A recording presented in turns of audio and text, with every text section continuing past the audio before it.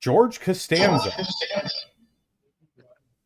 Donald Glover, Tony Lanza. Shout out to my boys at Wikipedia. Wikipedia, I've had a long-standing, off-and-on beef with you, but kudos to you for officially banning any AI content added to your site. Salutes. Yeah. Big salutes. That's what we like to see. Good shit. One of the best things I've heard described, just the amount of information clutter we have with bullshit AI, is that AI is going to be the asbestos of the digital age. Like scrapping that out of the internet is going to be a pain in the ass. That's so real. Oh, shoot, the audio still doubled? The audio is doubled audio? Hang on. Don't worry. Don't worry.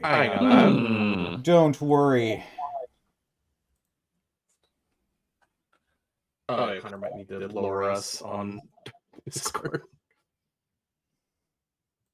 Then he wouldn't be able to hear us. Oh. That's correct. That's why I'm just muting your output on OBS, and it should. How does it sound now, chat? Everything good? Delightful? How we doing, Chatterton? There we go. Can you still hear us, but in a singular format? Give us a sign. There we go. It's all good. It's all good. Hey, there we go. Hell yeah, that's good. That's good. All right. Well, welcome everybody to another fantastic, exciting episode of the Ungrateful Bunch, as our group of Lancers are thrust into another scenario. But before we get into tonight's festivities, we should go around the horn and introduce our pilots, starting with CitricKing. Hi, hello, I'm Citric. You can find me pretty much everywhere at CitricKing. Everywhere being mainly Blue Sky and then everything else by that same username. Busy as it is, I haven't been able to post much, but if you've seen stuff like the recently muted Fool's Guild or at the Unexpectables, I am the one doing the overlay tokens and character portraits, so that's what I get going for now, that people can see. And that is me. Can you introduce who you're out. playing today, real quick? Right. Yeah, because just for the sake of keeping things smooth and simple. I am currently playing Jalad Kohara, the Lancer pilot of the Baylor model Urumi. Also, keep an eye out. Did it? You might be doing stuff soon. Ooh, nice. But yeah, that's me. Right on. And up next, we've got Saris. Where can they find you, and what are you up to, and who you playing? Hello. You can find me all over the internet at Tixdixl. Doing a lot. And also a lot. So tomorrow we got a doubleheader on Burnout Vaughn's channel and then on my channel. Sunday is day off. And then I believe we're back on Monday, but that I'm not entirely certain what we're doing. So I will leave that to our lovely host, aMusingThalia, to determine what exactly that might be. Other than that, you can find me here at this moment playing Scrapper. And I believe the other question was what we're doing, which I am playing a hybrid monarch.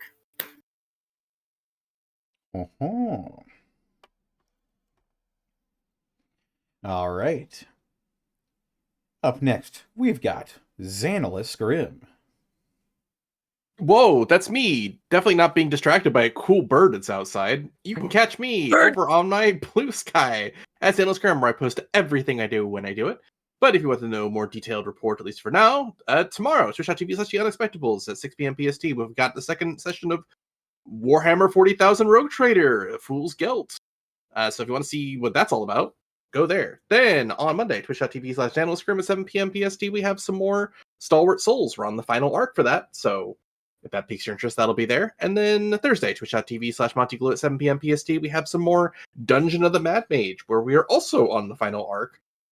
The Monty cooked up a crazy idea for the final dungeon, and We've only seen the first part of it. It's very unique, very fun. And then Friday right back here. That's me. Tweets, stop distracting Zan. The bird. It might be the word. It could be. Oh, sorry. I'm also playing a pilot named Zombie. The mech's name is the Shrike. That's me. Hell yeah. Right on. And up next, we've got Arcolf. Where can they find you? What are you up to? And who you playing? You can find me on twitch.tv/Arcolf, where on Sunday, if we're all available, it should be Baldur's Gate, Honor Mode, modded, which has been interesting so far. And then on Tuesday, it should be Deltarune with Colonel Cheru. Otherwise, I will likely be streaming WWE 2K26, recreating Bosco's M&W Flashbang roster when I have time to do so. Oh my. It's that time of year, huh? Yeah, I'm Sisyphus has picked the boulder once again. I'm currently in the H's. They go down to the Z's. I'm around 30 out of 100 or so. I wish you luck. I'm enjoying doing it, despite 2K's attempts to the contrary. You had a crash and lost an entire character last session. What do you mean? Yeah, but at least I didn't lose half the roster again. I hate that that's the bar we're working with. Oh no, the bar is destroying my system, of which 2K has done twice. The bar is in hell. The rumble. That shit burned your PC, like literally fried it. Uh-huh. It has also destroyed several hard drives. Truly incredible stuff. Dear gods. Thank you, 2K. Fuck you, 2K.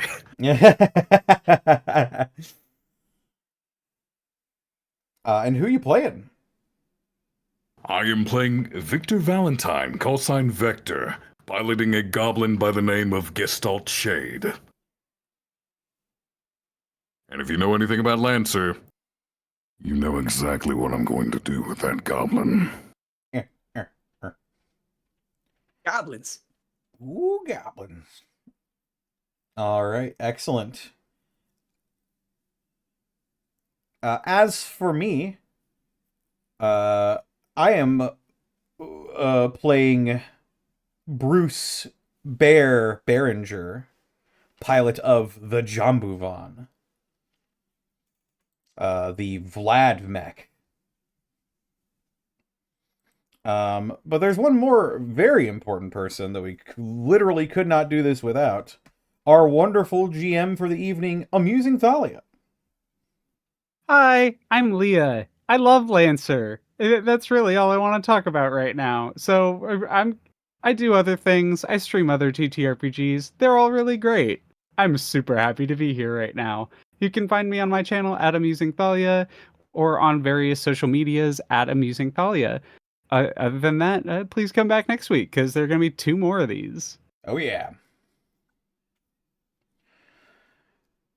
But that's it for me. Yeah, and that will bring us around to the other people that make this stream possible, starting with Beard Sorcery. For all of your beard hygiene care products, head on over to beardsorcery.com. Use code DistortionDevil and you can save 10% when you shop online. I highly recommend them. Using their products has left my beard silky smooth, smelling fantastic, and most importantly, not scratching all the time. I know a lot of people who have beards out there, especially really big beards like mine, tend to be quite scratchy underneath, so hydrate that skin with Beard Sorcery. Also, hydrate yourself with Bones Coffee, even though caffeine doesn't really hydrate you, but shut up. Bones Coffee has a wide selection of fantastic coffees in several different formats. Comes in K-Cups, pre-ground, whole beans. You can even get canned cold brew. And if that sounds appealing to you, head on over to Bones Coffee Company. Use code DistortionDevil and you can save 10% when you shop online. And of course, we couldn't do this without support from people in the chat, such as Darky Arts. Thank you for the 21 months. 21. And with that, are we ready to get into another tale in LANCER. Kick it! Yeah. All right, in that case. Deep within the Sierra Madre ring. Oh, I'm waiting for the audio to the fucking. I preloaded it and the music doesn't feel like loading. There we go. Oh, wait, it did the wrong one. What the heck? There we go. See, I had this all planned out, and then I do this right at the start. That's streaming for you. That's streaming for you. There we go.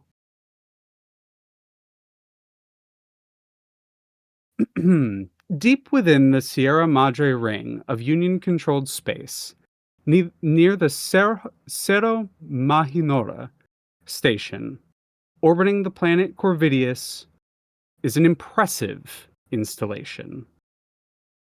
A grand maktaba of the Albatross, known as the Iskandrian Moon. Within this expansive and heavily outfitted lunar construction, we find a vaulted hollow beneath the ground. A number of people within a crescent-shaped chamber. It rises like a concert hall over a single illuminated circular recess in the ground. Looking up at the gathered crowd, we see a woman. Her name is Wendy Cartwright. White curly hair pulled back, wrinkled and weathered, with a yellow optical augment over one eye, giving it a eerie yellow coloration, much like a bird's eye. Two individuals from the crowd look down on Wendy. The honored wings Rorik and Sahili, as Rorik, a pale-skinned, military-looking man, looks over at Sahili, a dark-skinned woman in robes and a bindi, as she kind of narrows her eyes and looks down out towards Wendy, clearing her throat. We have gathered you here today to discuss the potential transgressions of Loyal Wing Wendy Cartwright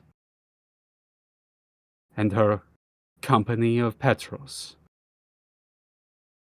You are accused of using Albatross resources for personal gain and have endangered many wings as a result. And furthermore, tensions between the KTB and the Albatross are the highest they have ever been. Wendy, I have trusted you for a long time, but I'm afraid my trust can only go so far, and I can only protect you for so long. Rorik cuts her off.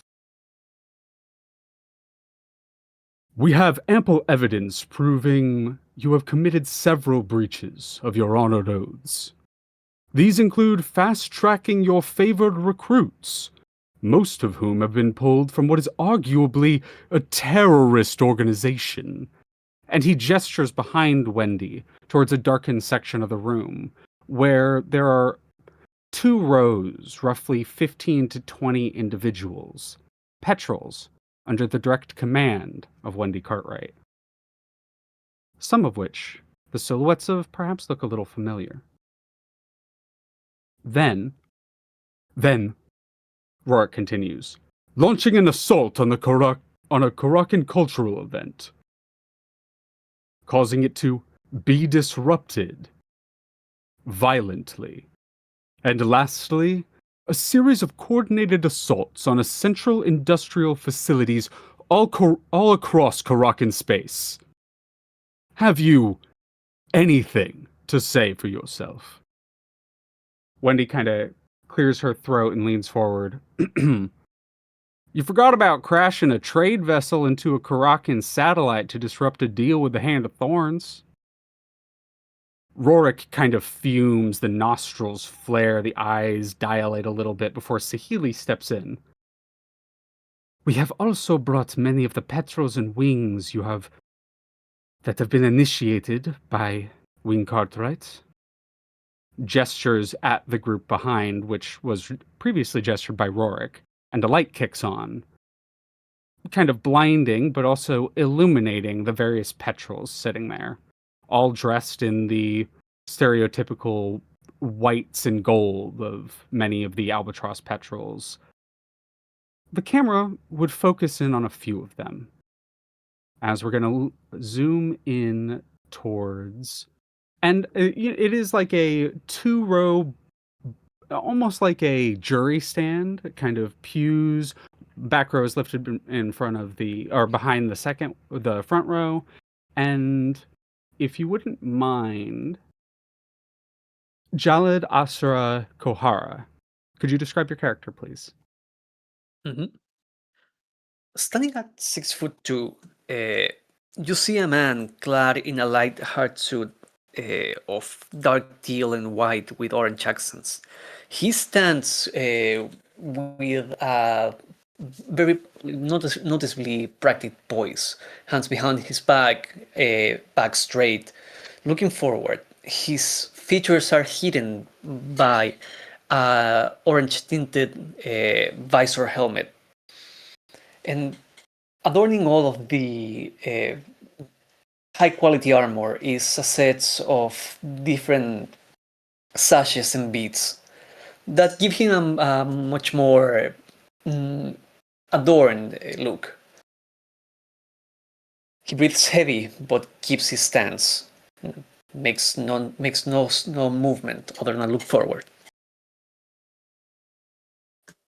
The camera would then pan towards another one of these petrels, Bruce Bear Behringer.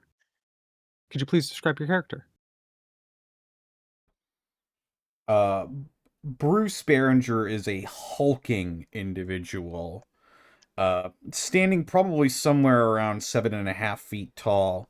He is also almost as wide as he is tall, being practically pure muscle. He wears old blood-stained jumpsuit that was used once, probably for probably as like a mining jumpsuit, like a someone who would like drill into meteorites or something like that. Just old. Any lettering on it is worn away, and there are obviously visible bloodstains that he has not bothered to clean. He's also got a very dour look on his face, which is studded with all sorts of different metal bits and bobs. Both of his eyebrows are completely littered with metal studs. He's got lip rings, he's got earrings, he's got a nose ring. The most dour looking man you've ever seen in your life.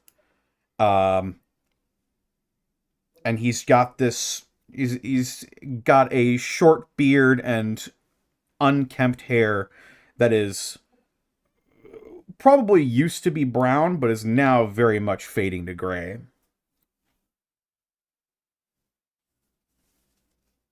He looks not pleased to be here. Understandably so. The camera then pans to another member of these assembled petrels, Scrapper Doran. Would you mind describing your character, please? Absolutely. Kay, also known as Scrapper, stands significantly shorter than the other two that have been previously described at a whopping 5'2". One of the first immediately noticeable things about them is their head is completely shaved and it is covered in tattoo art. Giving the impression of someone who just walked in and said, "Hey, local artist, make me pretty." They're dressed in what I can only describe as patchwork denims, right? So jacket, probably pieced together, stitched together, also covered in artistic patchwork, like iron-on patches, sewn-on patches, you name it. A solid set of black jeans and a plain colored shirt underneath. And their attitude, in contrast, there is a glint of defiance in their eyes and a smirk on their face. amazing. The camera once more pans over to Gregory Zombie Galleon. Please describe your character for us. Gregory is a rather lanky and tall individual of about 6'4", though their legs from their knee down significantly alter and exaggerate the height, as they are metallic in nature. In addition, he seems to be wearing a flight suit that is mostly white and red, with the sleeves, at least at present, currently cut off.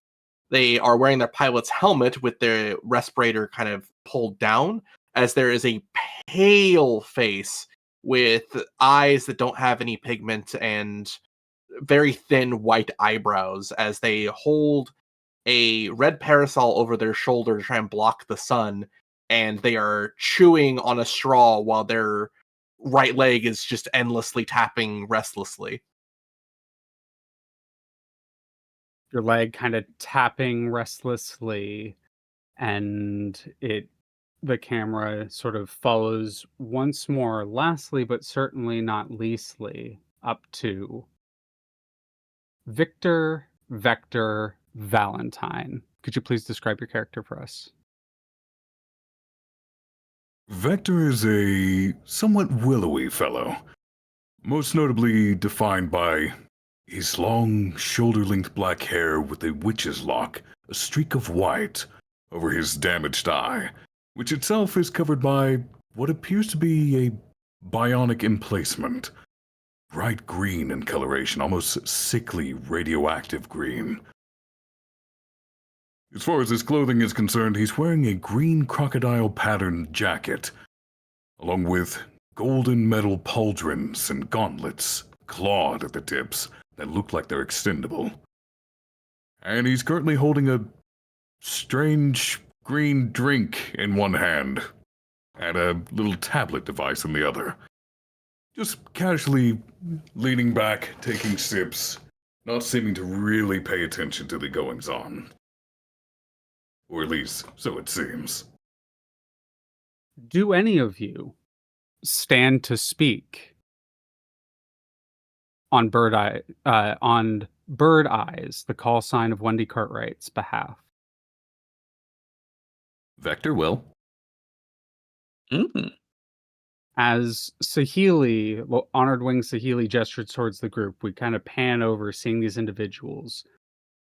And once again, do any of you wish to speak in her defense? Oh, yes, I will, if you'll permit me. The floor is yours, young Petrel. As far as I'm aware, all of our contracts came through official channels. And in regards to that Karakin cultural event, that was us responding to a distress call from a pilot we rescued from their clutches. And forgive me if I'm being impetuous, but the way you're speaking sounds as if you're allied to the Karakin trade baronies.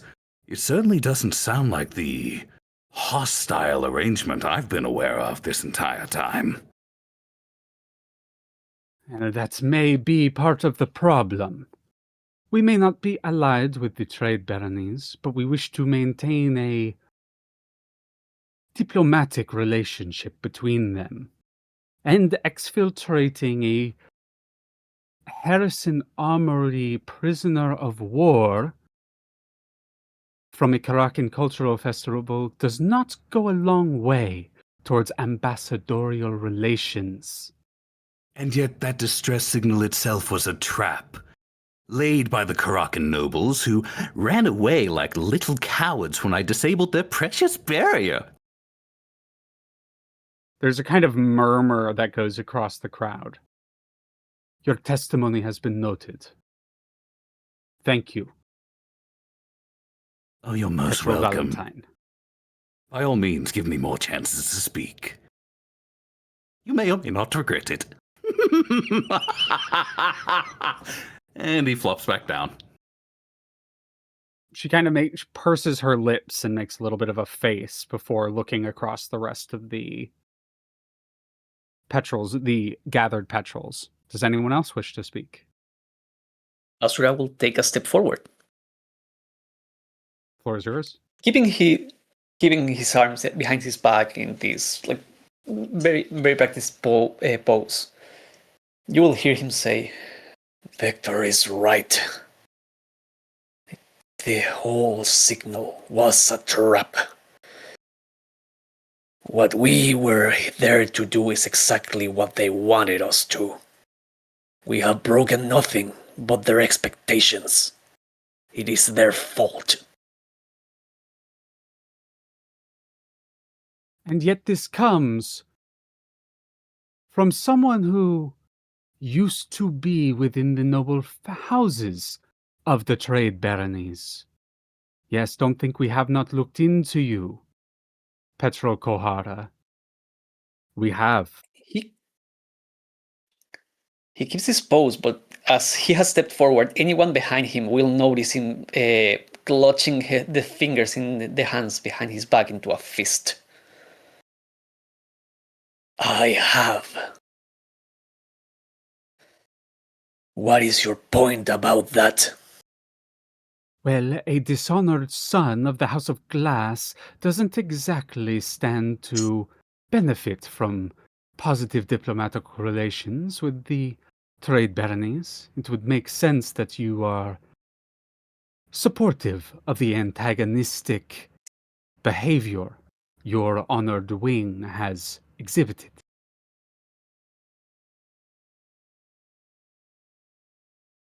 I fail to see your point. Once again, we were provoked. Your idea of an allegiance, an alliance, is moot in the face of this inciting.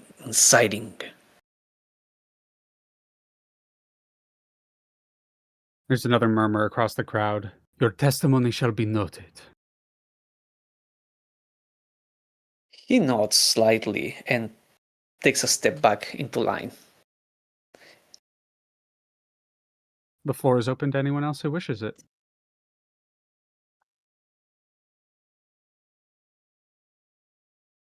Zombie clearly being a lowly spacer and trucker, feels he has no real political sway to change this person's mind, so he's just going to stay quiet.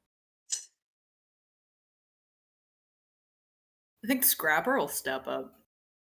Scrapper, you step up. They kind of put their hands in their pockets with a smile on their face. They say, I don't know too much about all these different contracts and missions, as I've worked alone alongside her for quite some time. But I'll tell you what, there's one thing I do know: appearances matter immensely. And last I checked, we was cleaning up after y'alls. And last I checked, cleaning, picking up after people, picking up litter, that ain't a crime. In fact, the general populace tends to like it a lot. Unless, of course, I'm wrong. Am I wrong? The other honored wing speaks up now, Rorik. I would have to say your logic regarding picking up trash fails to capture my imagination. That would imply that the things that you are picking up were not owned by the people that we are currently talking about. We are rescuers. We are emergency interventionists. We are not revolutionaries. And yet you leave so much behind, unattended, left to rot. I see no point in pretending like you ain't part of the problem. But who am I to say anything? After all, we're just picking up, doing our part for the community, are we not? There's a murmur, a loud whisper across the crowd as some people kind of almost seem to debate back and forth what it is that you say. Your testimony has been noted, And they'll step back. Wingdoran.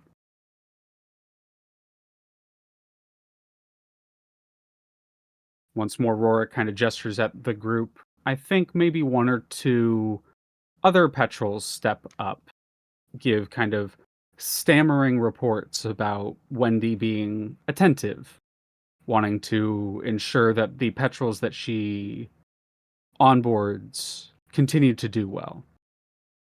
But their testimonies ultimately kind of fall on deaf ears, so to speak. Last chance for Bear or Zombie. I know, Zombie, you said you don't really feel like you, in character, do not feel like he would have much to contribute. Bear, are you all right? Bear has sort of been just simmering and grumbling to himself this entire time. He looks like he has something to say, but he is also purposefully not saying it. Wendy is kind of looking over her shoulder at the group of you, and she kind of catches your eye, Bear, and gives you... She has a little bit of a smirk on her face and gives you a nod of, like, acknowledgement and agreement, unspoken words between you. But after some time and much deliberation, Rorik speaks up again. You may thank Wing Sahili for your status as honored wing being retained, Wing Cartwright. But you will be losing command of your petrels, and it will be passed to another honored wing. And your motion to establish an albatross presence in the Dawnline shore has been denied. Do you have any questions regarding your new assignment, as you will be moving to Guardian Wing of Maktaba in the core systems? A better fate than you deserve, in my opinion. It is an honored position. You should be thankful.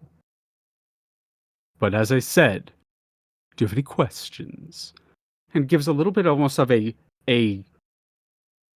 gloating smirk before Wendy kind of bites her lower lip, chews the inside of her cheek.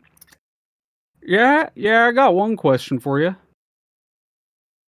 Go ahead. How much did North Star pay you to keep me out of the Dawnline shore? Or do you just do what your masters tell you to do whenever you're told? You witch! You waste our resources on a fool's errand. You risk Albatross lives on a personal vendetta. You petty, backhanded,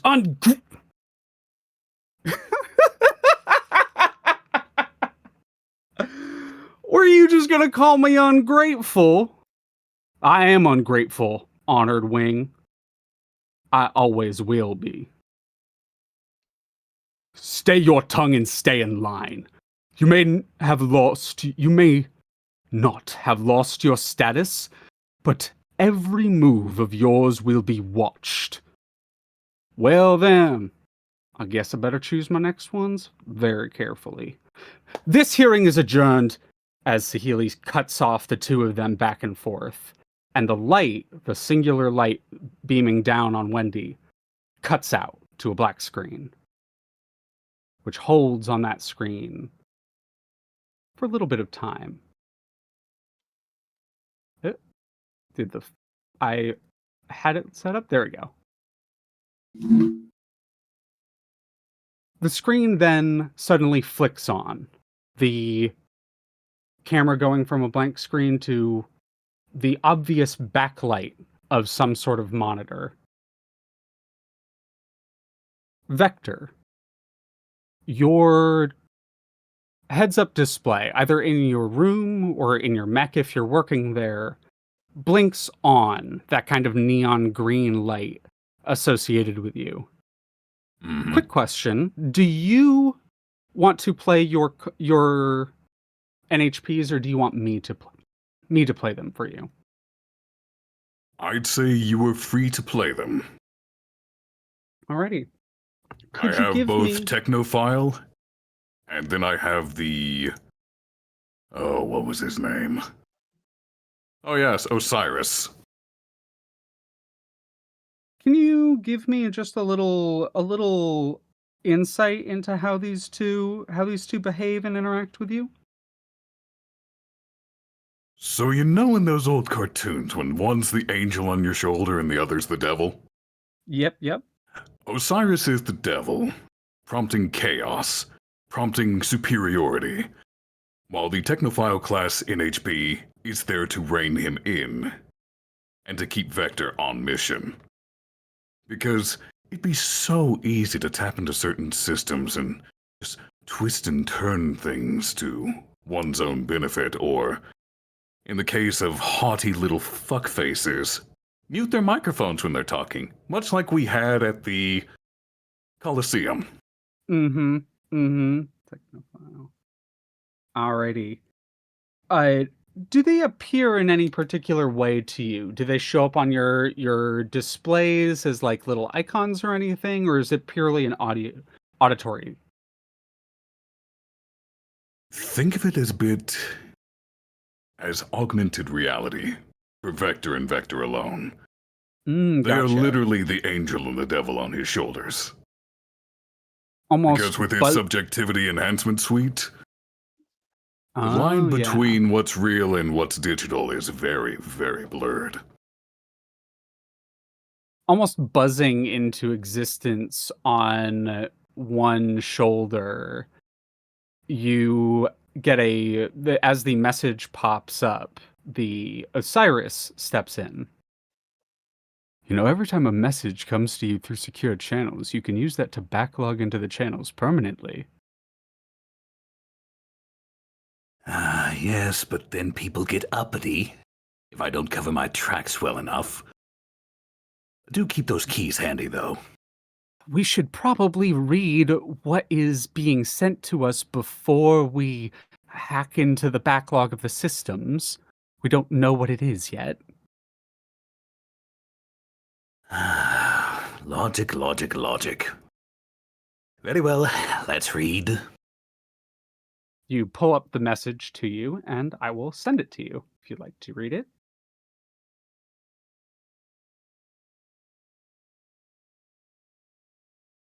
Ahem.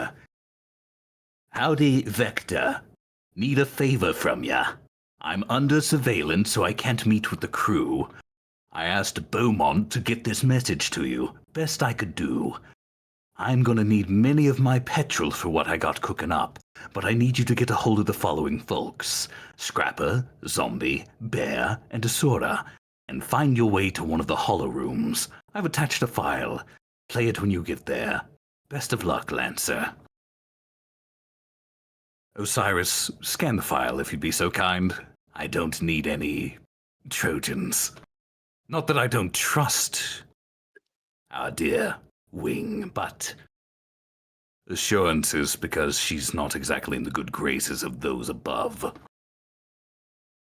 Already on it, Vector, and as far as I can tell, it is clean, though the attached file is a hollow file. I can't read it without a hollow projector, but it seems not to have anything additional.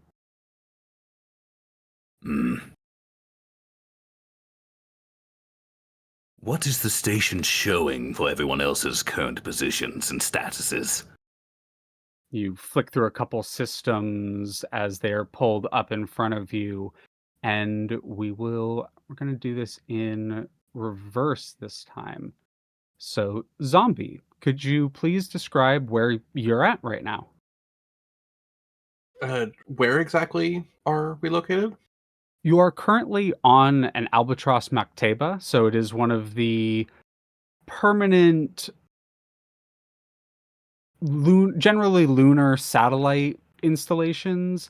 They're essentially the only real permanent locales that the Albatross has, the equivalent of a home base. Zombie would probably be in the mess hall, trying to figure out a way to move one of the snack machines in such a way that his favorite candy can come falling out without him having to pay anything. That makes a lot of sense. In that case, could you please? I'm gonna have you roll a. Are you trying to do this in? You know what? Roll a stay cool for me.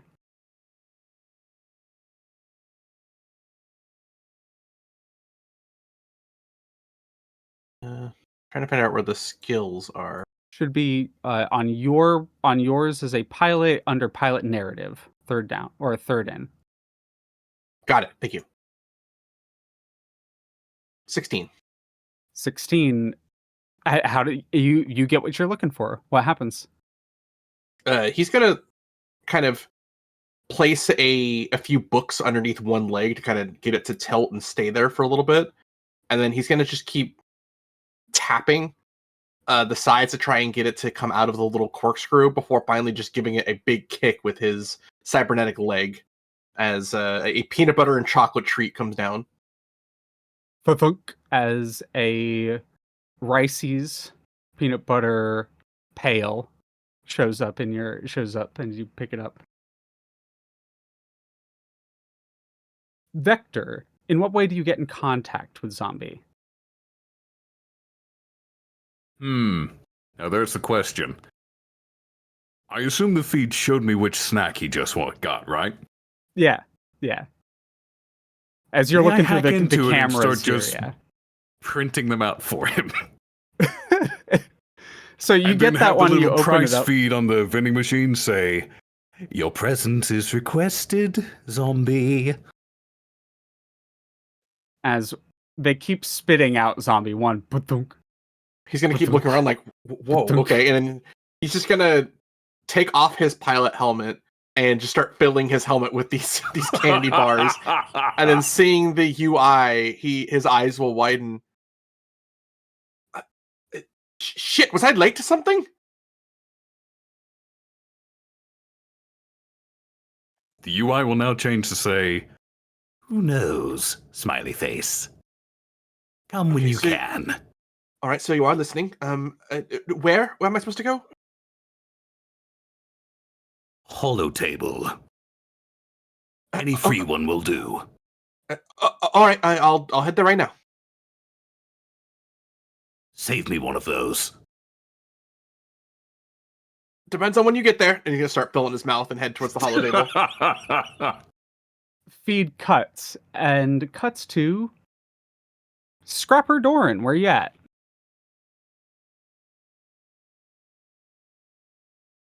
I think, given current location, if there's just like a solid place to just loiter, whether that's like a seated area or what have you, K would be, and I'm not even joking, fidget spinner. There are a few different spots. Honestly, the best way to think of a maktaba that I've been able to determine is like a university campus. It's large. They're usually really well furnished and well outfitted.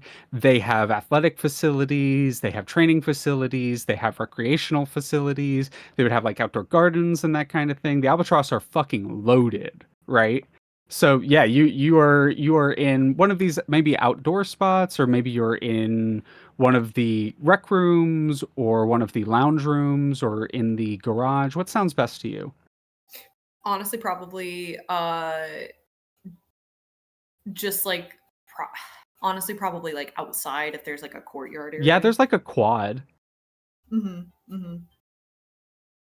But we see you just kind of resting in this spot, and the feed cuts to one of these outdoor cameras as we see you literally fidget spinning. Vector, how do you get in contact with Scrapper? Are there any holo projectors or screens nearby? Within their line of sight? Within their line of sight, I would say... Or any speakers nearby? There is absolutely a speaker out here. Otherwise, I would think the closest terminal would be one of the door terminals that is some distance away, but potentially could be visible, like seeing flashing screen or something. But there is a speaker out here. Then first attempt to gather their attention. We'll have the UI on the doors start flashing on and off while the door is also opening and closing more and more quickly. Can Well, you, Scrapper, roll me a spot check? Sure.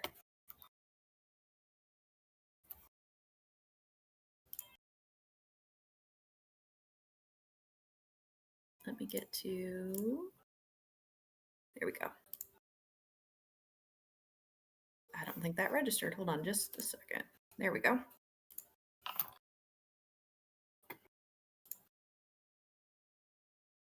$21. 21. You that is a crit. You absolutely notice the flashing screen. What is Scrapper's favorite color? I would say probably orange. Orange. It's flashing orange. Well, shit, that ain't Based. supposed to work that way. I imagine almost the mechanic brain being like, I'm gonna go check that out. Yeah, that ain't supposed to work that way. They're immediately like looking up and squinting at it. As they approach it, the door will stop opening and closing, and a message will appear on the screen. And as the message reads out in text, the door will begin to open and close as if the door is the one that is speaking. Hello, Scrapper. Your presence is requested at the nearest free holo table. Look for Zombie. You'll know you're in the right place. Just follow the candy wrappers. I have a quick question since clearly you can see and hear me. Requested or required?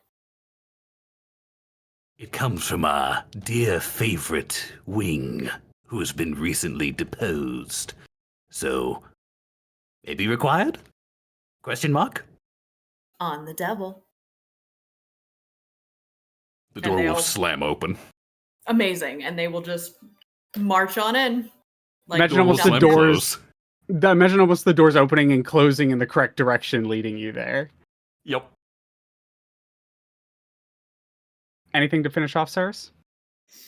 They have a mission, they have a directive, they're gonna head there, but they are like, there's a moment where they kind of look over their shoulder like, I'm real sure that ain't supposed to work that way.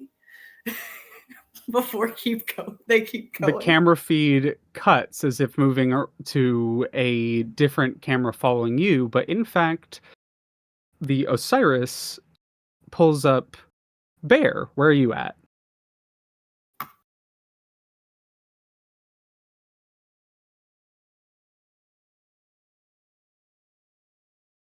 Connor? Bear is probably either alone in his room or at a bar or probably somewhere in his mech hangar, probably cleaning intestines and skull bits out of his drill. Yeah. That Or a that mixture of makes all three. sense. Maybe he's drinking alone in his mech hangar, cleaning. That I love that one because There we I go. like to imagine that the garages have each individual like hangars for the various mechs. So you're in yours, and there's some alcohol there, and no one else is there. As the as the camera flashes on, you see this vector. Is there a screen anywhere near him? There's the mech screen itself, but to access that, I'd make you actually roll a tech attack. I'll do it. Why not? That makes a lot of sense. Sure, yeah. As long as Connor, are you okay with Sure. do you consent to this? Absolutely. Yeah. In which case, tech attack.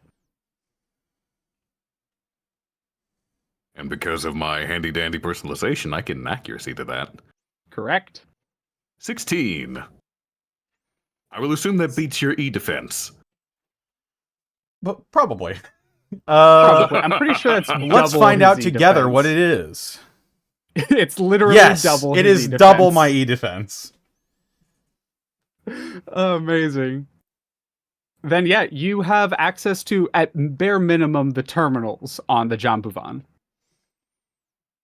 Then the terminals in the Jambuvan will start playing a little cartoon medley as a bad clip art teddy bear appears on screen covered in spikes. Humorlessly, Bear will stare at the screen.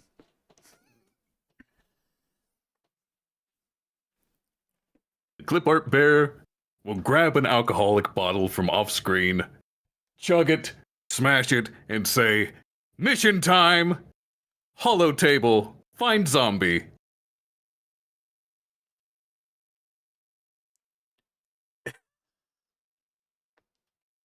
I get the impression that he can see directly into the cockpit.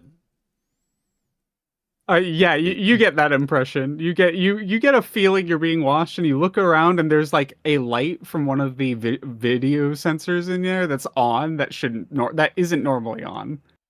The spiked teddy bear will wink.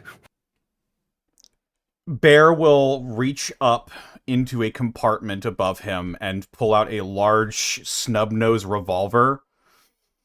And he will use the barrel of it to hit a button that expels a bunch of blood and guts that were lodged in the drill, and he'll just stare into the camera the entire time. The clip art bear is now covered in gore. He's going to put the revolver on his hip and then will stand up and make his way to wherever. The clip art bear will wave goodbye, and then the screen will turn off. As that screen turns off, it's going to camera flash to Asura. Where are you at? Asura is most likely on a training bay. If they have any dummies for hand-to-hand combat practice, he's beating the shit out of one. Oh, they absolutely do. There's a very well-furnished gym somewhere in here, and there's a like martial arts practice room, etc. A lot of wings prefer melee combat, and in doing so, practice physical. So if you wanted to do it alone, you can, but there's also plenty of people to train with if you would prefer that. No, he would have gone out of his way to be completely alone. He is following his training regimen, but most of all, he wants to blow off steam. The events of the previous mission brought up by the trial just now are beating in his head still. The memories of his family, the betrayal by his brother, and with every strike, what starts as a very precise martial arts drill starts getting messier and messier as he's just punching the dummy with all he has.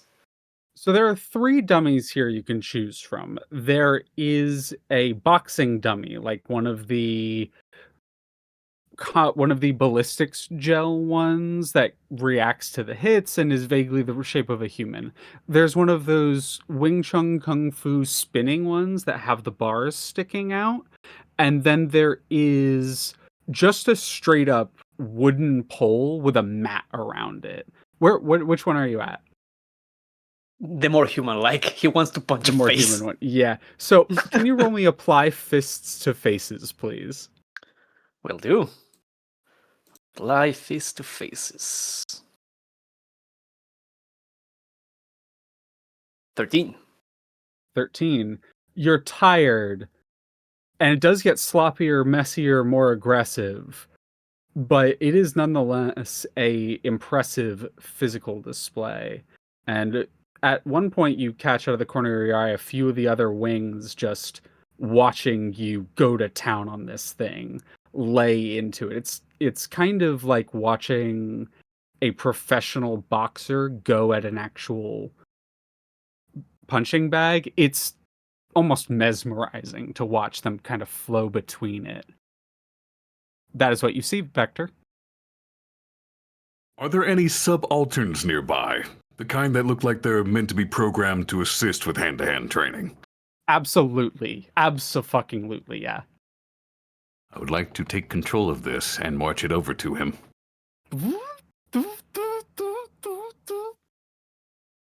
Show me your moves! It will actually stand, one arm behind his back, the other arm being, come at me. You see that jolt Asura a little bit as he changes his stance to face the incoming whatever it is that walked into his line of sight. And for a moment, he goes from instinct to tilting his head to one side in confusion. So you know that really stupid thing people do in movies when they don't actually know martial arts, but they say, I know Kung Fu? All the stupid poses. Yes. The subaltern does that.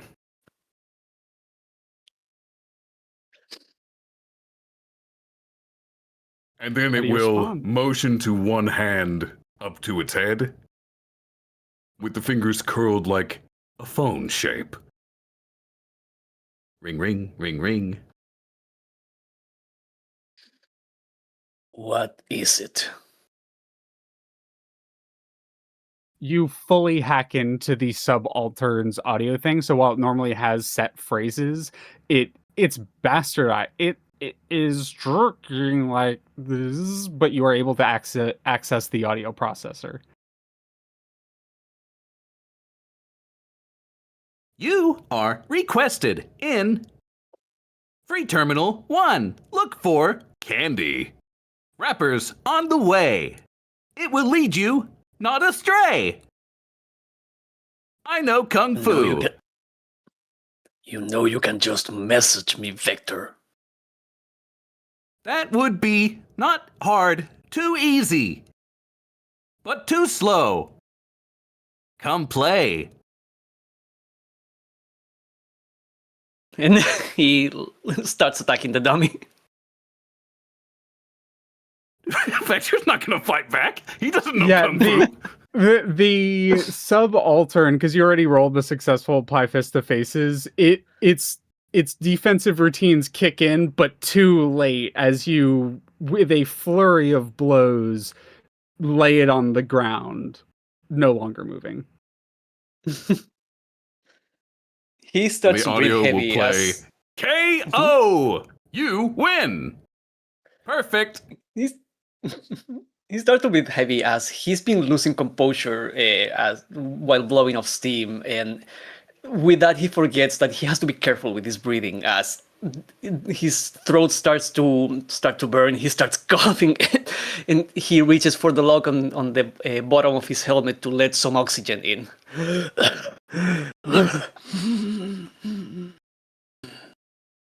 It takes a moment to breathe heavy and go back to one stance, his normal practice stance.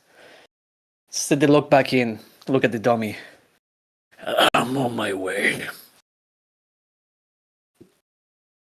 And one by one, you all make your way to the first open hollow room, a meeting room that is somewhat familiar. A couple of you have been here before, and as the 5 of you all arrive to where Zombie has posted up, you find yourselves in a room together for the first time and no one else here for the first time in the one shot. Floor is yours. Why, thank you all for coming today. Did you enjoy my little calls? Zombie will slide over a pack of peanut butter chocolate candy. Oh, you're a saint and a sinner. Thank you. Don't ever Vector will tuck that away under his jacket. Do this one instead. What'd you say, Connor? Joey. Don't ever do that again. No promises. You Work on hear your firewalls. you hear a hammer cocking back on a revolver. Don't. Zombie's gonna look confused, like, you didn't all get snacks? He'll hands fair a legally distinct candy bar. It's a Rice's peanut butter pail. There we go.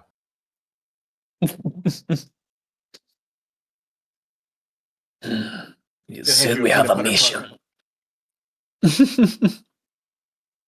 What is it about that? Well, you see, I got a little message. A little birdie told me. Anyway, yes, we have a mission.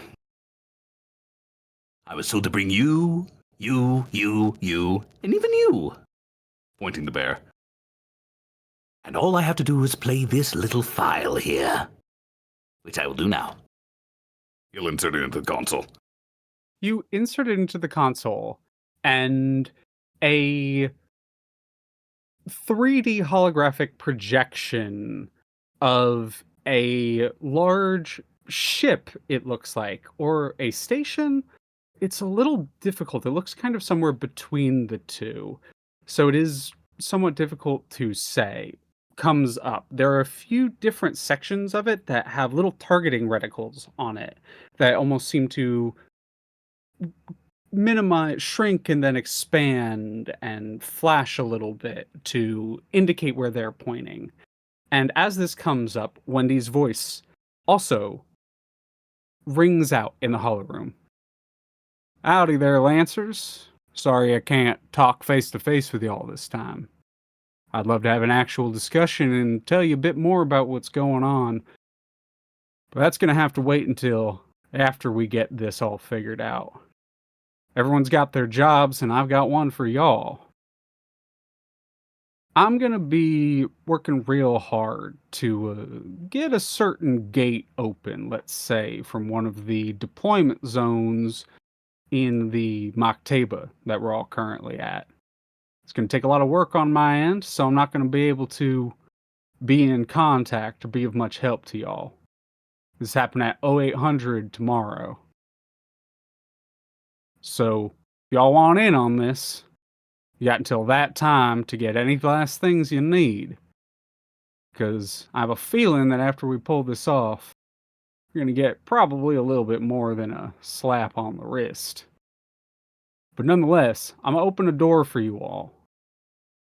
When you get through, you're going to show up at this satellite station. Now, we can't just blow it up. We actually need it for what I got planned. So, that's where you come in, Vector.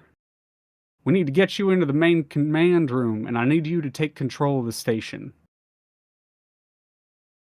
Other than that, there are two entrances.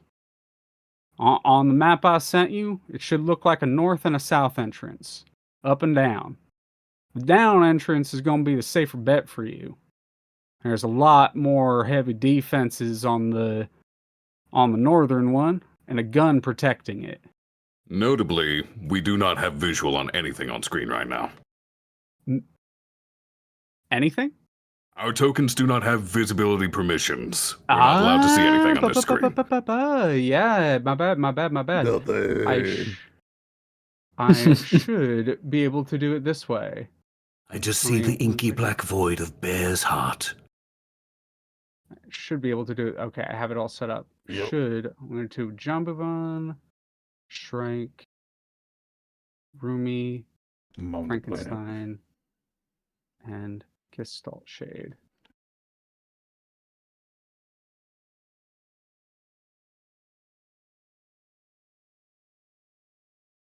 And I should be able to. Thought I had this all planned out. My bad. Fog exploration, token vision. Okay, there we go.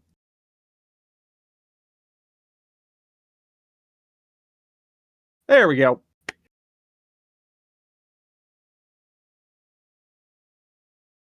Thank you for that interruption, Arcolf. Not interruption. Thank you for that assistance. Is a better word for it. But it was a needed interruption. Otherwise, I would have continued without knowing.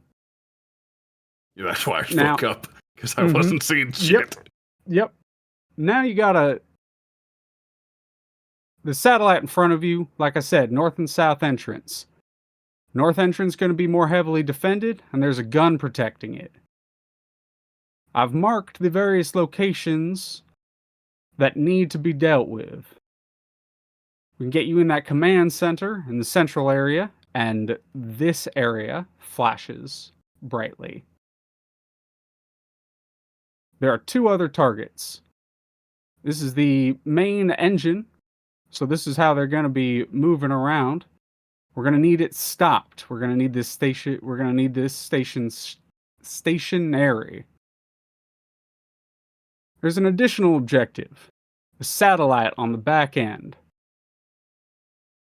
Without taking that out, there will most assuredly be a response team coming in to check out an emergency at the satellite. Other than that, I can only assume that there's going to be some on-site guards. But what you're looking at here is the Dusk Line station. This is one of the main stations currently set up on the Dawn Line shore. Set up right on the very edge of it. From what I can determine, it's been funded by a few different groups. Makes it very unique. I want you all to take it. How you do so is up to you. Reminder, 0800 hours tomorrow. Open gate hangar. You have till then to prepare. Good luck, Lancers. And the audio cuts out.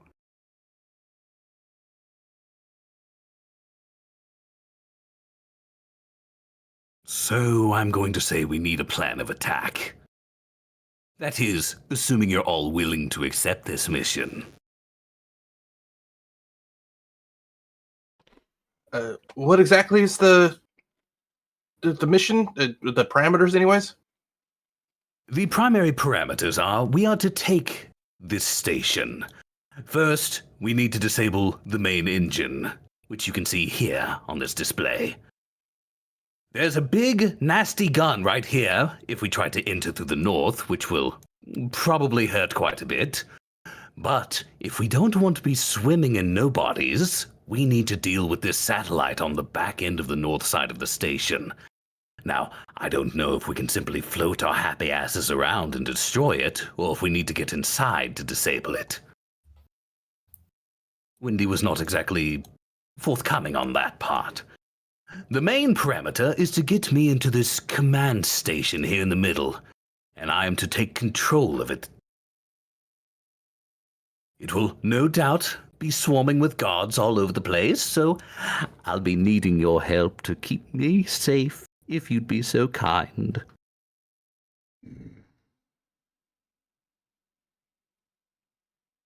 Do we got a point of entry or a point of egress?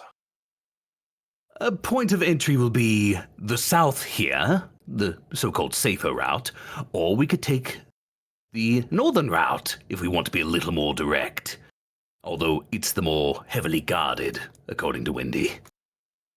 Do we know if we can just fly through, or is there going to be some sort of protections? Not clear.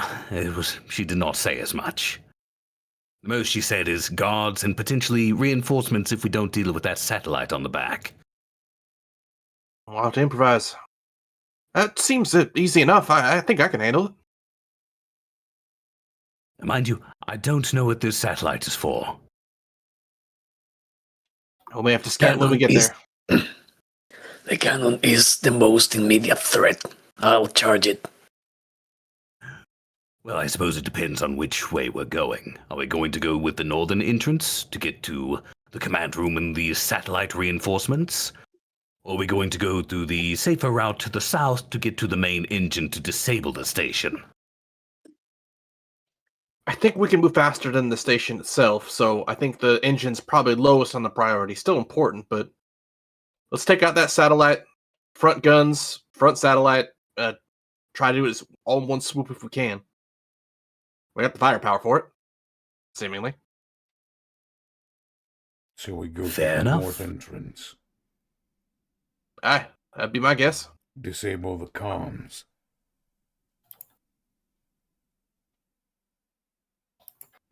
Precisely. When do we go out? 0800 hours, there'll be an open door in the hangar for us. I would highly suggest showing up probably an hour early. Make sure your frames are in working order. You have all your P's and Q's crossed. Because if we do this, we might not have a place to come back to here. Good. I ain't working for no pencil neck bureaucrats.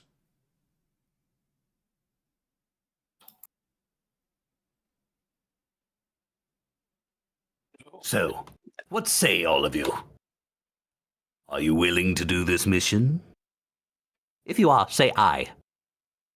Aye. Yeah. That wasn't an aye, but I'll take it. You're starting to pick up on it.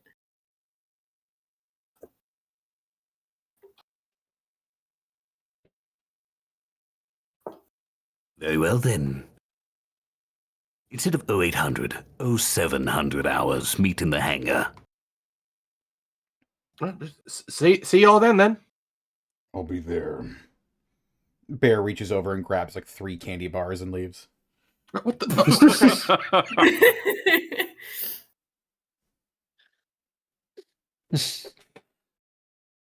You all disperse back into your various locales within the Makteba. You have but a night to say your goodbyes and prepare whatever it is you may need for the mission ahead. Asura, let's start with you. Is there anything you wish to do?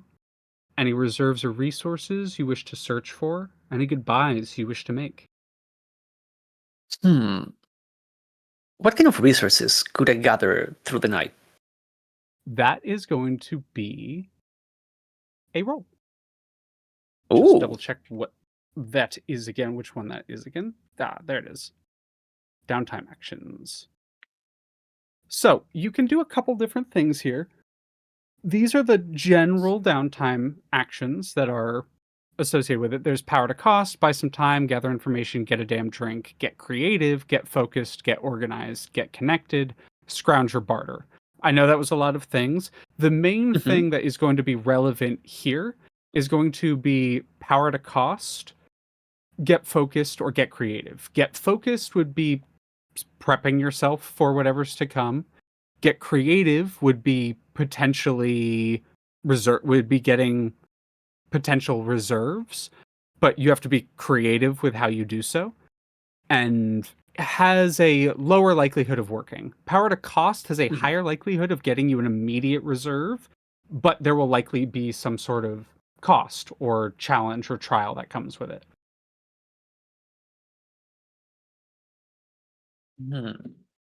So it would be a roll to determine what would become available to you, what things you would have access to, depending on how you're interacting with it and what you're doing. Being aware of the current emotional state he's in, I think Ashura is going to take the night for focus. Yeah, get focused. Then you're going to practice, train, or learn a specific skill, etc. So this is going to be one of your triggers. What are you mainly focused on? What are you mainly practicing? He's going to try to meditate. He's not happy with how emotional he's getting with the proximity to the House of Glass, so stay cool, I would say. Roll me stay cool. Alrighty.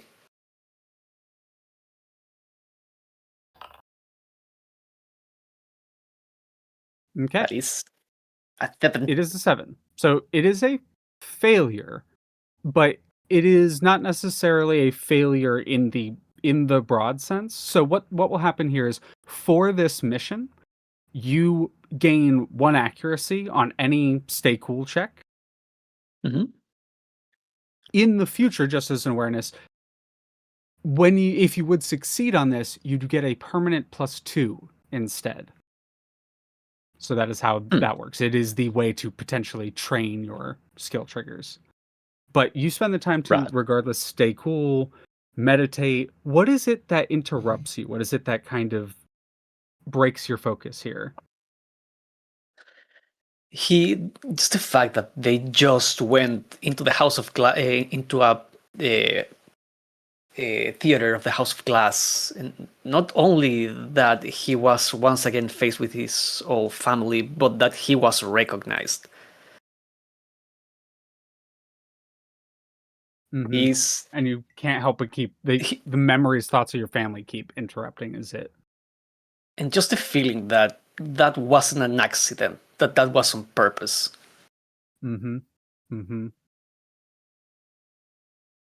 I imagine quite frustrating. Is there anything more Mhm. you wish to do or say here? I think that would be for it.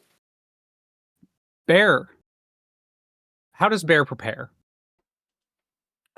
Bear is going to uh he practically lives like in and around his frame.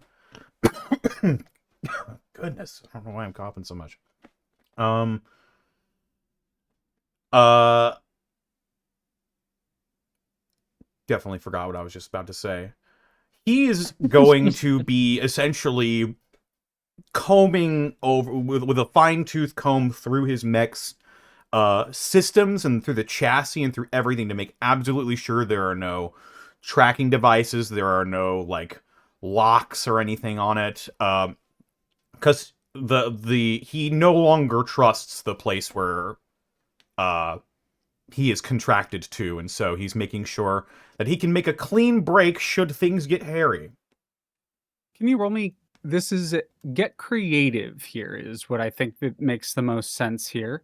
Okay. And I would like you to just, it is a D20. Getting creative here. Do any of your skill triggers or your background, do you feel like they would assist you in this in any way? I feel like prisoner would make sense. Prisoner makes sense to assist you with this. He'd absolutely be like paranoid about this. Mm-hmm. To the degree that makes one seem like it might have happened before. Alrighty, that makes sense. Can you roll me a d20 and you gain 1 accuracy on this? So you gain an additional d6, and that's due to your background, the paranoia you've lived with, the fact that you've probably had to do this before. That all plays into it.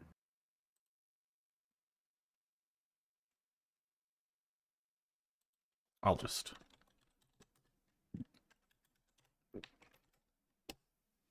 That's an 11. That's an 11. That is a success. So I'm going to give you an option here. You do find a few different pieces in here that weren't necessarily in here initially. You don't necessarily think that they are tracking, but they were things that were put in here by mechanics at the Maktaba when they were repairing. Just smaller things that were boosted in and set in, but they have serial numbers. They have electronic connection to the place you're in, and you worry that if it is not messed with, that it will affect you in some way. You worry that if you don't in some way interrupt or alter these, then they have the chance or possibility to potentially access your Mac through this. And especially right after what happened with Vector, I imagine there's very much a you don't want that here. And so you have an option. You can either remove it, just no more checks, you can just take it out, or you can attempt to adapt these systems. You would probably need to ask some help, maybe Vector, but you could attempt to integrate these systems more fully, and you would get a reserve, but it is an additional roll to see whether or not that is successful. No, Bear is not going to be tempting fate with any of that. He's just going to rip the systems out. Yep, they are all torn out. You feel very certain that nothing can interrupt or in any other way, other than directly tech attacking you, invade your systems. Excellent. Nuts. Awesome. Scrapper, how are you prepping? I think, given the circumstances and given what little information we have, I think Scrapper's in the mood to get creative, see what they can prep in advance or strategize to cause a little bit of a surprise, a little bit of an ambush, a little bit of chaos. You know what I think makes sense for you potentially, specifically, scrounging is another action you can potentially take. Sounds like a plan. And it is a way to potentially kind of look around what's in front of you or what resources you have access to, and kind of taking the best of it and scrapping it together and making something out of it. I think that makes a lot of sense for you. So with your background, you will have an accuracy to this. Do you feel like any of your skill triggers apply here? Get a hold of something, hey?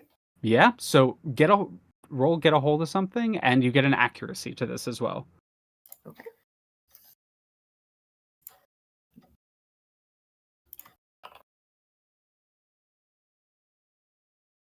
A 7. Oof, a 7. So what you find, and maybe there is an aspect of information that you gather here. Perhaps it's because your close association with Birdseye, but most of your resources are no longer available to you. You try to use your ID card to get into one of the just scrap mechanic areas, and it denies you. You have to get in with someone else's assistance. Several things are locked that weren't before. And one of your garages seems to have been picked over while you weren't there. Rude. Mm-hmm. Disrespectful. Absolutely. Scrap is actually going to take a little bit of offense to that. Mm-hmm. Yeah, I imagine. So you said that I had to phone in some assistance. There is someone I know that does a little bit of hacking and finds enjoyment in that. Would he be interested in helping me? Maybe open a few doors that are otherwise unlocked.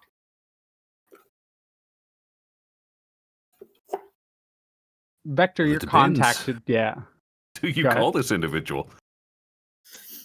That's have I ever had to contact you before? I don't think I have. So I don't necessarily think you would know of Vector, because Vector is one of Wendy's petrels, so you would know of Vector. But I don't know if you've interacted. It's up to you whether or not you have interacted with them. I Other than don't think this, I have. I think this is a first. Based on that, do I know anything? And I mean, first impressions are pretty great. Would I have any idea at all as to how to get a hold of Vector? Vector, I'll leave that answer up to you. You can literally go up to one of the cameras and just start shouting or flipping it off. He'll notice. I think they wouldn't necessarily flip it off or start shouting. I think what they do is they'd find a way to get, even if it means climbing, get up real high, start tapping it, like tink tink, tink tink. While you're working on whatever you're working on, we'll find out soon, Vector. Osiris kind of pops into the corner of your vision and starts doing the same thing, like kind of poking at your face. Stop that. What are you doing? Someone's doing this to one of the cameras. It looks like they're trying to get in contact with you. Vector's eyes twitching. Certainly one of the more creative ways. Bring them up on screen, if you'd be so kind. They smile, and then there's a snap from the other side of you as you hear the roll of the eyes from the technophile. Does your technophile have a name, by the way? Let's call them Set. Set. As you Keep the Egyptian feel thing. the eye roll from Set. And the image is pulled up. It's like the fisheye lens. Yeah, I was gonna say we see a fisheye black and white lens of you like tapping at the camera. Yeah. It's just Dutch angled and everything. Yep. Trying to get your attention, but they're not sure if they've gotten it yet, so they just keep going. Vector pulls a hand up to his face and just drags it down. To be fair, I was clapping with the door to get their attention, so this is fair play. Audio on. Hello. Hello? Yes, hello, can I help you? Ah! Excellent. Yeah, I was hoping you might be able to. See, with our lovely friend Bird's Eye not here, it looks like some of my accesses were shut down and I simply cannot get to my accompaniment of supplies. I cannot prepare adequately. Ah, naruhodo. Un momento, por favor. Vector will start scanning the garages and see what access codes were changed. Okay, I'm gonna have you roll. So you're gathering information is what this downtime action is going to effectively be. Do you feel like any of your skill triggers apply here? Oh, easily. Hacker fix. Hacker fix, yeah. So roll me a hacker fix. 18. 18. So you know where they are, and you can definitely get. I would say, I'll say this: you can make this also your downtime action and get 2 reserves, one for you and one for Scrapper. Or it can just get 1 reserve and you can still have a downtime action later on. What do you want? Remind me what the reserves are used for. Reserves there are a bunch of different types of reserves. The main categories of reserves are major bonuses, which will not be available here. I use those for campaigns. Resources, which are generally more situationally dependent and are more associated with when you have more volition over the mission you're doing. Again, more campaign oriented. And the last 2 are mech and tactical. Tactical is like assistance in some way, calling on allies, getting other firepower in, that kind of thing. Also not really applicable, mostly just for the specifics of what's happening here. You guys are working kind of clandestinely, and without the general tactical resources you've had. So the main thing this comes down to is mech parts. What I have a small list of once per mission reserves that grant various bonuses of certain kinds, and you would get access to one of them. I'd say let's go for the single reserve for scrap, because I Mhm. have my own thing I'd like to look into. You got it. So for you, Scrapper, these are the mods that you and part of this is you are fairly certain, Vector, and you can let Scrapper know this, that if Scrapper gets this, they will know that Scrapper has this. Like, it is absolutely going to be known. And with a 18, you can find the stuff and you can get them the stuff and you can get them there, but you can't cover your tracks. That's on a 20 plus. Yes, there's risk of discovery or needing to cover your tracks on a 1 to 19. Mm-hmm.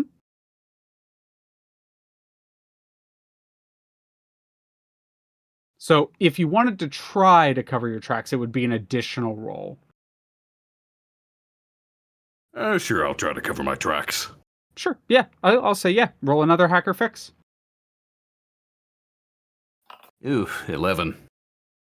Ooh, it is just barely, because the success rate is 10. And so it is just barely you're able to cover your tracks. You are certain that with any amount of time, like after the mission is already underway, they're probably going to find out. But you can cover them at least until 0800 tomorrow. Yeah, more or less just buying us some time. Alrighty.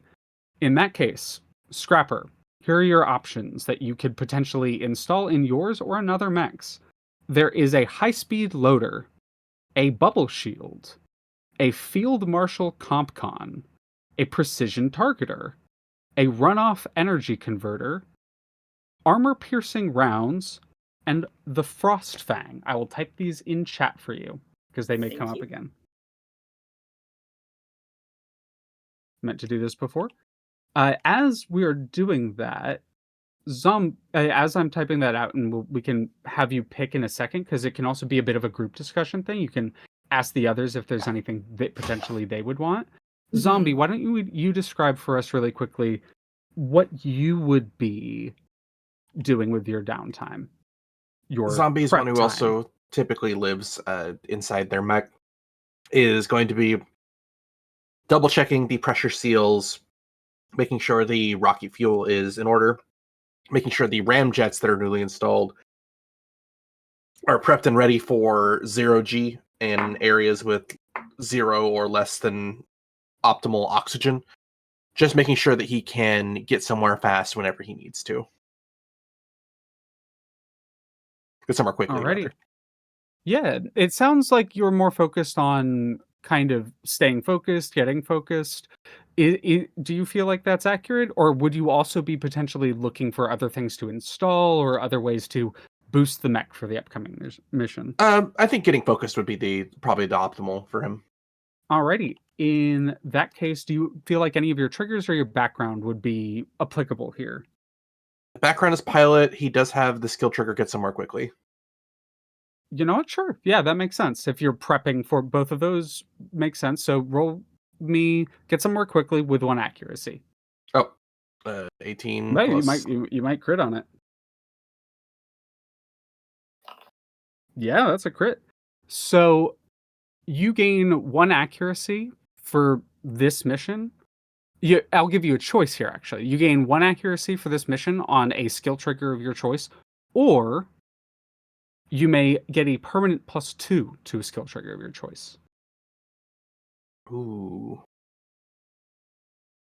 For the rest of the mission? The permanent +2 is permanent. Oh, we'll take that. Yeah, it is that is what you get with the crit.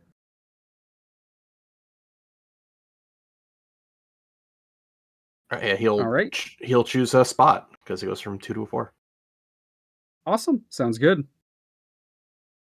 Your practiced eye working on it really gets honed in as you attend yourself to every detail of your mech.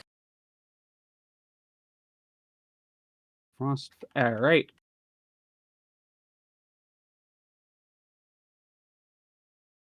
Those are what you have access to, Sarah. So you can read. I can give you more information based on what sounds interesting to you. I'll give you a second to read through them. Vector, what would you be doing during your downtime?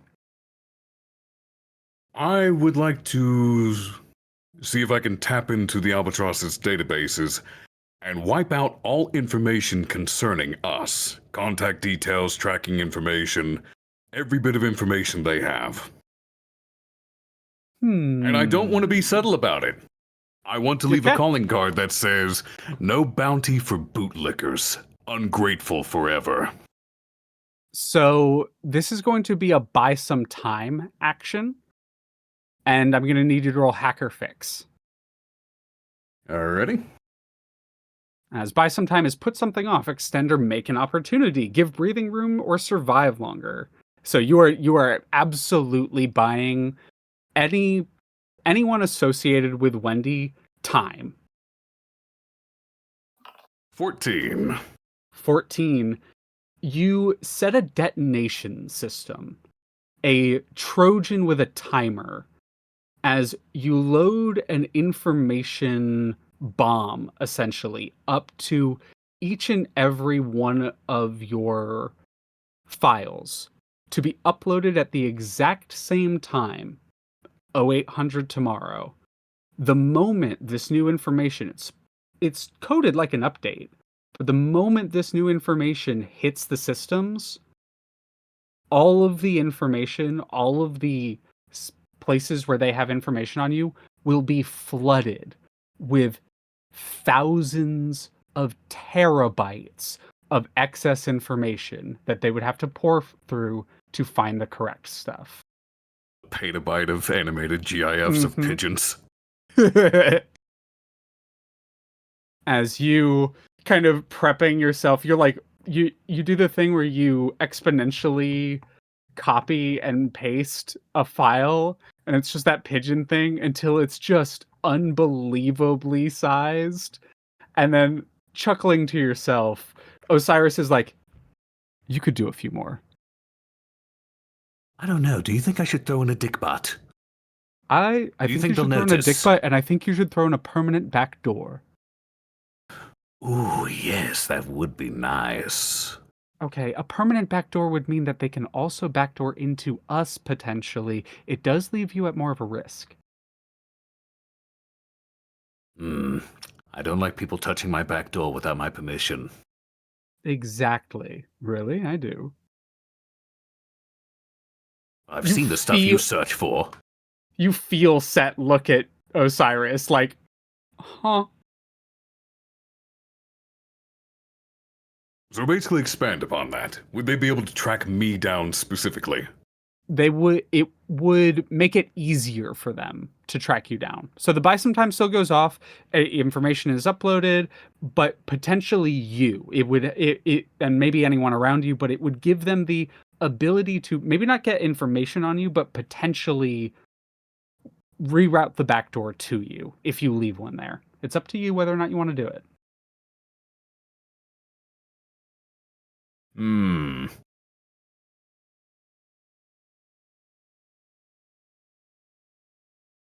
I imagine I would still have the information from that original satellite uplink I hacked into to turn against the trade barony, yes? Yeah, you would.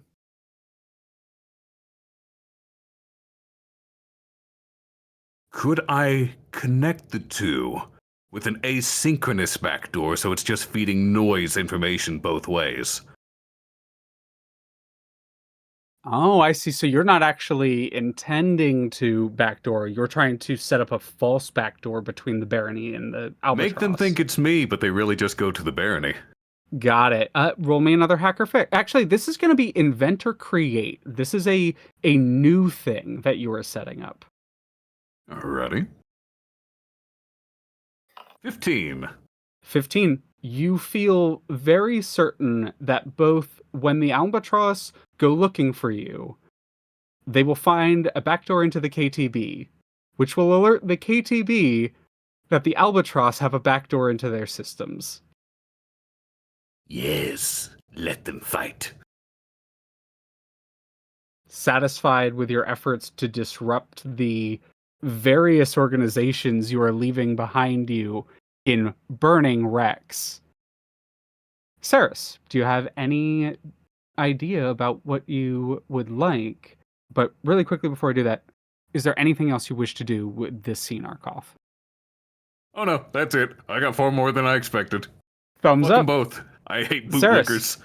You get a decision now. So I do actually want to extend this to the crew, because I want to make sure that if there is someone who could benefit from any of these particular items, I would rather that be a conversation.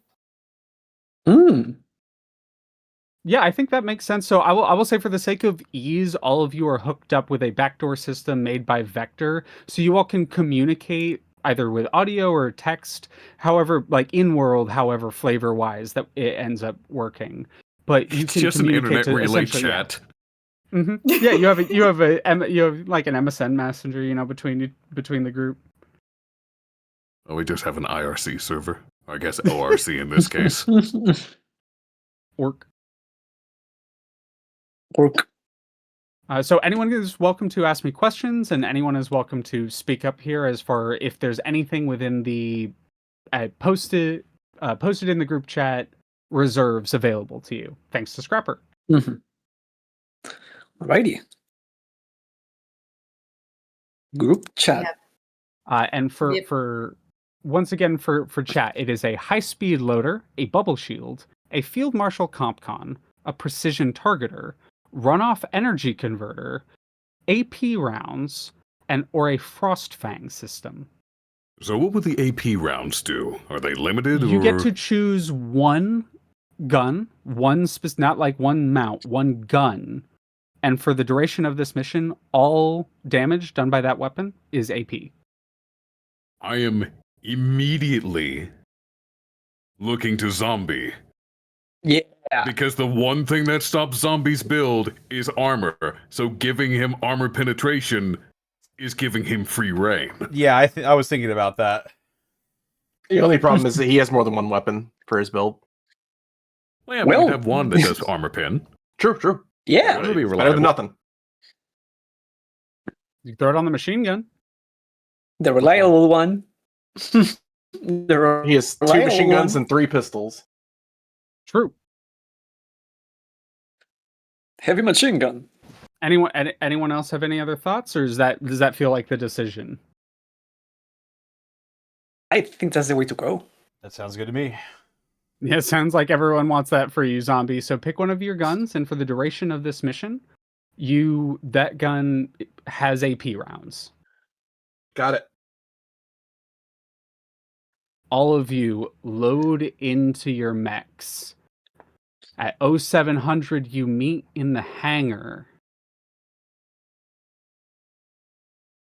I give you all a moment. Any last words between the group of you?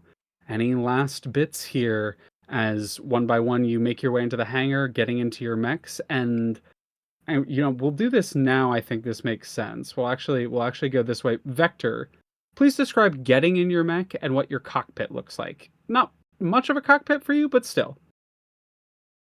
Well, what Vector does is grab his belt buckle, turn it upside down, swipe his hand over it, and say, Henshin, as the small little wash of nanites subsumes his entire body, the mass growing taller and taller until, say, size 1/2 frame. It is overall a black armored suit with golden breastplate, golden pauldrons, golden claws and talons, with a fox-like mask over his face. There's Don't no forget cockpit, the for little- he is the cockpit.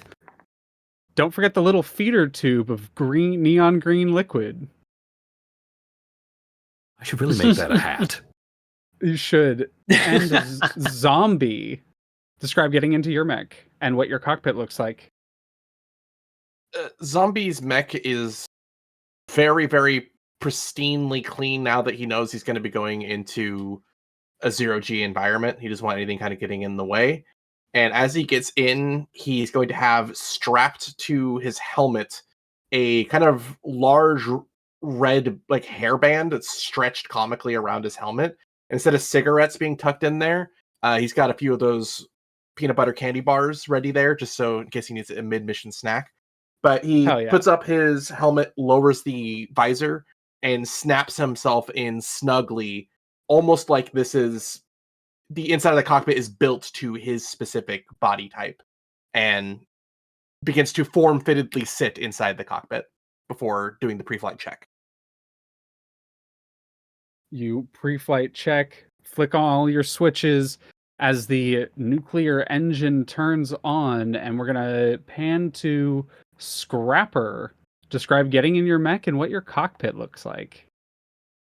I mean, the cockpit itself is very similar to the externals. It is a hodgepodge array of screens, knobs, levers, things that shouldn't belong in a Monarch, but definitely are there now. And I feel like getting into it, they probably just tap it twice, and the door opens up. Tap it twice, the door opens up. Is it like because you have a size 2 mech, the Monarch is very big. Is it like a set of stairs comes down? Is it like a ladder drops down? Is it a hatch? I think it's a ladder that drops down. Hell yeah, as you climb up into it, and the ladder raises up after you. I think it probably looks like an old fire engine ladder, that kind of thing, as you were just taking it from another thing and attached it to the system, to the main chassis to hook it up. It doesn't have the fancy SSC like repulsion system to pull you up. You just get in with a ladder, and the lights on the visor glow red, and you ready yourself for a fight. Bear, describe getting in your mech and what your cockpit looks like. As Bear approaches, the chest piece sort of unlatches and unfolds from the rest leading to something like a step ladder. Very, very bare bones, very, nothing special, nothing fancy. He steps up into the cockpit, and the chest piece hisses closed and snaps shut to an airtight seal. Inside of the cockpit, again, very minimalistic, very very much function over form inside of here. Except there are uncleaned bloodstains on some of the equipment. Other types of stains of an unknown origin. And as he sits in the actual seat of the cockpit, he will affix to his head a large, what looks like scrap metal bear mask. The inside of which has been fitted with different like heads-up displays and information about his mech systems and stuff like that. What used to be a prison for him, he has fashioned into something like a helmet. And as the Jambuvan roars to life, the different pipes and engines sort of giving it almost like a brazen bull effect that the igniting of the different engines inside the Jambuvan will mimic sort of a bear's roar. Alrighty, you pop in. The dull roar of the engine kicking on echoes through the garage. You would all start noticing that a few of the just stationed mechanics, etc., are kind of like looking over it, confused. No scheduled mission to be happening right now. Asura, please describe getting in the Urumi. Asura will walk through the platform of the hangar, standing, looking at the chest of a just gray, unremarkable Evers model. Completely, like, something that doesn't seem to match his aesthetic at all. But as he gets closer, he puts a hand on the chest of the frame and says, "Wake up, dear. Time to feed." And suddenly ripples started to shimmer from the point where his hand was just now. Takes a step back, waits till the ripples end, and he just walks through the mech. As he just, it feels like it falls to let him pass. Once inside and back, and when the mech goes back to its form, but it starts rippling and bubbling, and you see as clusters of nanite come alive, as if they were glowing boils. So like more and more start to appear, with the mech darkening around them. As the mech also starts gaining in height, becoming a hulking mech, rivaling the size of bears and scrappers. And out of nowhere, all of the like the clusters explode, and what seems billowing flames of orange and magenta, as the rest of the form coalesces in what looks like a giant demon with a flaming head, as the Urumi comes alive. What you see inside is, as the mix, it's just originally nothing but nanites, and which Asura walks into. But as the mech starts to grow, the cockpit inside starts to form.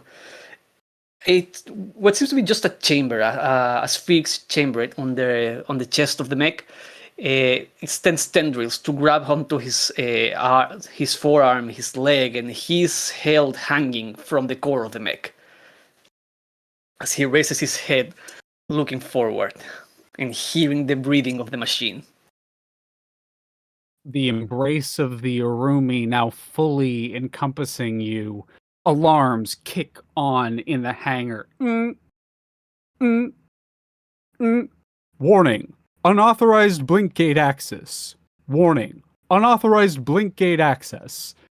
As it at the far end of the hangar, the rare, expensive, and generally kept to themselves as a secret technology that the Albatross hoard to allow themselves to arrive at any place at any time to save the day. A portable blink gate kicks on, and the cracking nebula-like form of the paracausal space between you and the Dusk Line station, of which you are about to take, stands before you. One by one, you move the mechs forward, either running, rocketing, or simply stepping into the portal. That's where we're going to take a quick break. Alrighty. I have to go to the bathroom. I apologize. My body Hell betrays me.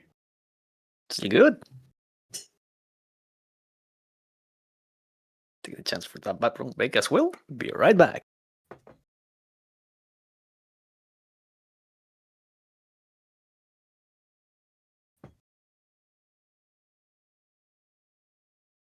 How we doing, chat? All right, folks. Hope you're enjoying the stream so far. And it sounds like after the break, we are going to get into it in earnest. Indeed, one hell of a resignation.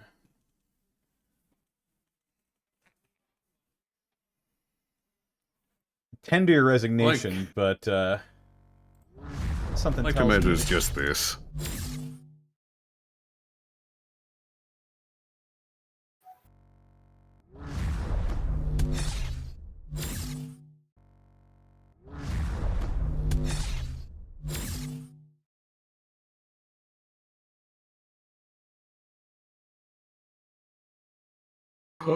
Rinky.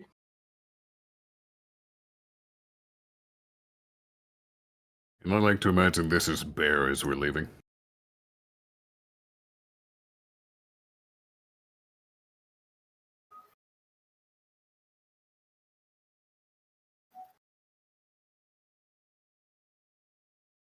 Yeah.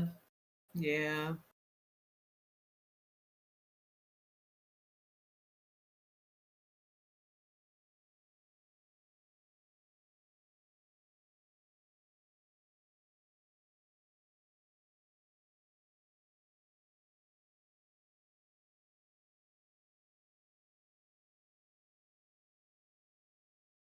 I'm back. Welcome back. I appreciate Victor giving the Albatross our 2 minutes notice.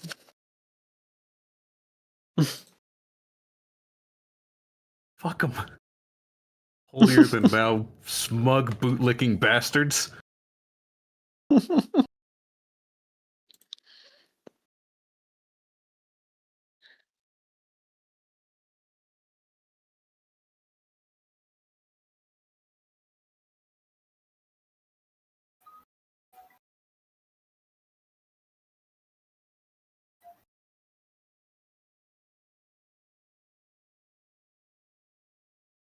I'm excited to blow shit up. Oh yeah. Just thinking of that one video from like Dog Walker quitting before. You've seen that one or not? Where he goes in like to a cafeteria room. I don't know where he was. He worked. It's just plays music and just tells everyone that he's quitting.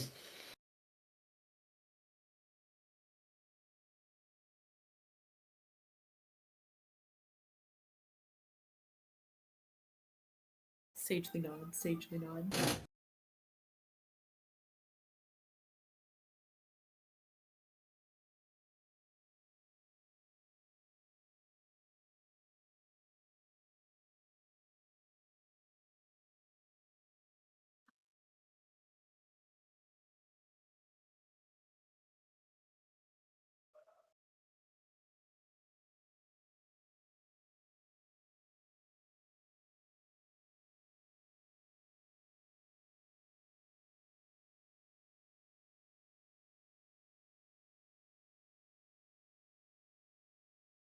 So how is everyone in chat doing?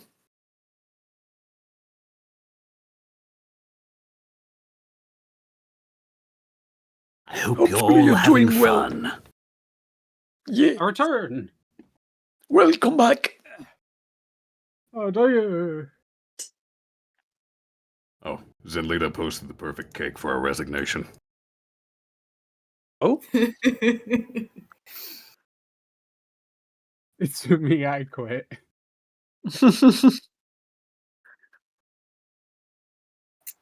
Oh, very loud. yeah. Sorry for your loss. I am so happy with how y'all just were like, okay, I'm so much stepping in. Let's fucking do this. It was great, y'all. I appreciate you so much. Mm-hmm. Oh, I forgot my water. I'll be right back.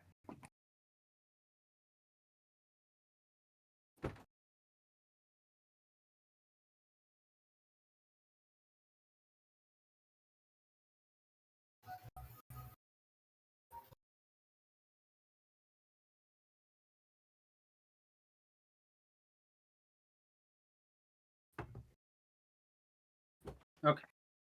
Water. Attained. Consume liquid. Remember to dink your oiter and stirch your logs. I hate that.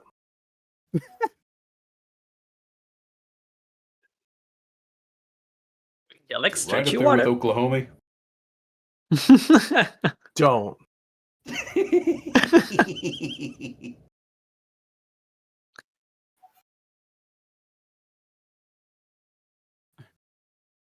I on that Naru note, hear you. I shall grab a drink. No.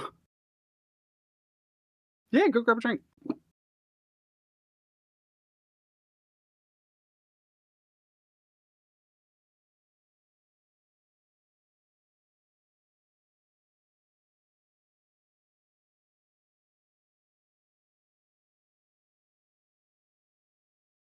So that's how it is.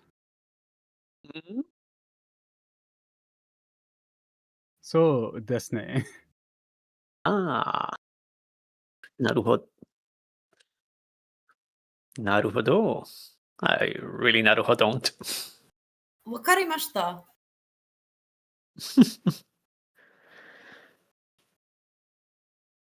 Domo very much. Ariga, thank you. This is in our head because Theros in Japan. What do? I miss my lizard boy. No lizard for us. So we play Lancer instead. Though I'm still sad. Amber Lizard. was there, by the way, and just in case anyone wondered, Amber was with the rest of the petrels and is currently assisting. Mhm. Yeah.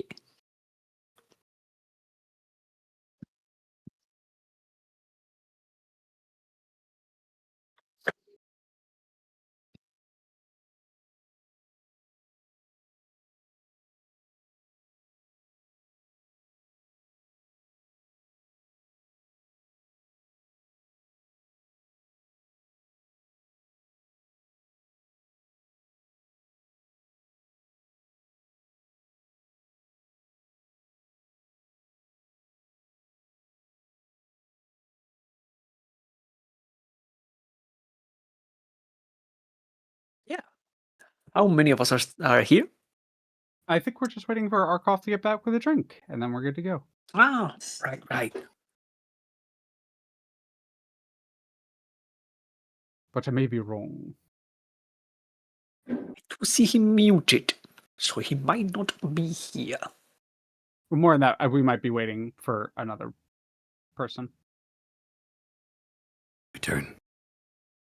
Welcome back. You've been here the whole time. I am also here. Just you're chewing, so feel free to start. Okay. Then. Mhm.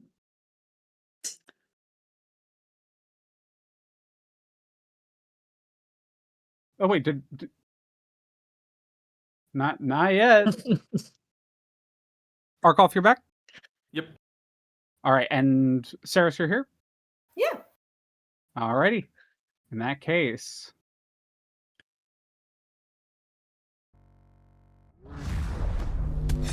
let's bring y'all to the DSS. Ooh. Democracy Space Station. The Dusk Line satellite station. What are you talking about? It's actually in my notes as the DSS. No cap.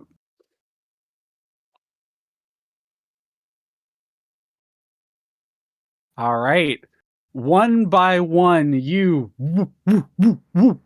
warp through the gate and arrive in front of the station proper. The crackling of the nebula-like gate into paracausal space disappearing behind you slowly.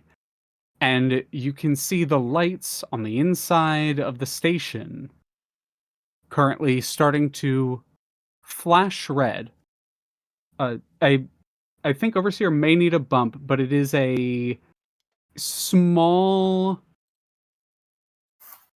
flashing lights warning for anyone potentially watching on the map. And players, if any of you have any issue with the lights, please let me know.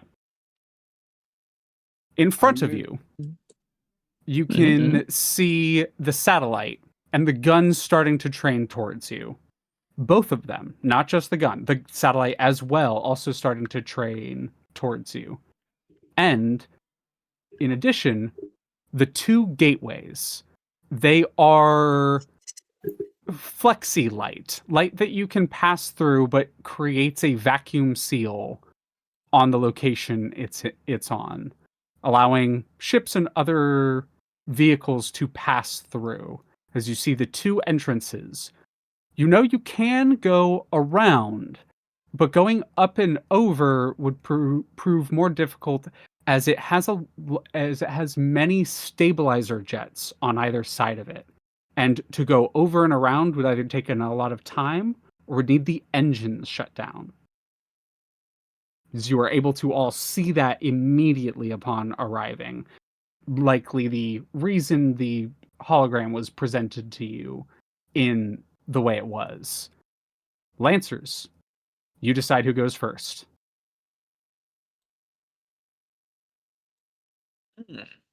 Well, plan-wise, the only thing I'm thinking is I could scan this satellite to see what the hell it does. If it's anything that's going to negatively affect us, Maybe disable it.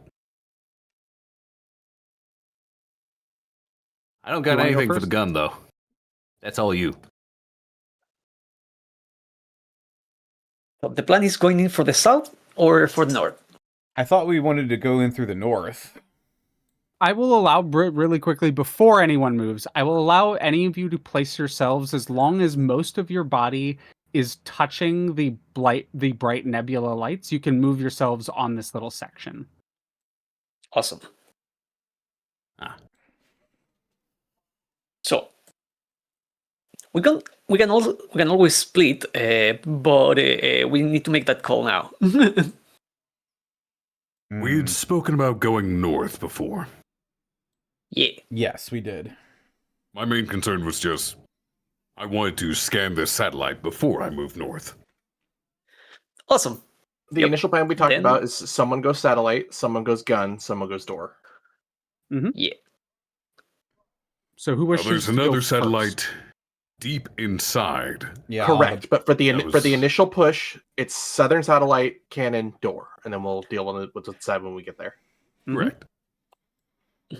San, you have the most movement, I believe. Do you mind if I get a What? little? If I take that space to be a little closer? I need every move. Yeah, here, I can start cutting here No and still movement. make it. I figured.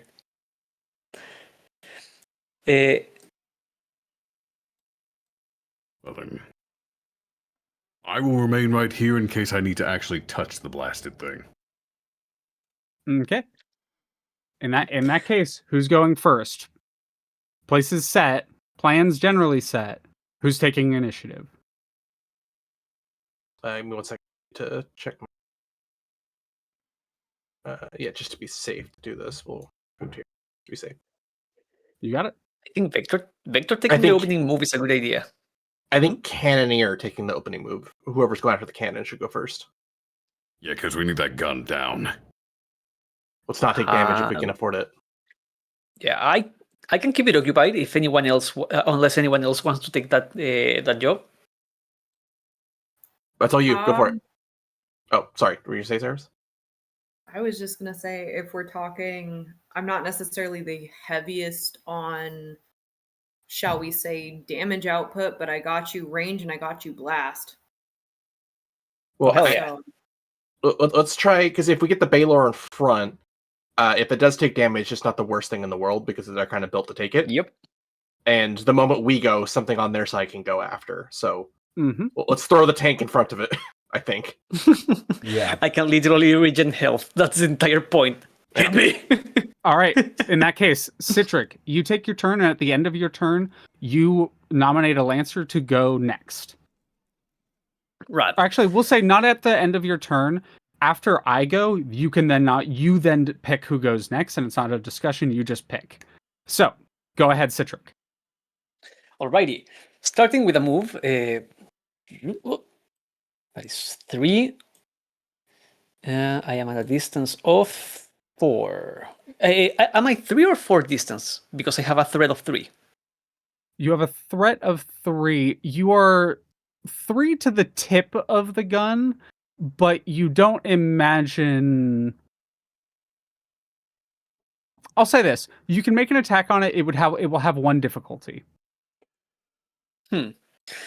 Then I am overcharged. No. Second move is not overcharged, right? Yeah, you can boost. You can just move, boost.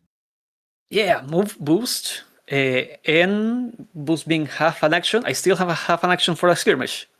Yep, you do. Oh wait, no, I'm an idiot. I have skirmisher. I can move. How much was that? 2 spaces when you Two skirmish. spaces. Yes. It should be here. And I believe with that is range enough to hit the damn cannon. Yes, so that would. So you move 3, skirmisher 2 into it, and then 3 from that. Go ahead and roll an attack roll. Let's go for it. You're looking for an evasion of 5, but you'll see there's another factor to this. I am using a smart weapon. That's an attack to their E defense. E defense, same thing. E defense of 5. Right. Well, let's go. Fire! Oh, turn on accurate. It is a ship cannon. These things are not meant to fight mechs. That hits, roll damage. Let's go. Roll. That's an 8. That's 8 points of damage. The whip arcs out towards it, and before it connects with the gun, a hard light bubble shield erupts around it, giving it ample protection initially, but the nanites begin burning through the hard light. You've dealt damage to the shield, but it still has overshield. Anything else on your turn? Okay, so because I use skirmisher to move, that doesn't do anything to my action economy. So now I want to overheat to do another skirmish. Yep, move, charge, and then alright, you overcharge, skirmish again. Yep, overcharge. Loadout, mix stats, here we go. Overcharge, first of all. That's a 1. That's a 1. And yep. Whip it good. Going again.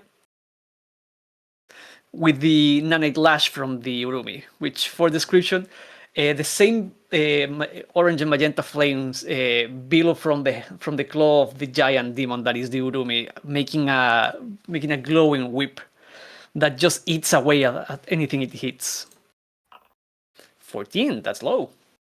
14? But I think it was a 5. It's a 5. It is a 5, so you're all good. You have to really roll low for it. 5 more.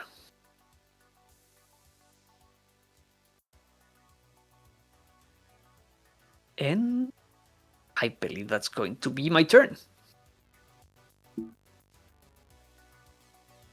All right. As at the end of your turn, as you end your turn, the ship will take a shot at you. Does a 13 hit your evasion? I believe it does. This is the only time I actually have to roll and then ask versus just having it target. Evasion. It should, it beats 6. All right. You take 7 points of damage Ow! as the ship cannon fires through you. You'll see how the cannon blasts a chunk away from the Urumi, but as recoiling but getting back into position, it slowly starts to patch itself together. Alrighty. At the end, that is the end of your turn. Enemy's turn. Rocketing out of the southern entrance, a large vessel comes out and finds itself. Actually, I think it would arrive here, and then it would try to go around the Jambuvan. Okay, that's one too many. Sorry, there we go. And there. And then it is going to target the Jambuvan, and it is going to fire at you with its heavy missile bays. But they And said it's the gonna- southern one would be less guarded. I don't think They that's a good did. idea. They're going to target you with their heavy missile bays. They're going to target lock on you first, and then attack. Frankie doesn't like that. That's right. I want, That's a hit. want to be. Frankie, Want to imagine Bear has a dog in the cockpit. All right. He One would. moment. I messed these up.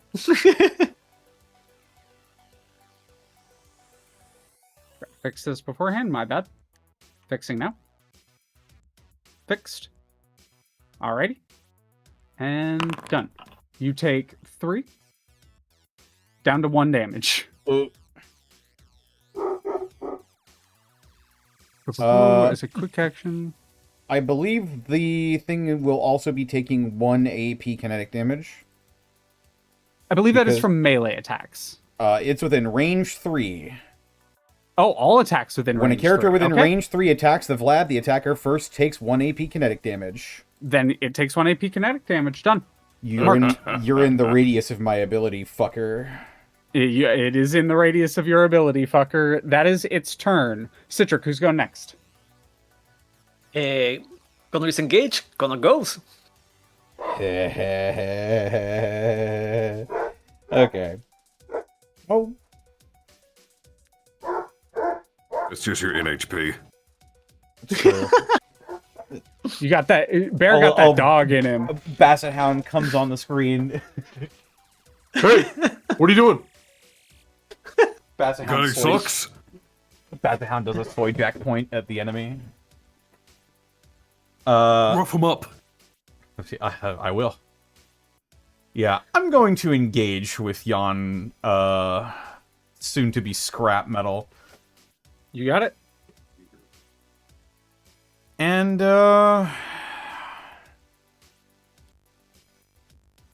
know, I probably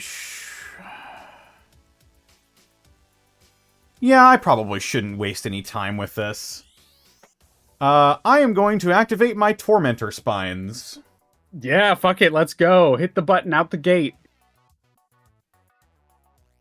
As these, several more series of drill bits will begin to erupt from the Jambuvan and spin with malicious intent. And I'm going to just,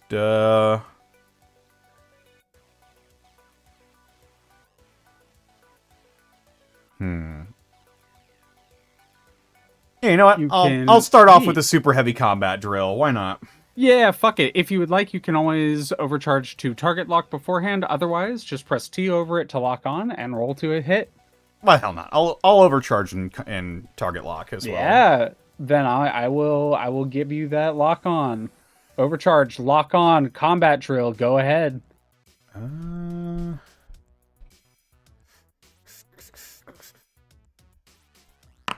There we go. I'm overcharging.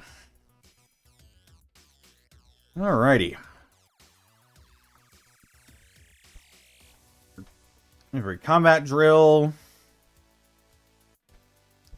I have +1 for being close to it.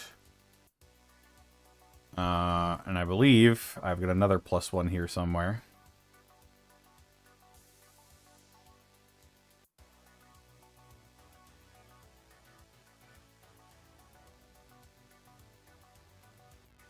I believe, yeah, 1 accuracy from... It might be from... If you have the melee system talent, it would do it. As long as you're engaged. Oh, no, you have the QCB combo. So that's when you hit with a QCB weapon, you get a accuracy. So he's also not immobile yet, so I actually don't think I have any bonuses to this. Yeah, it's just the 1 accuracy from lock-on. You also gain 1 accuracy when using CQB weapons against targets within range 3. This is correct. But the combat drill is not a CQB, so... Ah, gotcha. That's correct. All right, here we go. Oh, that's a hit. That's a hit. 10's a hit. Let's go.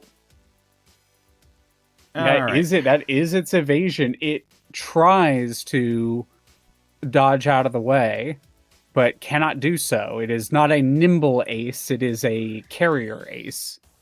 Even less so after this. Taking a combined total of 14 points of damage. It is still up somehow. What? Huh? Oh, I don't know why that did it to you. Please take that HP back and don't structure. That was because I was What the fuck? targeting you Wait a for minute. some reason. Yeah. Yeah, please take that back. I don't know why that happened there. It looks like you got 1 overkill, which is what prompted that extra damage. But that should have given you heat, not actual damage. Yeah, you should have taken 1 heat from that overkill, and that's it. It's because you accidentally targeted yourself with the combat drill. That's why that happened. That's true. Stop hitting yourself. Fine, I will. I guess. So it does it does somehow live. You drill through the all of its bays and everything. Its entire lower half is bottoming out, and it is leaking oil and parts all across the emptiness of space as it is attempting to get away from you.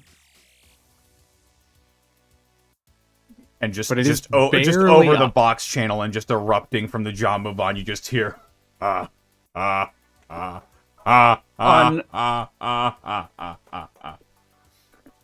In response, you hear the pilots in this ship of this large carrier class ship.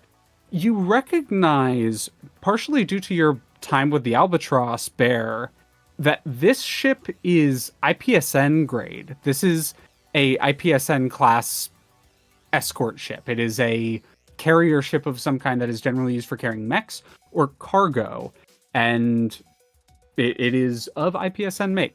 Make of that what you will, but you do note that. But you hear the pilots going, "Mayday, mayday, damage across all decks, damage across all decks, everyone prepare for crash, emergency exits." As the crew is freaking the fuck out. as they should.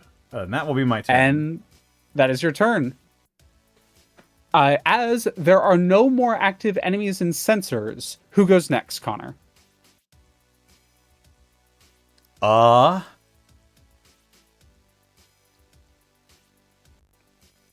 Let's go with the Gestalt Shade. Oh my. Let's see what this satellite's all about. I wish to scan the satellite. You scan the satellite. It What is the satellite is twofold. It can act as an emergency satellite if the other satellite is shut down, but it is actually used for targeting and locking on you all, essentially. Currently what you can tell it is doing is it is scanning every person passively, giving the anyone inside information on your mechs. You reckon it is able to do so at about the rate of 1 per turn, not round. Oh. Is there a way? I could use hack or fix to jack into its systems and start feeding them false data every time it This is gonna be- scans. So this is going to be twofold, and it will take your other quick action. That is fine. All right, then I'm going to need you to roll a tech attack on its E defense of 10. And then I'm going to need you to roll a hacker fix. Attack. 26, that's a crit. Hits its E defense of 10. And then a hackle fix. Where is my hackle fix? There it is. 8. 8. So it is not that you are not able to do so currently. However, what I will say is you are able to slow it down. It will scan you, but after you can still protect potentially 2 of your members, and you are in the systems. Further actions can be taken to further invade into this ship's systems, but officially, you're in. Gotcha. But that's it for now. Any overcharge? You could overcharge and technically hacker fix again if you wanted. You know what? Sure, why not? Sure, fuck it. Fuck it, we ball. Overcharge! Hackle fix. Come on, no whammies. 15! You're in the system. You are now in the system proper, and while it was about to finish its scan on you, you duplicate the scan, give it false information, and upload the duplicate first.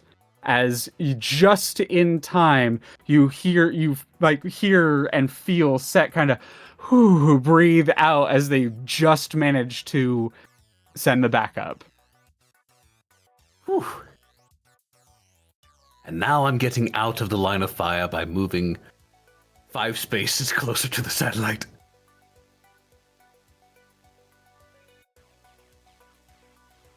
Oh, the ship or the gun has a specific way of targeting. Unless you scan, I'm not going to tell you, but it cannot target you. As you see, it almost goes click, click, click, click, turns to like aim at you, and then after a certain point, Gestalt Shade, or after a certain point vector, it stops as if it can't rotate further.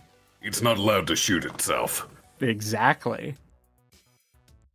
And that is your turn. Who goes next? Which means this is the penultimate point it could potentially shoot to. So you can anything see why inside the this southern one line- is. You can see why they call the southern one safer. Yeah.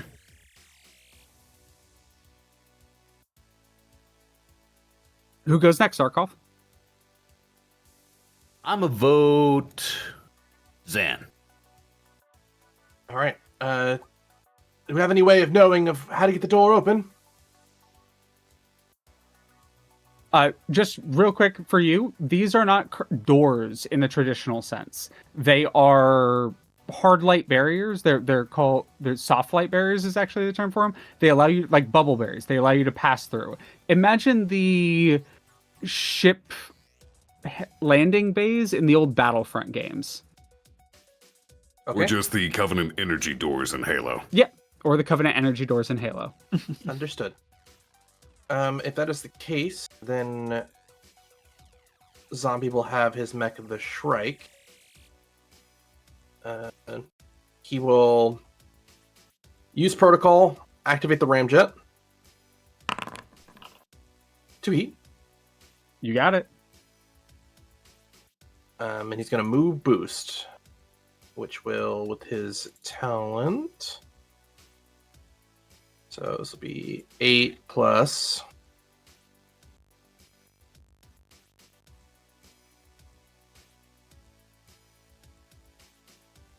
Oh, never mind. So this will be, just 8. 1, 2, 3, 4, 5, 6. And then we're going to boost 1. And then 2. Oh, gotcha. I see there. Yeah, you're seeing what's going on now. Oh, I see. Only Zan can see. Interesting. Yeah, the lights. 3, 4, 5, 6, 7, 8 to there. Yep, to there. You see 2 security droids starting to activate, defense drone units. All right. And we are going to attack They both look visually identical. They mostly visually identical. Yes, they very clearly are housing different drones, but without a scan, it would be impossible to know which ones do which. All right. He will, I guess, shoot the red one next to him, You got it. or brownish one. I'm not sure what color that is. Yeah, this is kind of reddish brown. But feel free to target lock it.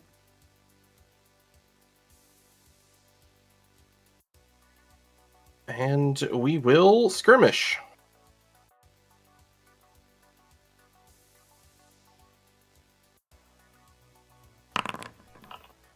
$11 to hit That hits. for 3. 3 points of damage. Dealt. 12 to hit Hits. for 3. 3 points of damage dealt. And then the free ox. Crit. Nice. And this one, the free pistol is the one that has AP rounds, if it matters. Yippee! Crit for 1! My favorite! Crit for 1! Hell yeah. Regardless, it does not matter for these, actually. These have 0 armor. You found one of my few enemies with 0 armor. As it is literally just a giant silo of drones on walking legs. You actually don't see a spot for a pilot to sit. You imagine these are RPVs of some kind, and you are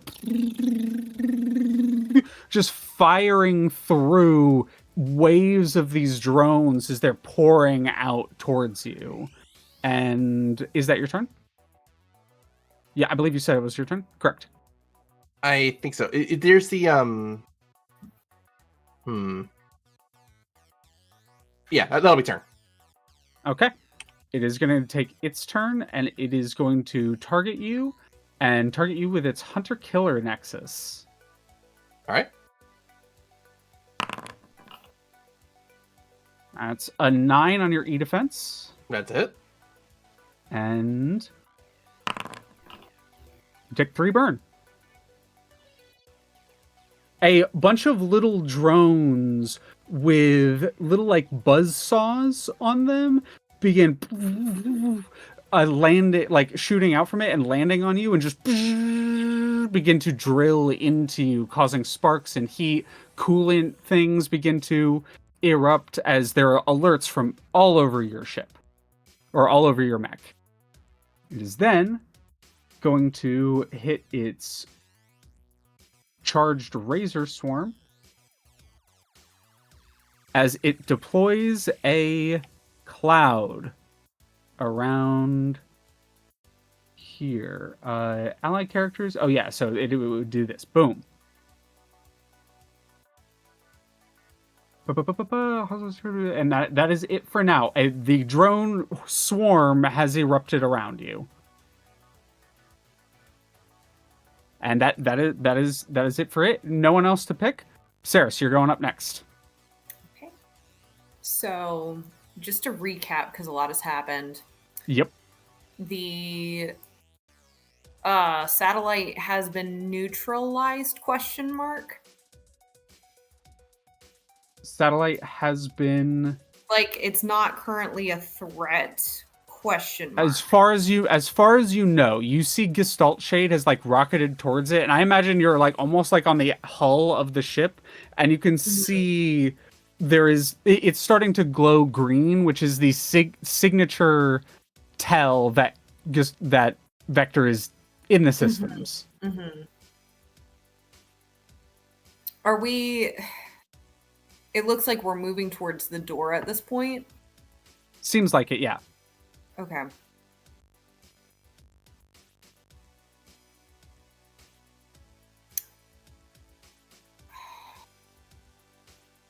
Sorry, I'm not quite sure what I want to do here.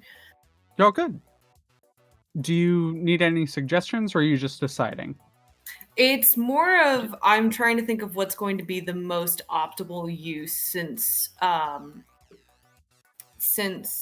the Rumi is currently dealing with the gun, if I understand correctly, and as mentioned, the satellite is being utilized or is being taken care of, question mark.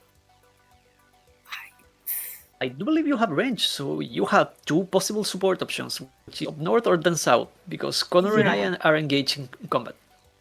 There That's what I was are trying also to think. very much a large amount of alerts from Shrike in the northern door. You can't see in the door because you're not there yet, but he's not in an ideal position. Definitely needs help, considering he's alone up there. Okay, if by the northern door, then So I if you can go- absolutely. You can't see through the northern door, but if you get through the northern door, you'll be able to see. Yeah, for sure. I can start making my way up there. Then I'm gonna go ahead and I think I'm gonna quick action boost. Yeah.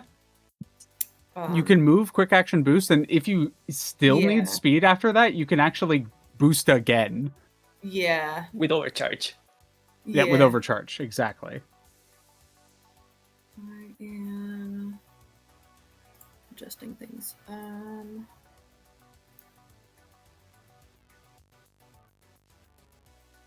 Put me here. Rush, moving. Boom! You rocket forward.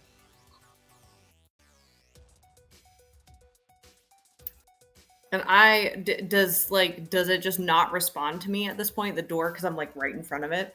You're not quite through it yet. Like you're touching the barrier, and it's very opaque. It's this like swirling blue light barrier. Yeah. I'm more just trying to see if this is like basically what I'm trying to figure out is if I need to force my way through. Yeah, if you will need to move again if you want to see in the room. Yeah, I think we're gonna do that. I am going to go ahead. It's like you could either fire at this and like keep not overcharge, but if you overcharge, you can enter, and then you still have a quick action left. I think that's the move right now, especially since I know that one of my comrades is in need.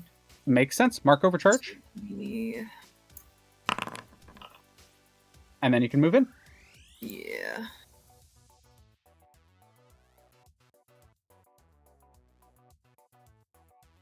I don't want to like stand directly on, but there we go. Okay, cool. Amazing, immaculate. And then I'm gonna really quick check something. Oh yeah, that's not a problem at all. I'm gonna go ahead and target both of these. You got it. You move into the room and see 2 different drone platforms, essentially, and begin training your rockets towards them. Yeah, and then we're gonna fire some missiles at them. You got it. Oh, actually, I think I have a way of doing this so Connor and stream can see. Yeah. I've got 2 hits.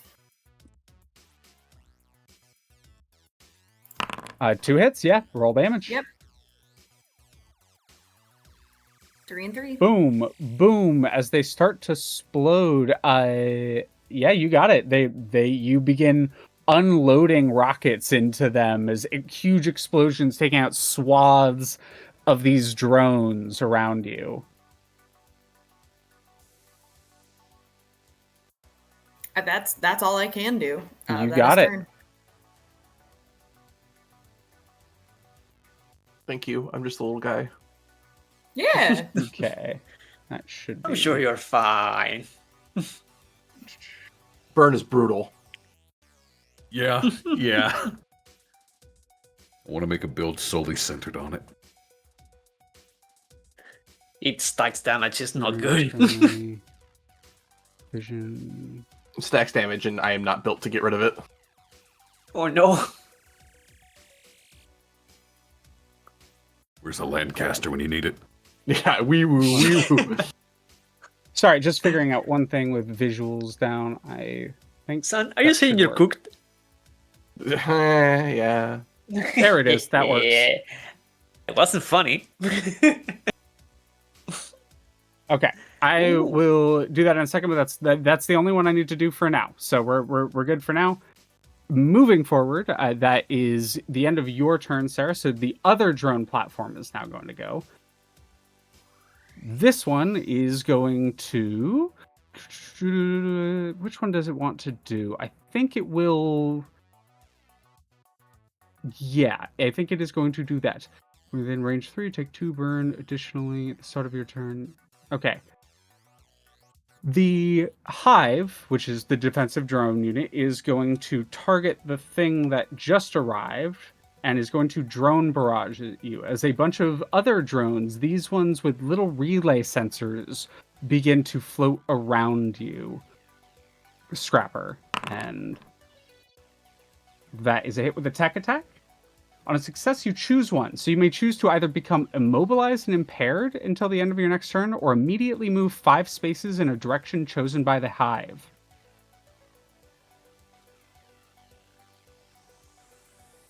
Scrapper, which is your preference? Can you repeat yourself? I'm sorry. It is totally fine. These little drones float around you and invade you, affecting your mech and how it operates. You can either choose to be immobilized and impaired, or move 5 spaces in a direction of its choosing. Push me. Push you. It is going to push you. It pushes you back out. That's fine. You like arrive, haha, fire rockets, and then immediately your jump jets like activate in reverse and send you back out. Away. You just hear over the cons. Oh, for fuck's sake. As that is what it does for that one. For the other one, for its other quick action, it will target you, Shrike, and it will hit you with its grind maniple. A bunch of smaller drones fly around you. These one with the relay sensors. You take 2 burn each time you take any action or reaction at the until the end of your next turn. Fuck. I'm sorry, what was that? These drones tech attack you. You take 2 burn each time you take any action or reaction until the end of your next turn. Yikes. Okay. Oh. All right. So unless I stabilize, I'm gonna be structured. Not good. Structured? Mm-hmm. Structured? You mean stressed? No, I'll lose the the structure. damage. Because I'll take the damage, and then at the end of the turn, if I don't make the engineering check, which I probably won't, that's a damage again. Oh, yeah, because it is burn, not stress. Yep. Yeah. Because how much burn do you have? 3 burn on you currently. Got it? Makes sense? Anyways, that is what it does at the end of its turn. Neither of them are going to move because neither of them want to provoke from you. And that we are going to get back to the top of a round. All right, Lancers, decide who goes first. I'm gonna vote Zan just so he could stabilize. No, honestly, it's better because it doesn't matter. Stabilize is, I guess, an action now, so that would cause burn, right? I guess it wouldn't matter though, because then I'd clear it.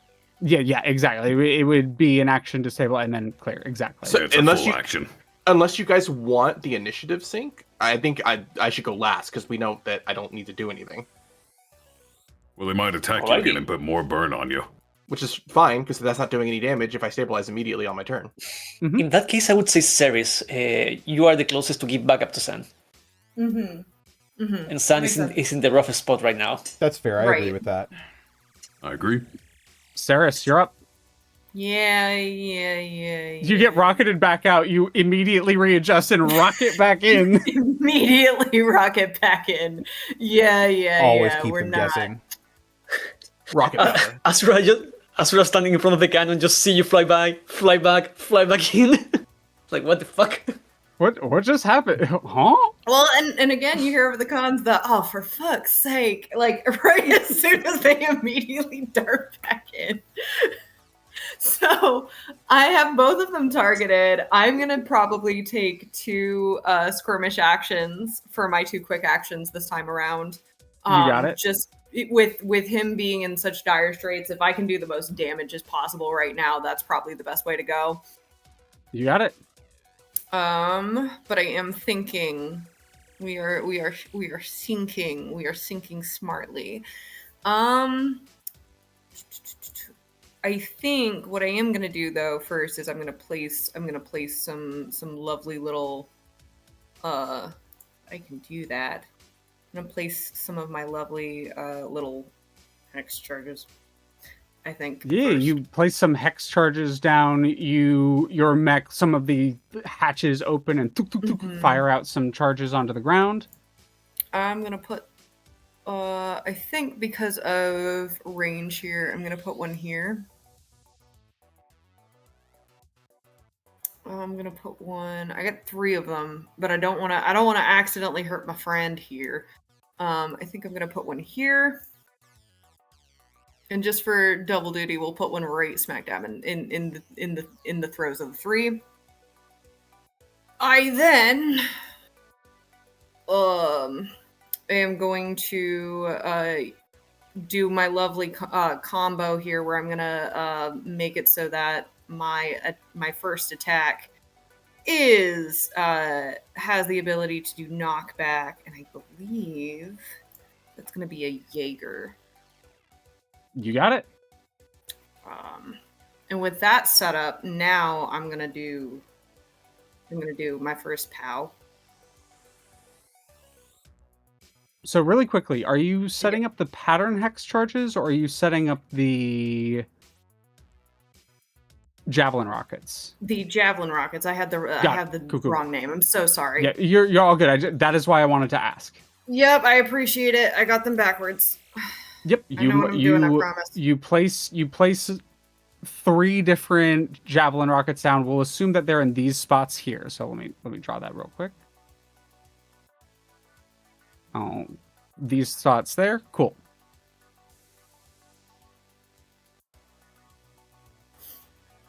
And then double target, roll the hit. Yep, roll a hit. And don't forget to spend your ammo case to load with the Yes. knockback ammo. Yes, I did.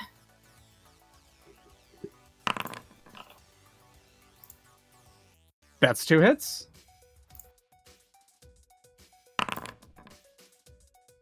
Boom, boom. And then that's going to be an additional 1 to each of them. And then which one do you want to take the extra damage? One more. The one in the back, I think. The one in the back? Okay. The one in the back with the extra damage is sparking now at this point. It is looking quite injured. These things were very sturdy because they were just a platform with drones on them. There's no spot for mech. There's not a lot of really complex components. So it's just laying into the main thing with these is just destroying all of the drones. But nonetheless, you tear through them. That is quick action. Anything else?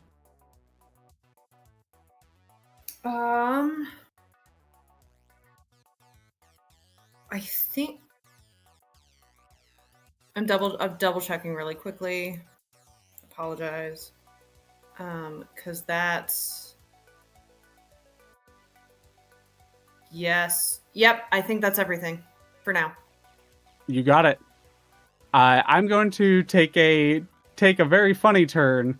The escort ship, the big carrier ship that is over by the Jambuvan, it kind of readies itself, and you see a bunch of escape pods just poof, poof, poof, poof, poof, poof, poof, poof, all shoot off, and you hear the captain go, "Down with the ship!" and charges towards you on a suicide route using its strafe ability.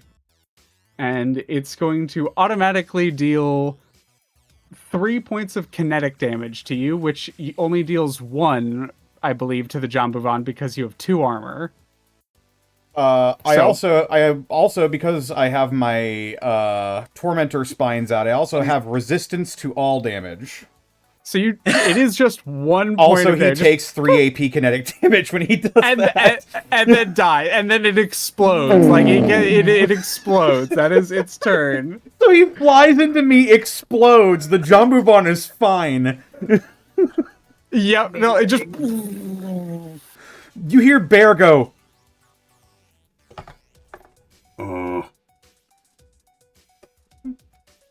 What the fuck was that? Just all right, Saris, who goes next? You know what? Here's a question. Would it be better at this point, Zan, for you to go? If not, I have someone else I can toss it to. Oh no, let me go. Let me go last. I should be good. Okay. Cool. Citric. Fair enough. So, one question, because I got lost in the turn order last time. The cannon shooting at me, was that a reaction within my turn, or was it a turn of its own? There was a reaction at the end of your turn. Would it go before or after my swarm body? Because at the end of my turn... Well, I'm going to say it would go after. It makes more sense for it to go after. So at this turn, you'll get swarm body and then it will shoot. Okay. Because it is technically, I think the wording I have, it's after your turn as a reaction, not at the end. So yeah, that is the difference. And my last question, just how bad is the cannon looking? It's looking like with the two hits I already dealt. The cannon is uninjured, but the shield, the bubble shield around it, is being eaten away by... You would say it's over halfway eaten away. Okay, because at the start of my turn, because of Swarm Body, I believe I am adjacent to it, so it's taking 2 damage. Correct. Yes, correct. Yes. It is looking significantly over halfway. We would say 3/4 of the way. Wonderful. And just to make sure it goes down, where are you? Here. Let's start my turn with... What the fuck are you?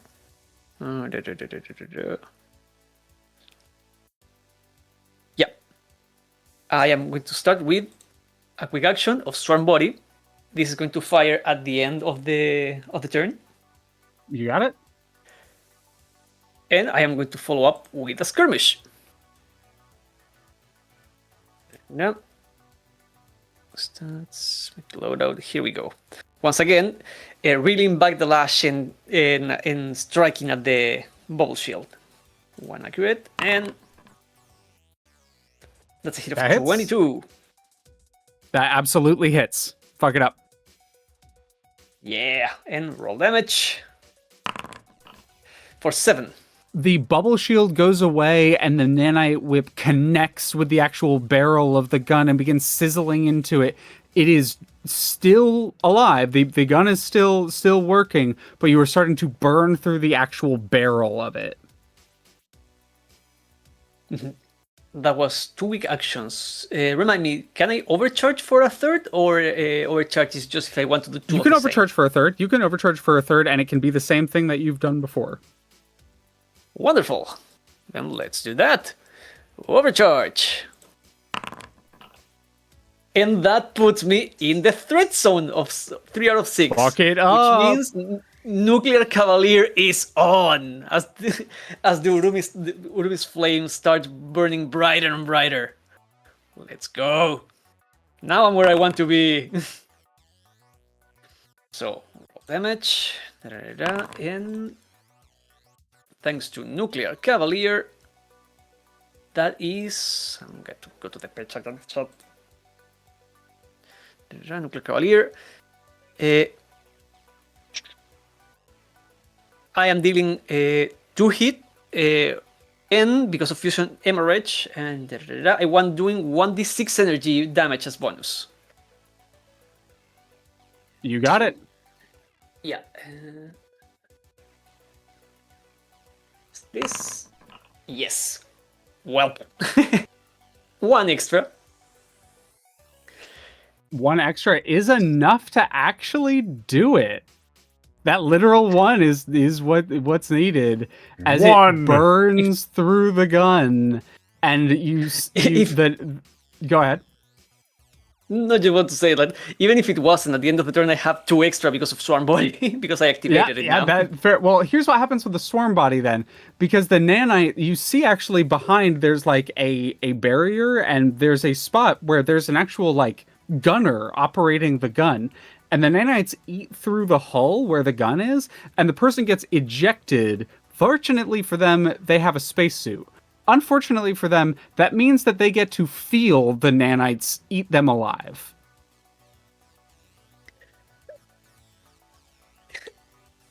Asura sees that, looks at the scene, and he feels a burning sensation in his throat, but he has no time to really concern himself with that. I have movement because because movement is not part of the action. Exactly. And now that it's done, my swarm body is going to come down because it deactivates if I move, but I can move inside. Alrighty, And you because move inside. And I'm regaining 6 HP because, again, like nanite body of the Baylor. I'm in, and that's turn. And that is turn. It is now going to go to one of the drone's turns. We'll go with the offensive drone. They're going to... I'm going to recharge. Zan, can you roll me a d6, please? Okay. It recharges its Razor Swarm, and then is going to activate another one as it shoots a group of little drones towards the two of you. And then it is going to activate its Hunter-Killer Nexus, and it's going to target the Baylor. Please be my guest. It is happy to do so. No, not the Shrike. Not the Shrike. I don't know why it's targeting both of them. Not the Shrike. There we go. Target. Boom. Done.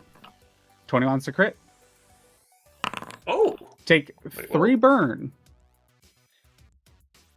Alrighty, 3 burn. Oh, and tier 2 it does, but this is a tier... Yeah, this isn't tier 2. It's just tier 1. So, yep, that is its turn. It activates a swarm and then hits you with a Hunter-Killer Nexus as a bunch of drones shoot towards you. And while your nanites are eating them alive, it's like it is miniature warfare all across the Irumi right now as the drones are fighting the nanites. Mm-hmm. Citric, who goes next? I would say Vector. Ready? You said I'm in the systems, correct? You are in the systems, correct. Is there any way to assume control of the drones that are currently attacking Shrike? Ooh. Huh. More specifically, and this was something I was going to do with the cannon before it was destroyed, was I want to take their IFF, their Identify Friend Foe tags. That way, they know what not to destroy on their own side. Mm-hmm. And I want to see if I can flip it. So, normally I would say no, you cannot affect another mech's drones, but these are RPVs. They're not actively controlled by a pilot internally. They're controlled through remote systems. So what I will say is you can, but you are only in through the satellite dish. You are not in through the main comms. So you are going to have one difficulty on this. Okie dokie. But you can't. It is a hacker. I believe it's hacker fix. Yep. Hacker fix with 1 difficulty. Hacker fix with 1 difficulty. 12. Let me see if it hits the E defense. That hits the E defense on the drones. So I will say, these drones go from fighting you, both you, Shrike, and the other two, to protecting you, as all of you now have soft cover. Ooh. Okay. That's the fun thing about drones, and this is true of even actual military applications. There is often a tag associated with personnel and other equipment. It is called an Identify Friend Foe tag. If you can alter that, you can turn them against each other. As that is In this exactly case, what make you it do. allies. That is 1 quick action.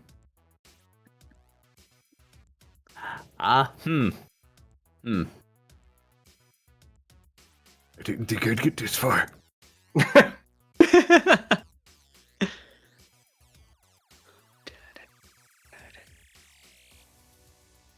I like to imagine Then- really you can look through the windows at the like crew inside and they're like flipping out. They're freaking out right now. Some are running back and forth. It's a whole shit show in there. Oh, there's an idea.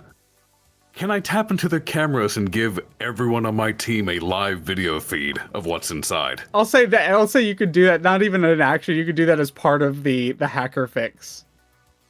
Alright. So we should see this full inside then. Specifically I thought you meant for just the You know what? Give us just this, yeah. just so I can see them freak Yeah, out. yeah. Okay.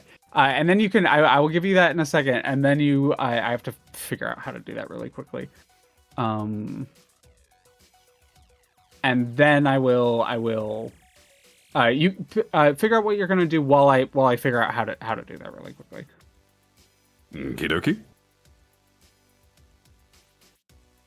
Oh, I think that might be the easiest way to do that. This is kind of a very funny way of doing it, but it does work, so I'm going to do it. You should be able to see in there now. Yep. I just took away the wall. You know that works. Whatever works. Anything? I know what is what the I would rest of your like to turn? do. Yeah, go ahead.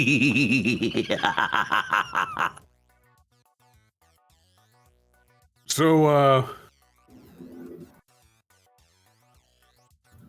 it doesn't say. It says choose a free space within sensors. Mm-hmm. Now, this will do absolutely nothing to benefit us, but it will screw with them. All right, what's the So plan? I am going to take a mental picture of the Jambuva, and then I am going to construct other false idol. An illusion of him is going to appear in the control room. Okay, you got it. I'm going to just drag a second Jambuvan in there visually for you, and you'll see what actually happens. You still have movement. A second Jambuvan has hit the station. Now, as far as the movement, Connor, are you going to go north or are you going to go south? I figure there's a lot of stuff happening north already. I'll probably end up going south. Then I am going to biggity bounce over here. Right by the door, but not inside. I kind of just see you like skulking around. pushing off of the ship and then like landing on the wall of the ship over there, like very much like using an EVA suit. Mm-hmm. Alrighty, awesome. Here's what happens on the next enemy's turn. You would see a door in the cockpit open up, and a unit of defensive guards in hard suits move in and then begin attacking the Jambuvan. Incredible. There's work. evasion 10, E defense 10, and 1 HP. It disappears if it takes heat or damage, or at the end of the scene. All right, they're going to. I'll just roll to hit. They're not threatening anyone. It's just a flat 14. They hit. Does 1 AP damage. Yep, it's gone. It's gone, but you wasted their turn. Who goes With next, the Arcolf? plasma bidet. The plasma bidet. No, Connor First. goes next. Connor. I Well, need my meat shield and bullet blocking distance. seeing as how my previous target just sort of exploded, I'm just gonna 1, 2, 3, 4. Move my free 4 there. I will boost for a quick action. You got it. Recommend going one at a time here so you can decide how you move. Yeah. I will skadoosh. Does it Skadoosh. quick give you vision? Oh, Yeah, we there you go. So the doors in front of you can be opened as long as you are adjacent to them, and it is a protocol to do so. Yes, I would like to open those doors. As they open up for you. Oh, hello! Your sensors go off as you can immediately tell that there are 2 invisible mechs in the room. However, there is also one mech that is turning towards you with a cannon. Alright, well, let's go ahead and nip that in the bud. I'm going to go ahead and...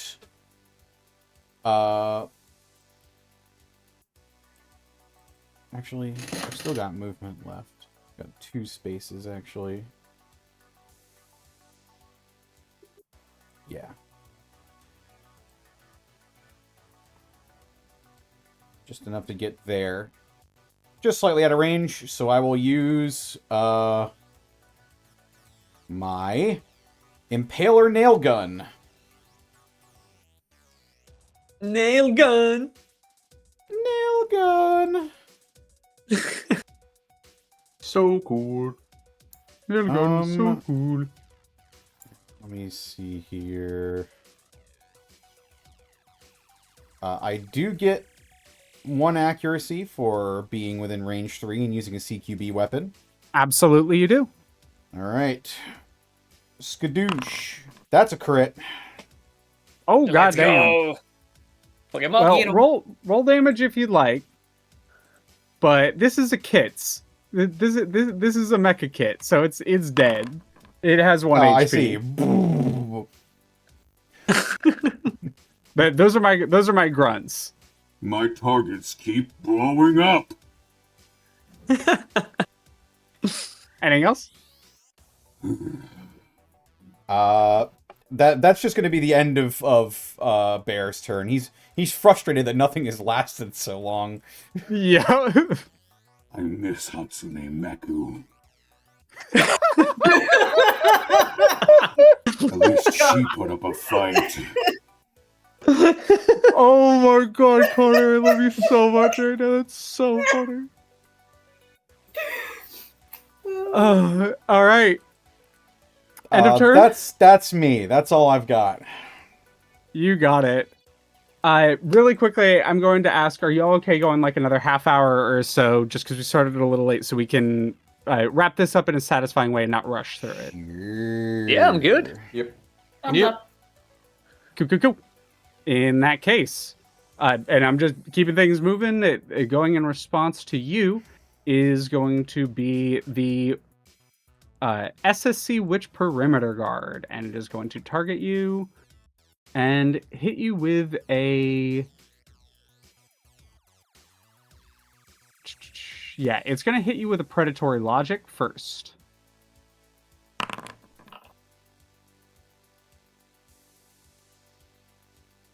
Wow. Oh wait, fuck! I don't know why it does miss that one. Regardless, I pressed the wrong one. I said Predatory Logic, but I mixed it up with Plied. So it tries to hack into you, and you're not sure. Maybe a remnant of.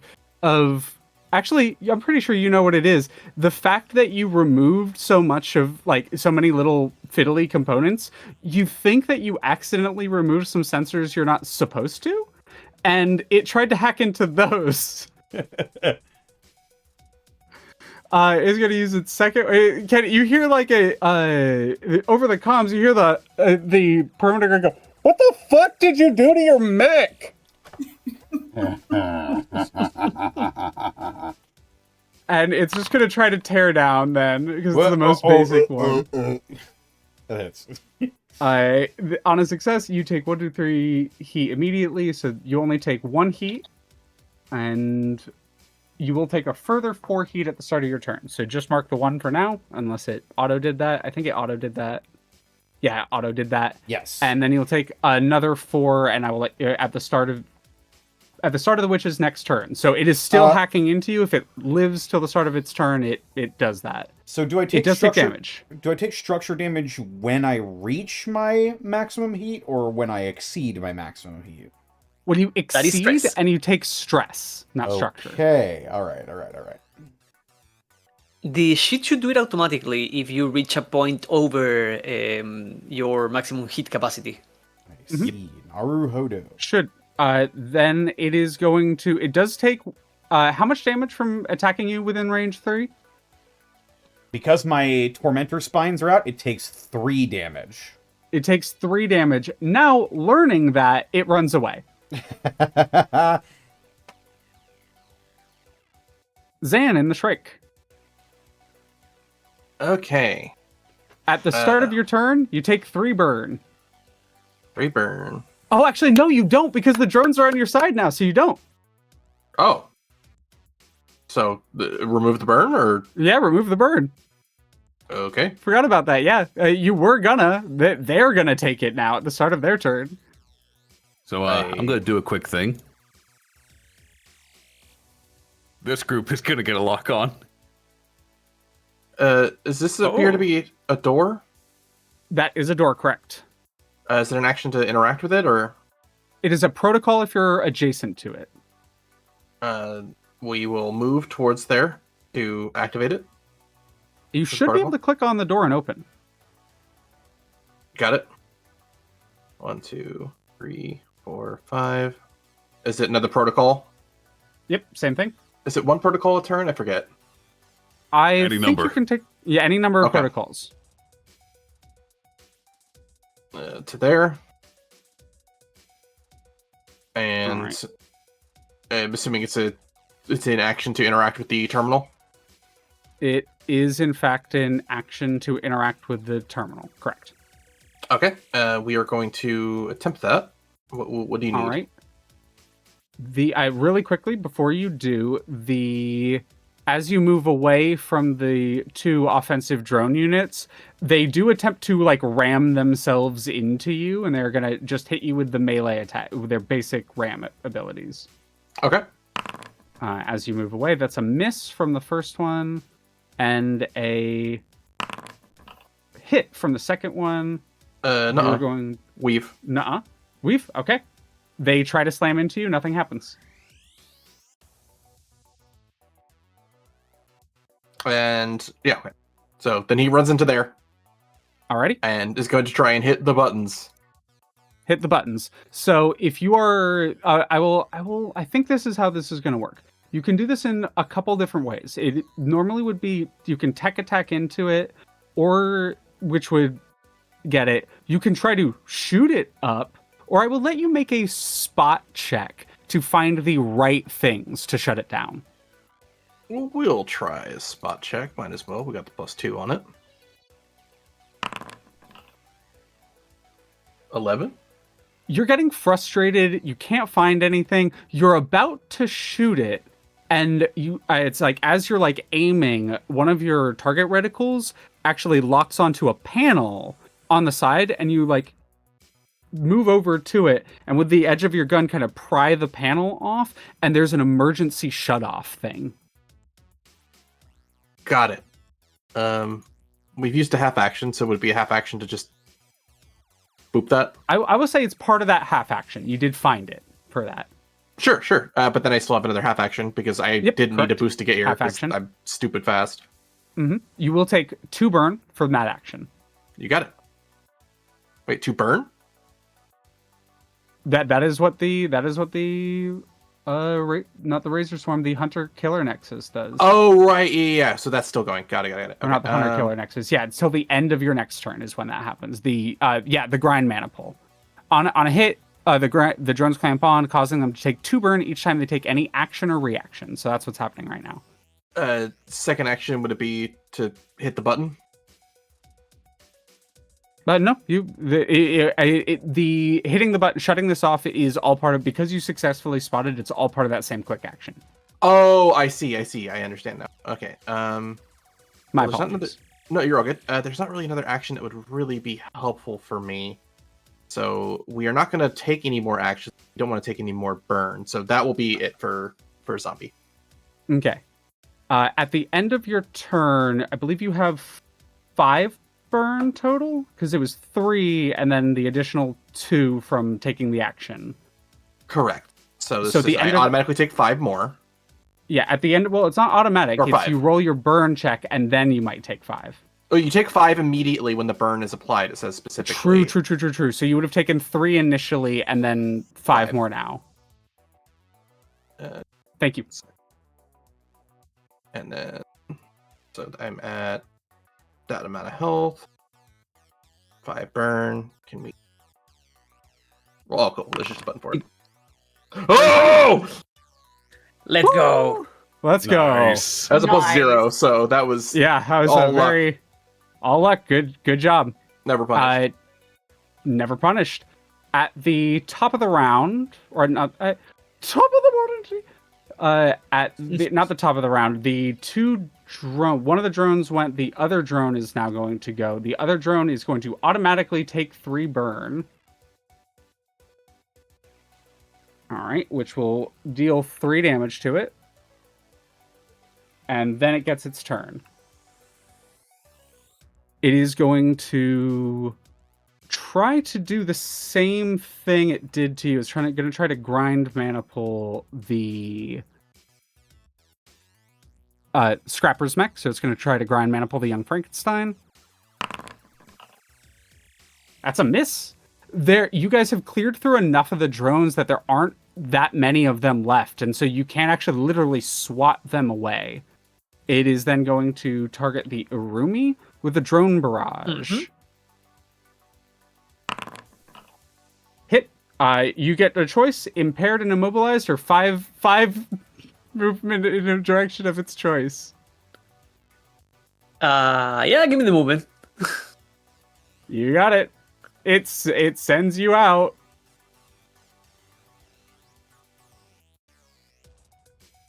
There you go. Mm-hmm. It rockets you back out. That is its turn. As it is attempting, it's doing its best. But that is its turn. Now we're at the top. Lancers, who's going? I see the people inside. Lead me to the last. Also, just as a reminder, this group in here has a lock-on. Correct.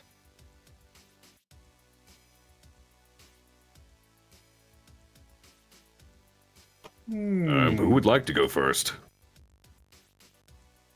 I have no strong feelings one way or the other. Arcolf, I'd like you to go. Okie dokie. I went last, so I get to choose these things. Fair enough. Sure, I like that. Arcolf, go. Then I would like to move inside here. You do so. Which, let me measure that out.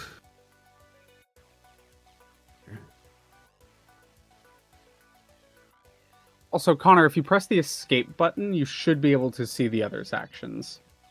Or like where the other parts of the map. I don't know for certain, but should. I'm still certain parts of Foundry I'm figuring out. You're have getting so. a reload application or log out prompt. Yeah. Oh, my bad. So, which one of these is the witch? Which one of them is the witch? There, the one in the back. Ah, okay. The 2 tech mechs turn towards each other. Ho ho. Oh ho, I'm approaching you.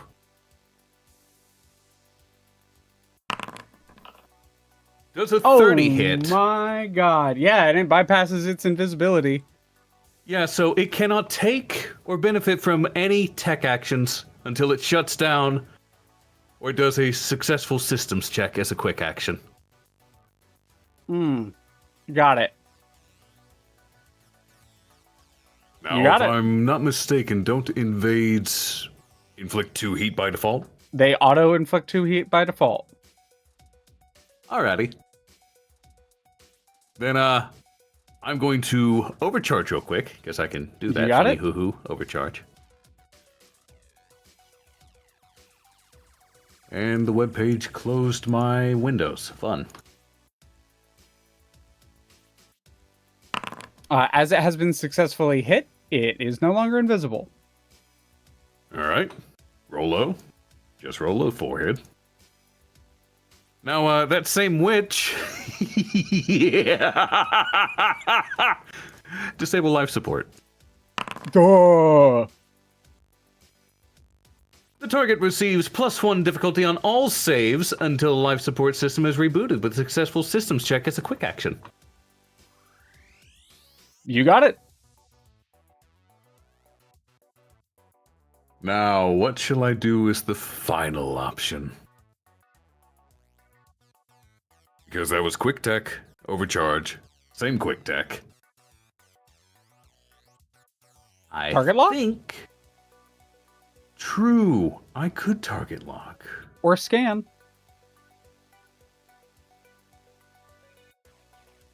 True. Scan is a fun option.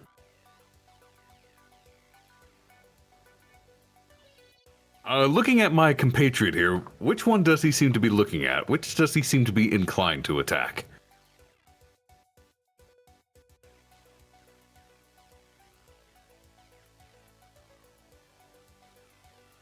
Connor? They're both invisible, aren't they? They are both invisible currently. One of them, none. He just felt himself get hit by something. And he's like, huh? The witch This lost one its appears no invisibility. longer. Yeah.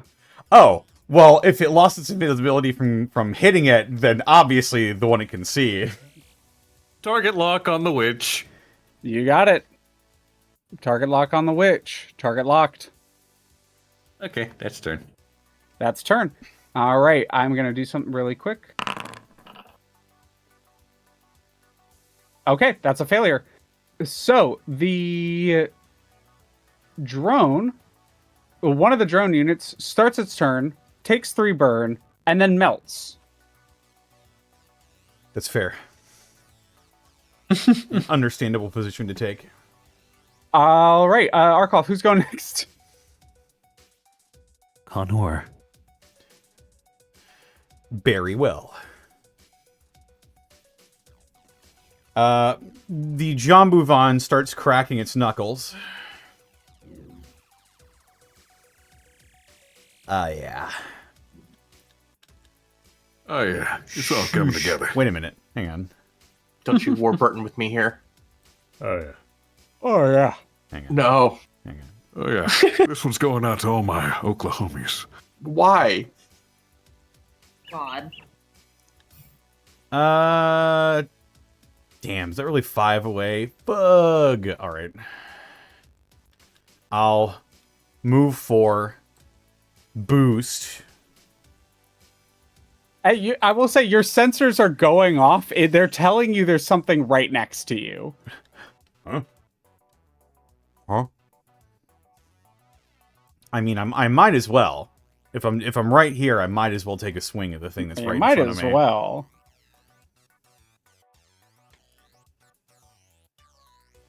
Yeah, let's do it. Oh wait, it's the start of Connor's turn. Free lock on from Held Image. Oh. Oh, I love nice. free lock on. So these both have lock-ons. Not the glottal stops. You brought him back. You guys got that joystick. Cloaker connects to the comms. Hey, watch where you're stepping there!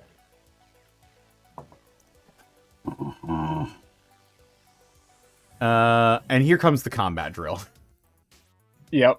Let's go.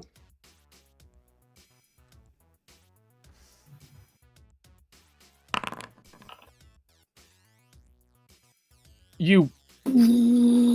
As it begins drilling through the ground, I rolled a 0? it is a 0 because the invisibility on it. So invisibility is a flat 50% miss chance. So no matter how high you roll, it just rolls a separate thing. And if you miss that, roll 0. Naruhodo. Now I Soka. Why are we As it does, the person in the SSC cloaker goes at na na na na na.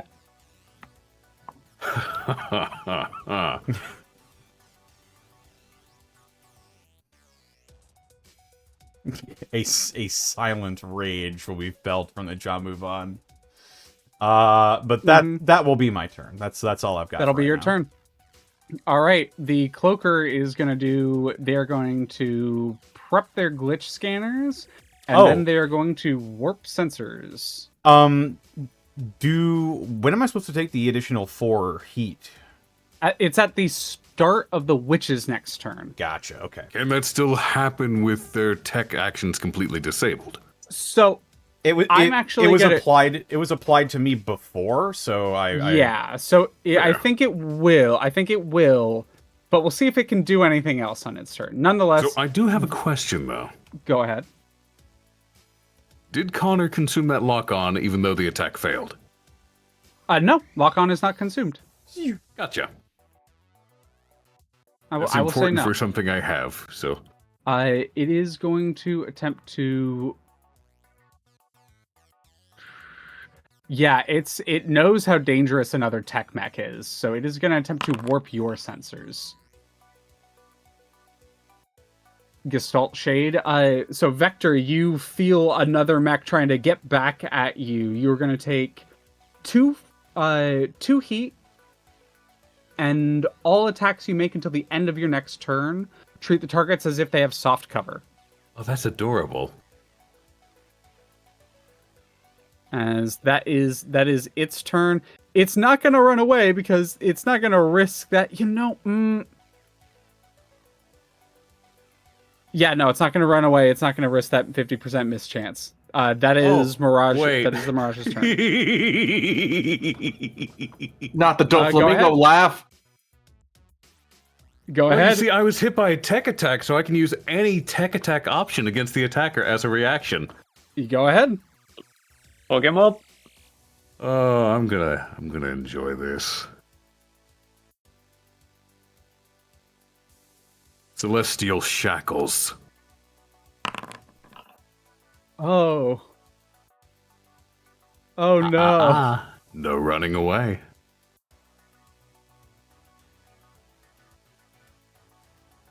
That's also 2 heat on them. Alrighty.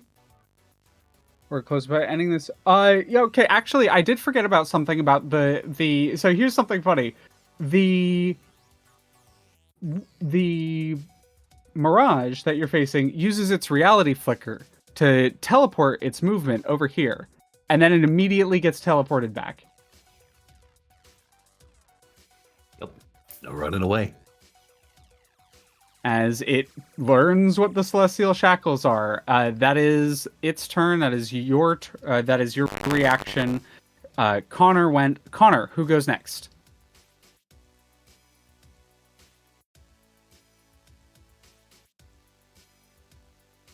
Also, notably, this witch over here lost its lock-on for some reason. Oh, I will fix that. Let's see. I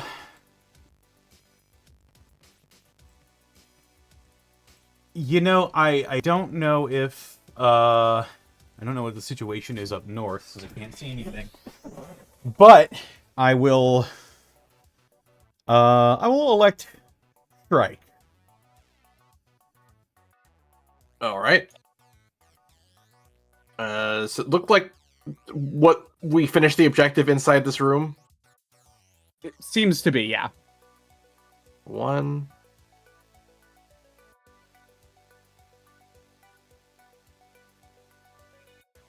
2, 3, 4, 5. Ooh, it's You still got it. dark to the left. I'm assuming it's a wall then. Yep, that is a wall. 6, door.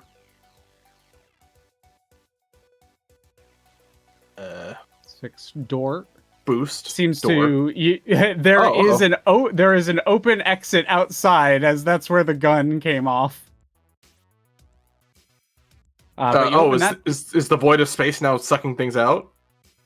I would say no. There is another door right there, like right in between you and it. So like you can see the void of space beyond, and what was previously a cockpit for the gun is just open to it. Gotcha. but there's an emergency like airlock door in between you and it. And looking to the south.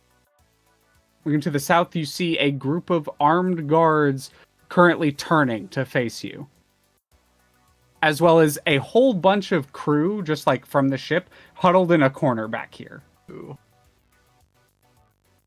4, 5. There, and we are going to core up. You got it. And then we are going to overcharge. Or actually, I don't need to overcharge because I just used boost, so I still have the other half action. We will instead just skirmish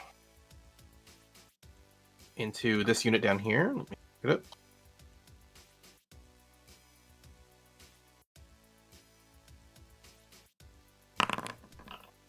$15. Okay. You make your way into the actual bridge of the room. I wish actually I'm gonna do something for you really quickly, Connor, so that folks can see. Just give me a second. Connor, if you could click on the Shrike for me really quickly. I just brought it next to you down there. I want to see if this works. But if you click on the Shrike for me, it should be right next to the Jambuvan. That's right. I see it. All right. Oh, there we go. There we go. Yeah, so that is why it's happening. Is you have to be clicked on the mech to get the vision for it, and I'll figure that out for next time. But that is how that functions. Okay, Very well. cool. Good to know. Shrike, keep going. Pistol hits. Roll damage. 3. You ping into them, but you realize that it is a group of people. They both have resistance and armor. Got it. All right. As you just like are firing at a group of, as they are like military tactics, they're spreading out. That deals damage. Yep. And then free pistol shot. You got it. Oh, didn't mean to roll damage. Ooh. Well, I'll let you keep that Crit. damage if you hit. Okay, keep that damage. That is less resisted. Cool. You as a group, there's a group of them essentially as you're fighting, 5 total, and you take out one of them. Overcharging. You got it. Skirmishing. You got it. 1 damage.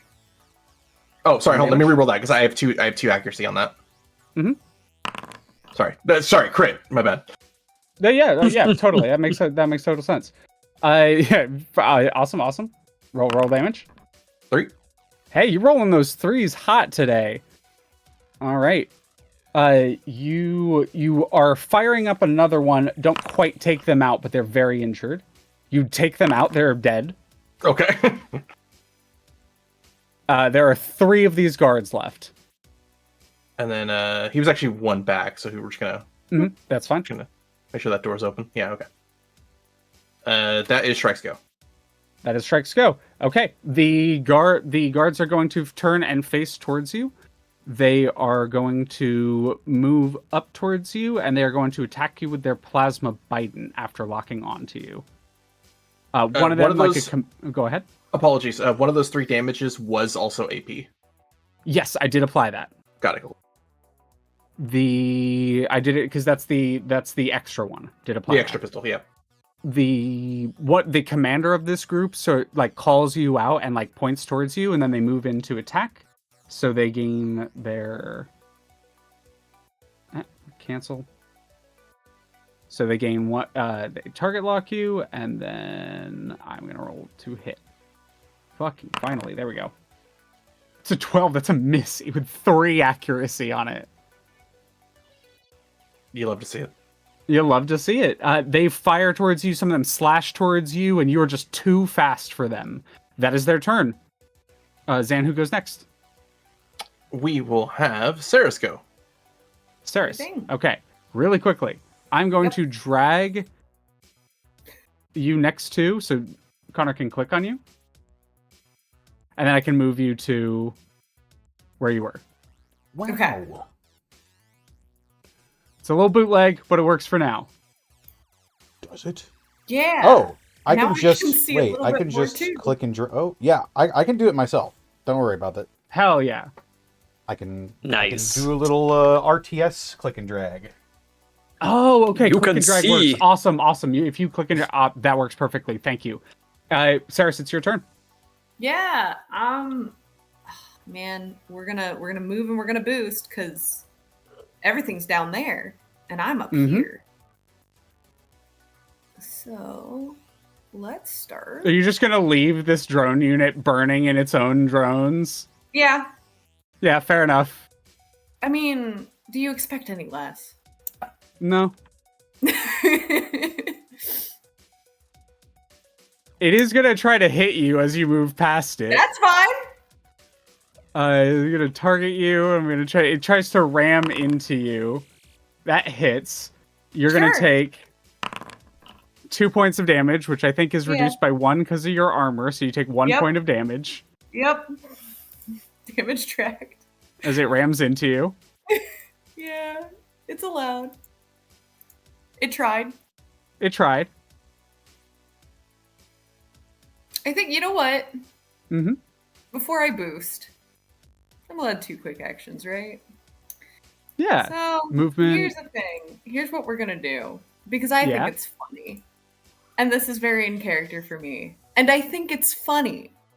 Yeah. I'm gonna put a mine right next to it. Amazing. Absolutely. I'm just gonna casually set an explosive mine and actually doing a hex charge this time. Okay. Right here. You cannot set a Um, mine directly adjacent to a creature, but you can put it right here, so it would have to hit it to follow you. Sure, that's fair. I just know it has to be within 5 feet of me, and Mhm. that was within 5 feet, so that works. Yep. Yeah, all good. And then I'm gonna boost. Like I said, You got I'm it. gonna use some movement. We're gonna go here. Is that your Goodbye. turn?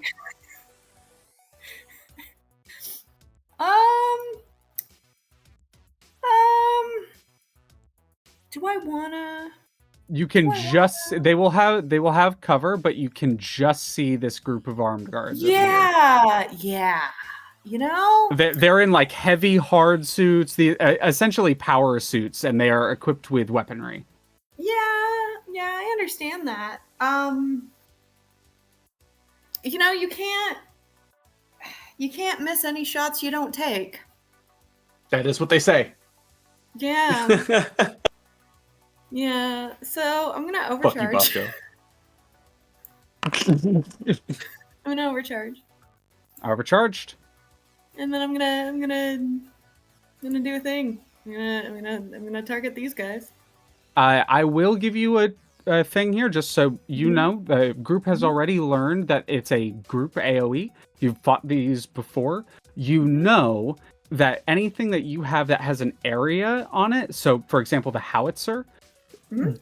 these cannot take reduced damage from that. Yeah. I can't take reduced from it. Right? Exactly, because because they're a group, AoE attacks actually hit them in full. Yeah. Now, just for my clarification, it's been a minute, so I apologize. With Absolutely. a quick action, I can't use my heavy weapon mount, correct? I can only use... You can use a heavy weapon, and not a can't use a- super heavy weapon. And that's the Okay. difference between a heavy weapon and a super heavy weapon. I think I do then. I Alrighty. do actually want to use the howitzer. I secretly reveal that you, because I suggested it and I forgot, I secretly reveal that you have something called stabilization shocks, which is a reserve that you can have, which allows you to fire an ordnance weapon even after moving. Go ahead. Mm-hmm. I do have that. That is something I do have. Yeah, you do. Which is why you were like, yeah, you can use that. And I was like, wait a minute, can I? Yep. Okay, you I can. can? Cool. Bang, bang. Bang, bang. Fuck it up. Target it. Shoot it. Miss. Unfortunate. You know what? That's okay. It That's does okay. like blast a hole in this wall. Yeah, I mean, sometimes it is simply about presentation. Yeah. Presentation. Exactly. That your turn? That's all I can do. All right. Busting out of the door to the side, 2 mechs come pouring out, adorned in SSC colors, marking as the SSC Dongyang moves out with a military precision. Immediately following, just for the sake of narrative, another mech, painted browns and reds, identifying itself as the Murder Cave Cave Bear, turns towards the group with a plasma blade ready. What the fuck? Of course it'd be Grizzly. I bet he destroyed the door on his way out, didn't he? Yep. Motherfucker. Cuts through. And I will just say, for the sake of it, the 2 of them acting in unison to move was their turn. Saris, who's going next? Who is left? I'm so sorry. You're all good. I think I'm the only one left. I believe so, yeah. So it is just Citric. You go ahead. Citric. Let's go. First of all, movement. 3. I'm gonna, before you continue, I'm gonna grant you an option because of you specifically. If you would like, because of how your Baylor works, I will allow you to make, and this is not an extra action, I will allow you to make a hull check to fit in through, like liquid, in through this hole that you made. Sure. Let's try that. So let me move myself 3 up to here. Come on, 3. No, that's 4. Anyway. And you said hull check, right? Hull check, correct. Alright, let's try that. Hole.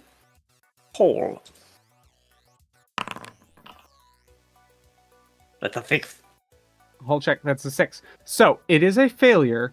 I will give you an option. You take damage, but you can still do it. Yeah, fuck it. How much? Roll a d6. Mm-hmm. And this will be AP, though I don't think you have a armor anyways, so it doesn't matter. Who needs armor when you can regen? Exactly. You take 3. You take 3 points of damage as like you scrape along the side. Your form literally like popping and boiling as you melt into, and you may move to here. I will just say for the sake of ease, you move there. Yeah, and I'm assuming that's using my movement and boost. Yep.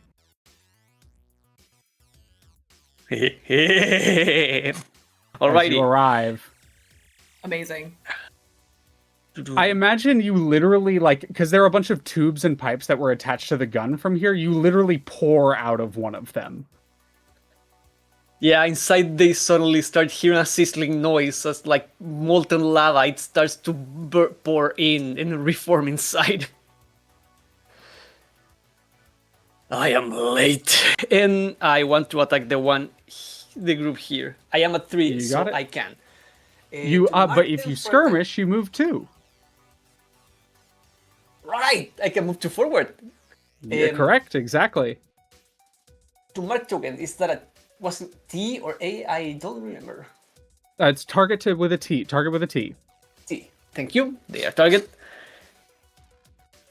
And let's do this. The Urumi is going to bring the lash forward, the Nanic lash.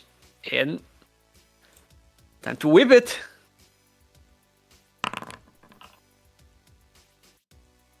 $17 to hit.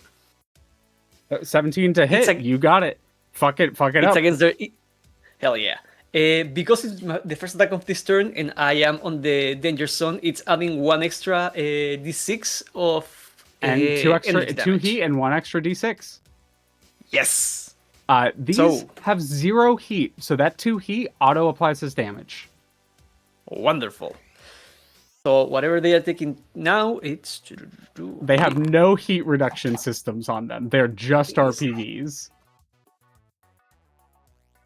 energy damage. Another 3 plus the 2 of Nuclear 3-2. Cavalier. 3-2 Nuclear Cavalier. That is enough to destroy them with everything added up. As the last 3, the whip wraps around them and finish them off. And yet Durumi stands next to Shrike. Was I too late?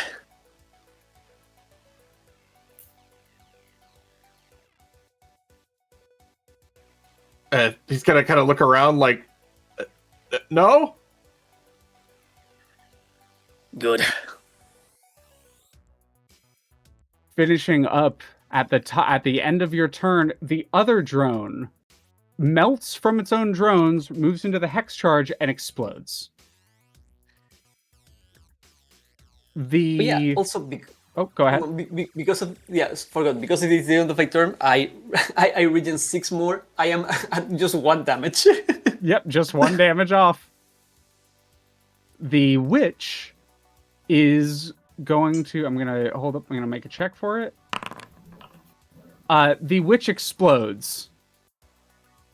As you see, the pilot just managed to exit and is now running for dear life.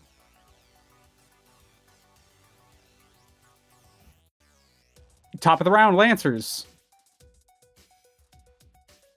Given that As I we're in the finished, final fight here. Thank you for your patience. Good. I cannot see the map. Who is the closest to the last mechs? It would be Saris or Shrike. Shrike or Shrike Frankenstein, Scrapper or Zombie. Saris, take the lead. All right. Well, I'm just going to casually target. And target. Mm-hmm. Do I have... You know what? I think changing it up a little bit, I am going to scan the one that's closest to me. You got it. Boo. Sidong Yang, Harrison our Cave Bear. Should be able to double click and see it now. Thank you.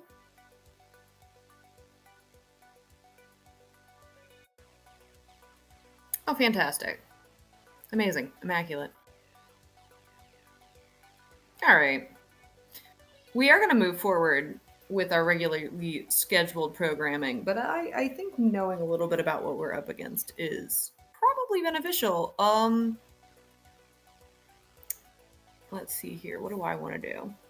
How do I want to do it? You said that this is the final stretch? This is it, yeah.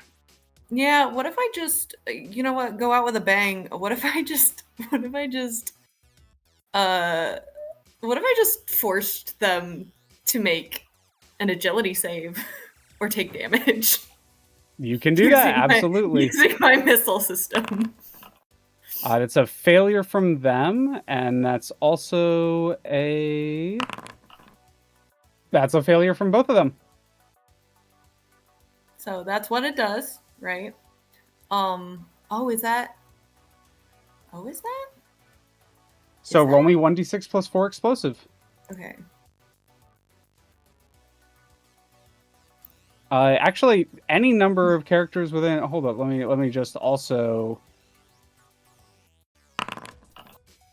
Okay, the Mirage way down at the far end does succeed, so it takes half damage. Roll me 1d6 plus 4.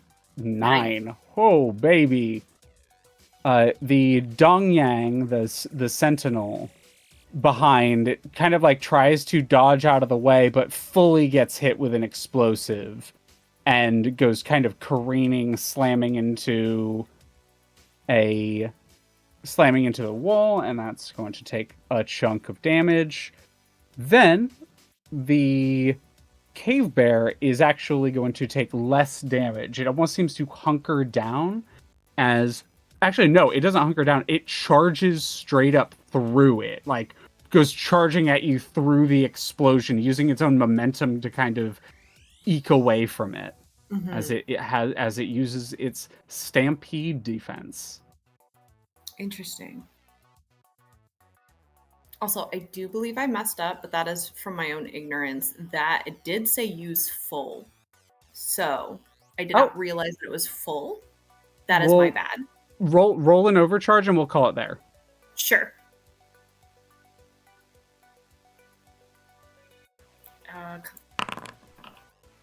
Okie dokie. Okie dokie, you're all good. Whoo, riding that heat. Yeah, it's fine. It is fine. It is now their turn. The Cave Bear is going to move 2.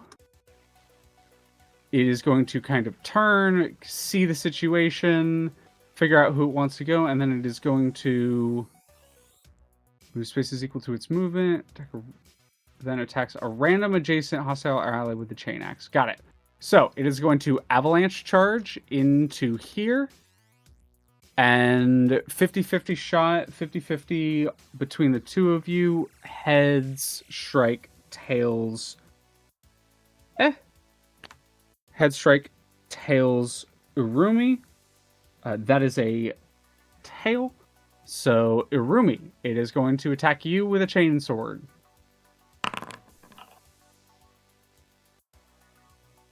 That's a 7.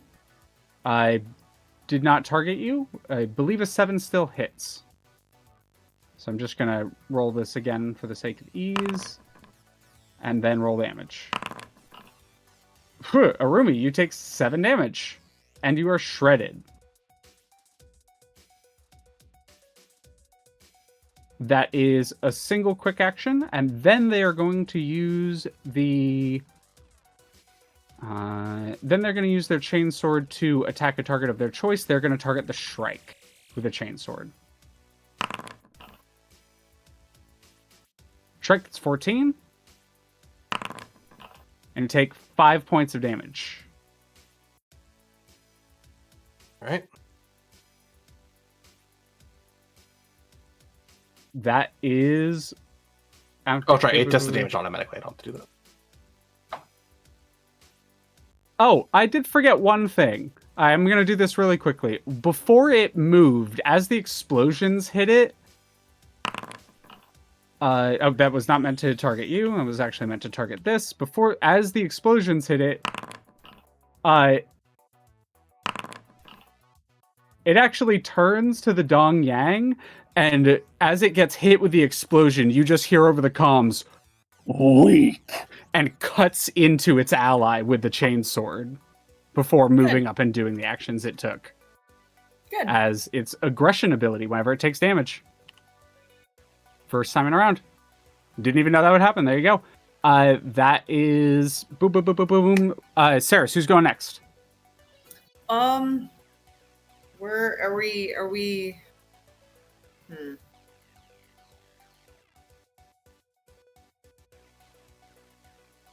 We sure do not see what's happening down there. You know what? I feel like given the nature of things, I'm gonna call it randomly. Okay. Who go? Wheel says Vector. Vector, you're up. Okie dokie. Trusting that Bear Boy has the final one down here handled, Vector's gonna mosey his way on up here. I'm just gonna adjust your heat really quickly. As the heat would have gone off on the witch's turn, but I forgot to apply it to the Jambabon. Go ahead. You move up, you poof, activate the protocol, open the door. Yep, finish moving. Now, I assume this is the Berserker? The Berserker's Cave at Bear. the far end. That's the Dongyang. So you see a sleek SSC unit turn towards you, leveling its gun. Ah, Naruhodo. And since we're in the final fight, let me just really quickly.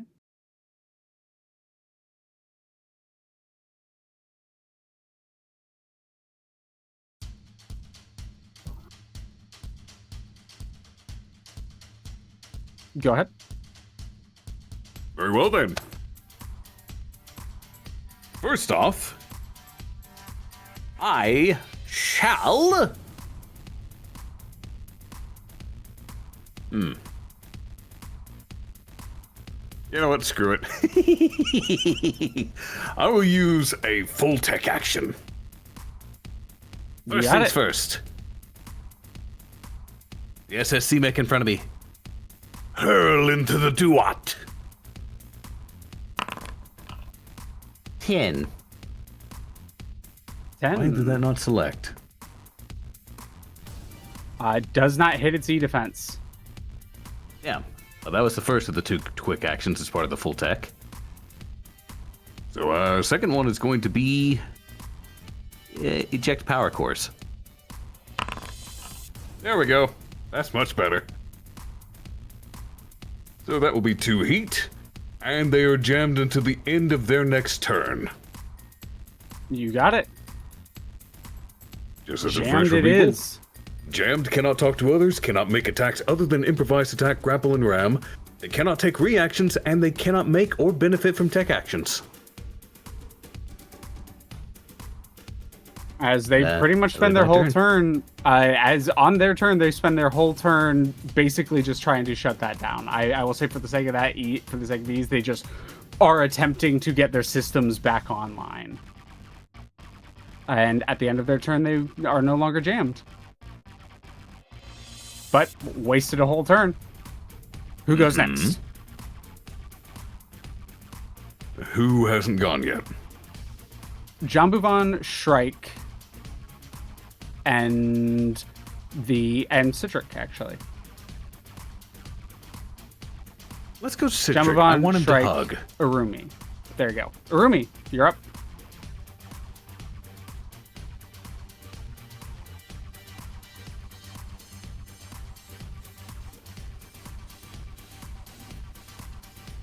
You are Just checking muted, to my see if dear you're love. muted. Citric is dead. Oh, I am very sorry. You're all I had a good. feeling, that's why I asked. Having these waveforms on the screen is great because you can tell when someone's muted. 'Cause their thing will Oh, be going like this, but true. we won't be able to hear anything. That's so good. Alrighty. Well, what I was saying after about the laughter is that the one I have in front of me is the cave bear, right? Correct. As it comes charging and slashes twice at the Urumi, Asura just stands tall, looks down at it, and before lashing out immediately, he takes a breath, remembering the fact that he was meditating. He's very much trying to not let rage take over, but still harnessing that inner flame and let it burn bright. As I want to start my turn with... Here you are. Loadout. Where is it? There we go. Popping Core, Hellish Swarm. Up in core, Hellish I Swarm. Frenzy. So, the scoring swarm, it's not going to be right. It's going to be still be 2 because it's I only put my core now. It's going to be 4 from the next turn onwards. But he's starting taking 2 kinetic damage. I am going to follow up with targeting, lashing out at it. You got it. I hate that you cannot pop out the mech window. Still want. Okay, do I have you targeted? Lashing out. That hits. Righty. Damage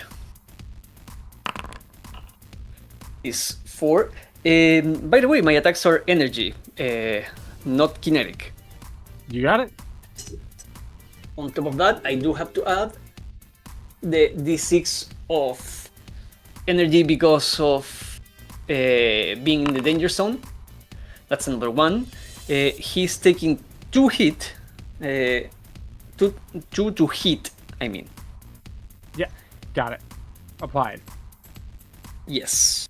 That is quick action 1. Quick action 2. I want to set up again Swarm Body. This is going to go at the end of the turn. And how is my overcharge looking? Ah, fuck it. Do I want to risk it? No, you know, I'm not going to risk it for this turn. That is 2 quick actions. I'm going to stand still, and at the end of my turn, because I have Hype Frenzy on, I am not healing 6. I am healing 12 and getting myself back to full. You got it. As all of the damage the K-Bird did goes away with the mech reforming itself. Oh, it The doesn't body- fucking like that. Can you roll me a d6, please? We do. The body blazing like white hot as the Urumi looks at it, extends one arm and does the same come at me motion that Vector did at the end of the session, at the start of the session. All right. It is going to use its ready and waiting at the end of your turn to take a second turn, and it is going to target lock and attack you. Before he does that, at the end of my turn, the Swarm Body goes off, and where is it? I need a system check. System or take check, 3 you got kinetic. Fail. That's a failure. All 3 more right. kinetic. So it is reduced by 1 and then reduced by 1. Okay.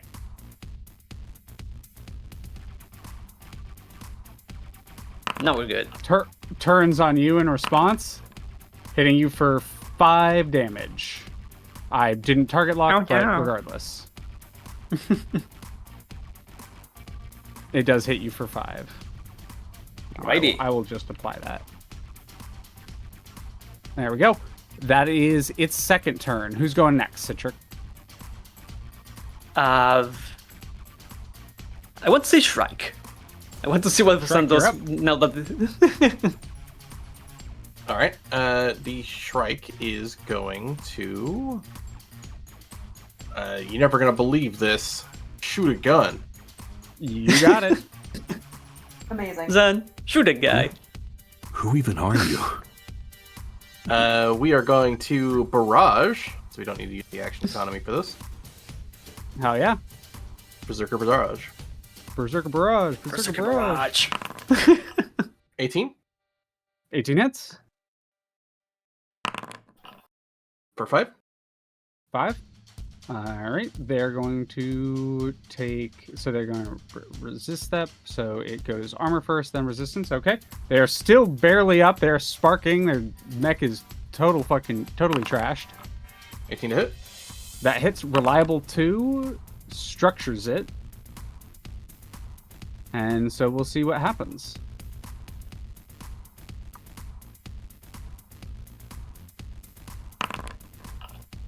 Glancing blow. It is impaired, but because it's impaired, it no longer gets its stampede defense, so it no longer has resistance. All right, this is with AP. You got 14 it. to hit. Ooh, yeah, that hits. Nice. 2.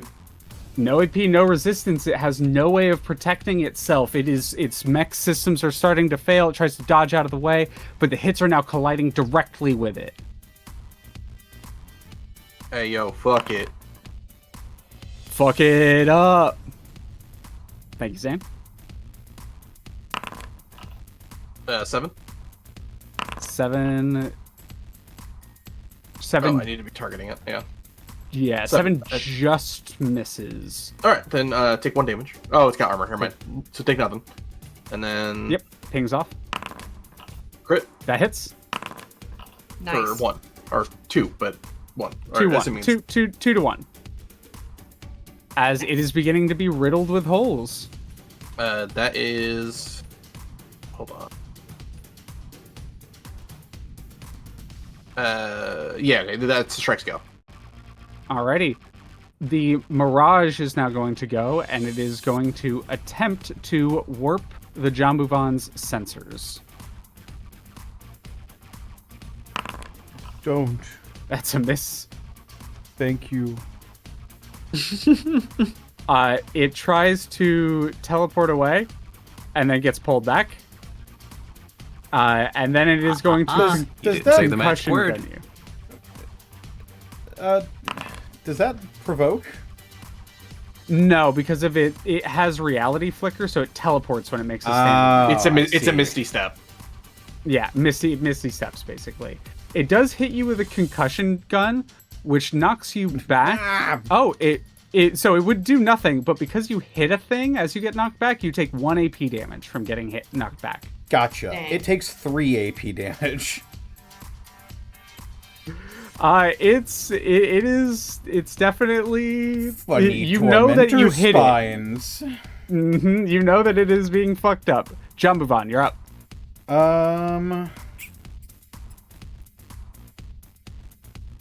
I have Semper Vigila, which means whenever hostile characters enter, leave, or exit spaces within my threat, I can attack them. Oh, so it would even, yeah, so yeah, roll an attack. Right, this is not during your turn. Roll an attack. Gotcha. Here comes the arm. Here comes a giant fist.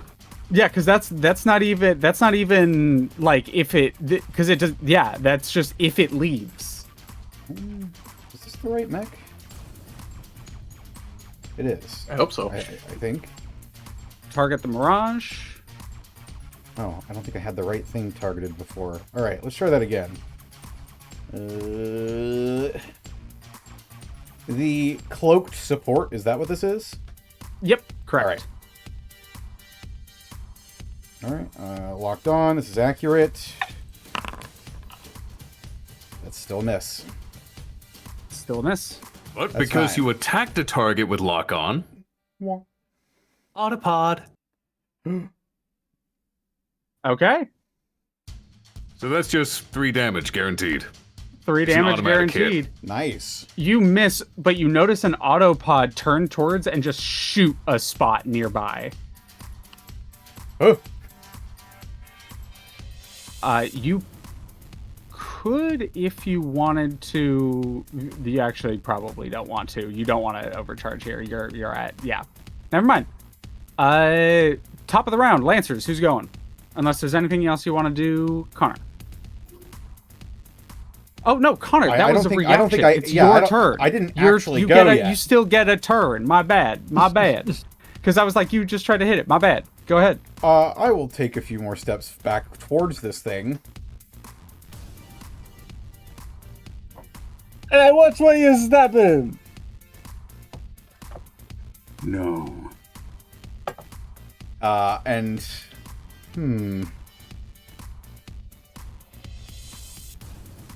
Just fuck it up. Yeah. Oh, I'll try. I'll try to hit it again. I believe you will. I'm still locked on. Mm-hmm. Full faith this time. Nope. Fuck. I was wrong. That's it. That's all I got. All right. I'm gonna have. All right, top of the round, Lancers. Oh, your call?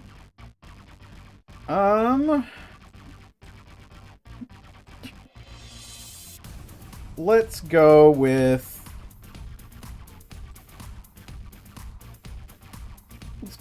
You can pick yourself. Nah. Let's go with Vector. Let's see what you can do. Vector, you're up. Oh, okay. Well, I might have had a little thing planned.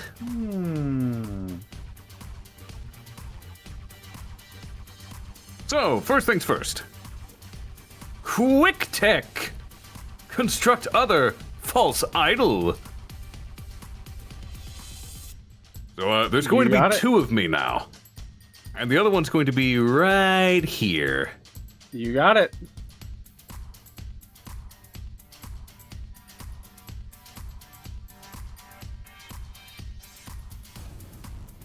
And then for my other quick tech,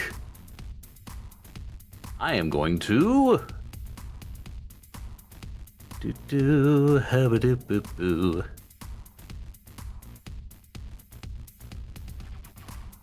Hey, you know what? They've gotten some heat. This fucker. Mm-hmm. I am going to hack and slash and invade them. You got it. Fuck 'em I'm up. invading their privacy. That you are.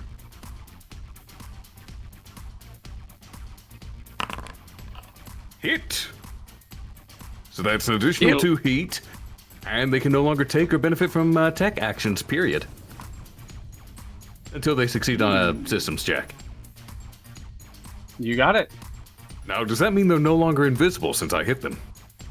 So that is a data veil. So it is a system. Does it apply? Does it affect systems?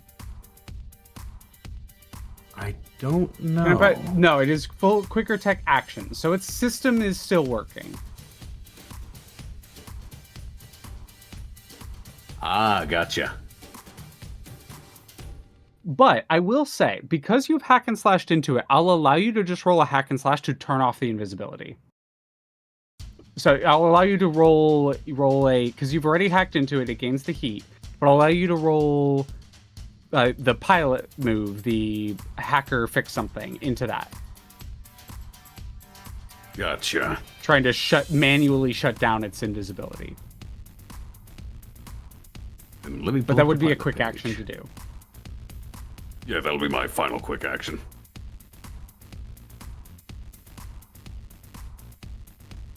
Hack or fix. Failure. Failure. Unfortunate. This mech pilot is fighting back as hard as they can. They're in this just little tiny lockdown mirage, but they are trying their best. Of course, an SSC mech would have good firewalls. I like the Jambuvar. Takes a good techie to know a good techie. Hey, if you let me live, I can help. Oh? Do tell. Well, I can go into more detail if you kill the Dong Yang, because they'll rat me out if I rat out. And the Dong Yang comes over comms. You traitor! I will execute you. So yeah, that sounds like you're getting a free pass to join our side, buddy. Hey, as long as I live, sounds good to me. So, Jambuvar? I know the invisible little bastard's been annoying you, but if you let him live, he'll help us fuck them over.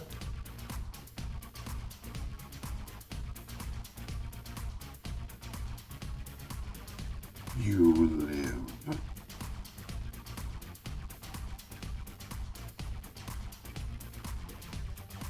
Damn straight I do. And Jambuvan, you go invisible as it loses its invisibility. Oh. So I've become Freddy Fazbear. Mm-hmm.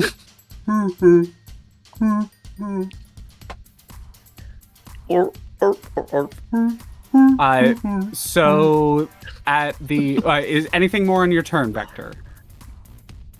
Fuck it, I'm gonna overcharge. Hell yeah. Because now there's shenanigans afoot. I am absolutely gonna stress on this one. Yep. Roll stress. I am exposed. Cascade check is pointless because Technophile prevents it. Yep. I just want to see. All right. You would have been fine. Now, I know he said to never do it again, but this one's a beneficial one, I promise. Mm-hmm. So, I'm gonna invade the Jumblebot. On one of the heads-up displays, that little, like, teddy bear shows up again. The invisibility! Now, the thing is, I think tech actions against allies, they can just choose to accept. Yeah, do you allow it, Connor? No. Aw. I told him not to do it again, and he fucking did it again. The teddy bear So is now trying. I'm coming to kill your ass. So is that your turn, Arcolf? I'm going to move slightly to the right, so when he comes through the door, he'll see the fake. It would be the enemy's turn. The SSC cloaker is going to choose to go. On their turn, they turn their data veil onto the Jambuvan and turn you. Due to you using a tech attack action, they're going to use their blip ability, and they're going to teleport the Jambuvan 5 spaces forward as a reaction. And then they're going to run away, and then realize that they get teleported back, and they're going to use their last quick action to try to anti-systems that. So they just see something incredibly large and invisible teleport into this room? Pretty much, They yeah. hear a thud. Oh my. They hear a boom. The Dongyang just starts opening fire in that vague direction. Vector, who's going? Who hasn't gone? We're at the top of the round, yes? Jambuvan, Shrike. Yeah, I think everyone else. Hasn't gone. You were the top of the round. Alright. Let's have the Jambuvan go next, but I will preface it with, I was trying to get your mech to move closer to them faster. And move fine. Says the man who just teleported. And not of his own will, and not by mine either. 1, 2, 3, 4. The Dongyang is just and it's just pinging off your armor. Mm-hmm. Let's go ahead.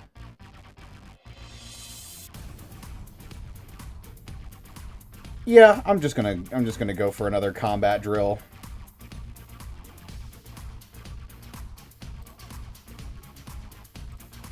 Got +1. Alrighty. That's a miss. Damn it. That is in fact a miss against the Dongyang. Did that apply? Oh wait, of the I was attacking the Yeah. I was attacking the cloaked guy again. Hang on. Yeah. forgot. Target the right one and roll. All right. Hold the phone. Hold the phones and eat them.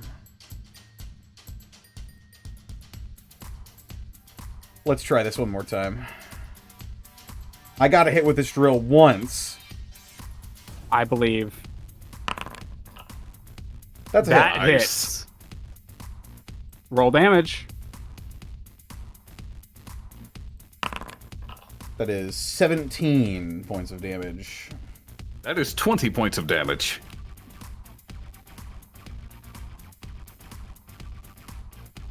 As the SSC Dongyang, a elite SSC Marine, firing at you. They drop the combat shotgun, they pull out a retractable sword, and they lunge towards you, and what happens, Jambuvan?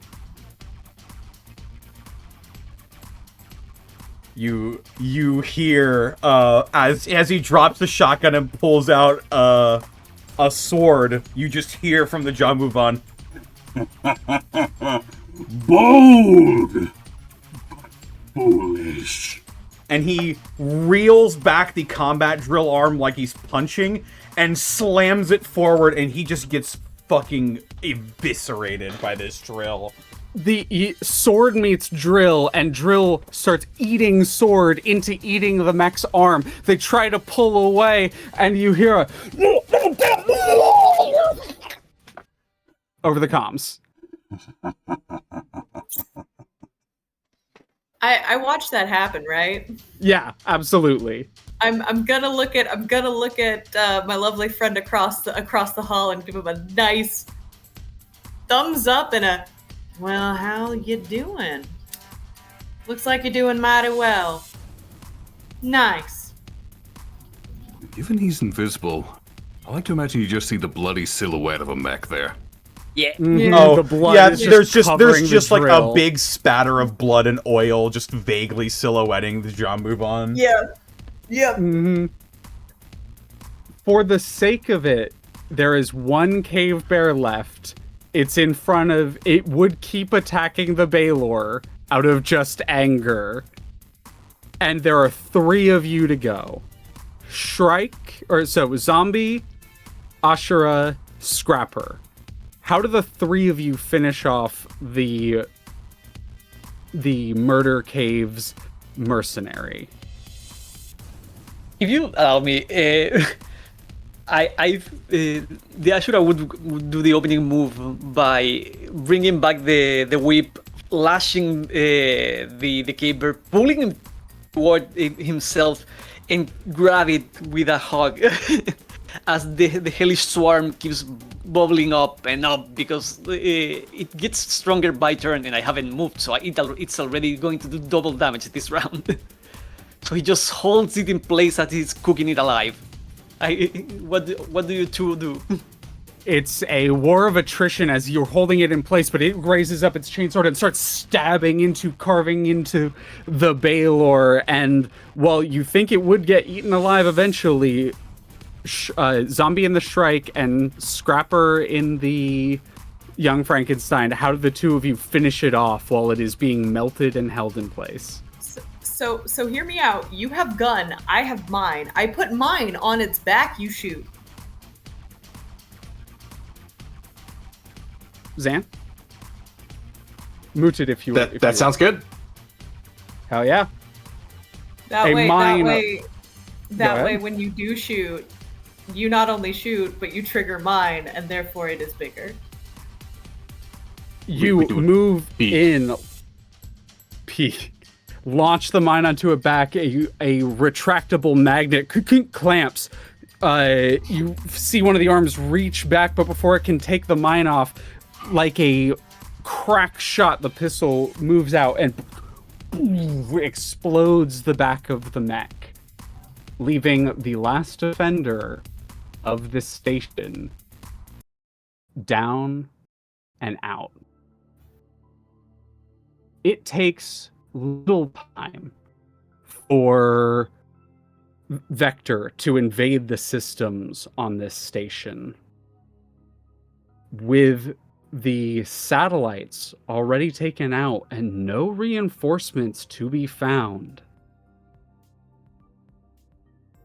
it is a few minutes, maybe closer to a half hour, before the rippling nebulous portal opens up again, maybe to your surprise, and about 15 to 20 mechs pour through. All previous Albatross, petrels you've worked alongside for years. And at the head of them, your old friend, Wendy Cartwright in the Bird's Eye, a custom Vlad with 2 wing attachments, leaving it hovering. She comes over comms. Well, it's real nice to see a happy greeting and not getting shot up to oblivion. Glad to see my crack team's at it. We'll be docking shortly. Good job at taking the dust line, Lancers. And with the plan still yet to be revealed, and the reason for this station being taken yet to be explained, we'll pick that up next time. Hell yeah. Yippee! We did it. Thank you all so much. I know it was longer You than I won. thought and wanted it to be. I made a poor decision partway through not to scrap a couple enemies, and that was my bad. But I hope everyone still good. had fun. Yeah. Lancer's always a good time. Yeah. I would not have I would have absolutely scrapped them if I knew there was more of a time limit, but I was a little selfish, and I thank you all for being here with me. I enjoy seeing Arcolf's enthusiasm about this game, and I was really happy to show Saris it as well. So thank you everyone for being here with this story for me. I've been writing this for a long time. This story means a lot to me, and I appreciate you all very much. Thanks for running. Thank you for running. Yeah. It was fun. Yeah. Good. I am glad. That is the point. It is supposed to be fun. But that is it for us today. At least for me. Indeed. Thank you all so much for stopping by. Thank you everybody for playing. Yes, indeed.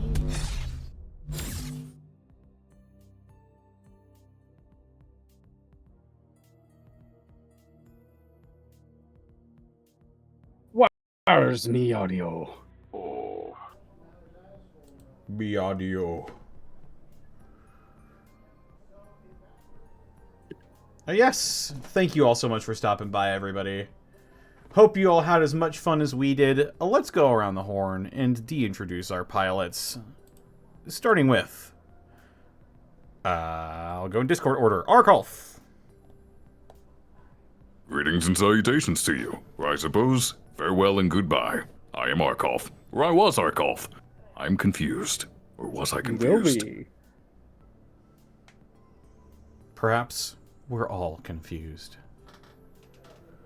I'll call. Alright, up next we've got Saris. Hi, hello. You can find me all over the internet at Tixdixl, where I'm doing a lot of stuff and things. But for now, we're gonna say a big thank you for allowing me to participate, and we're gonna pass it to whoever the next person is. That'll be Zan. Hi, that's me. I already shilled earlier. But if you want to see what I'm up to when I'm up to it, you check my Blue Sky at Xanillis, where I post everything I do. Aside from that, if no one's told you I love you today, please allow me to be the first. I love you very much. Thank you for spending your time with us. That's me. Right on. That'll bring us over to the CitricKing. Hi, hello, I'm Citric. You can find me everywhere at CitricKing. Everywhere being mainly Blue Sky, then all of the other places with the same handle.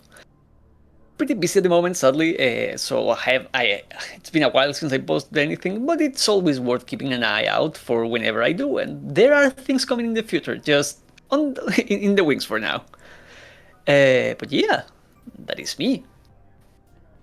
And I believe that leads us to the one and only GM Leah. Hi, I'm Leah. aMusingThalia. You can find me here running Lancer for the next couple weeks, and otherwise running other TTRPGs on this channel, my channel, and Burnout Vaughn's channel on Sundays. I once again just want to thank all my players for being here with me today. I really love this game, and I really love you all for doing it with me.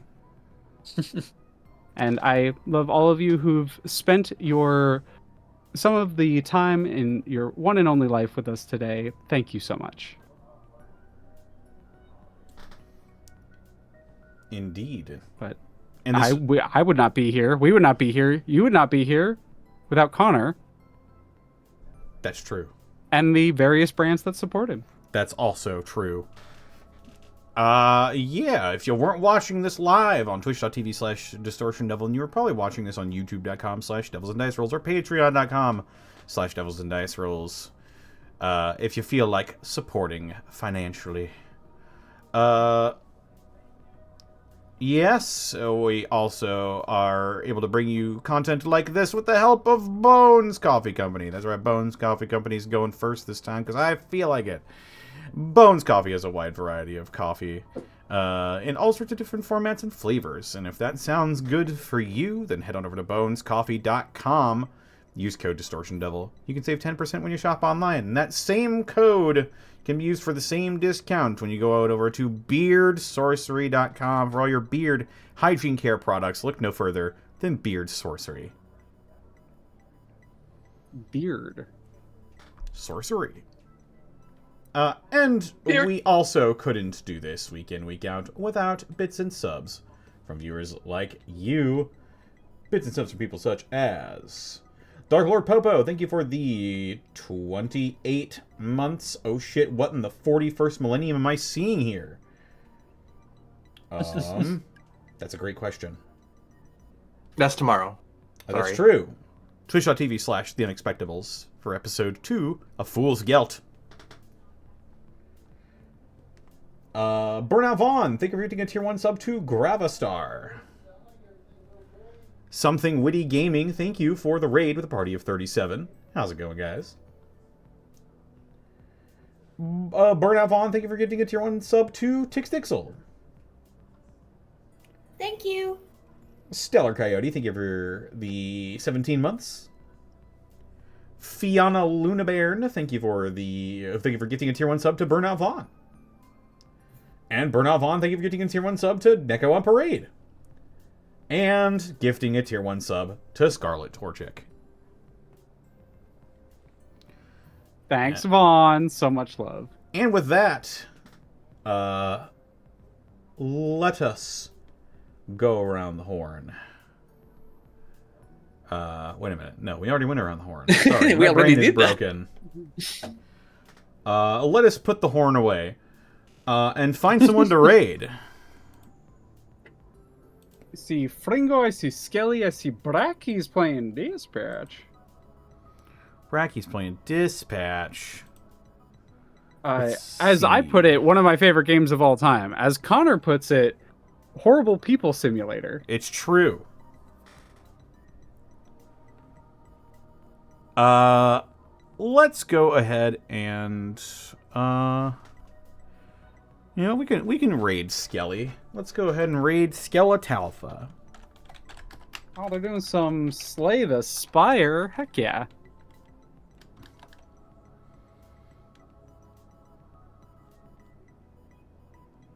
All right, what should our raid message be?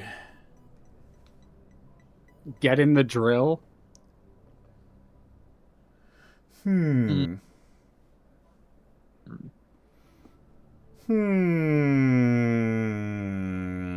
He's still there? Ungrateful.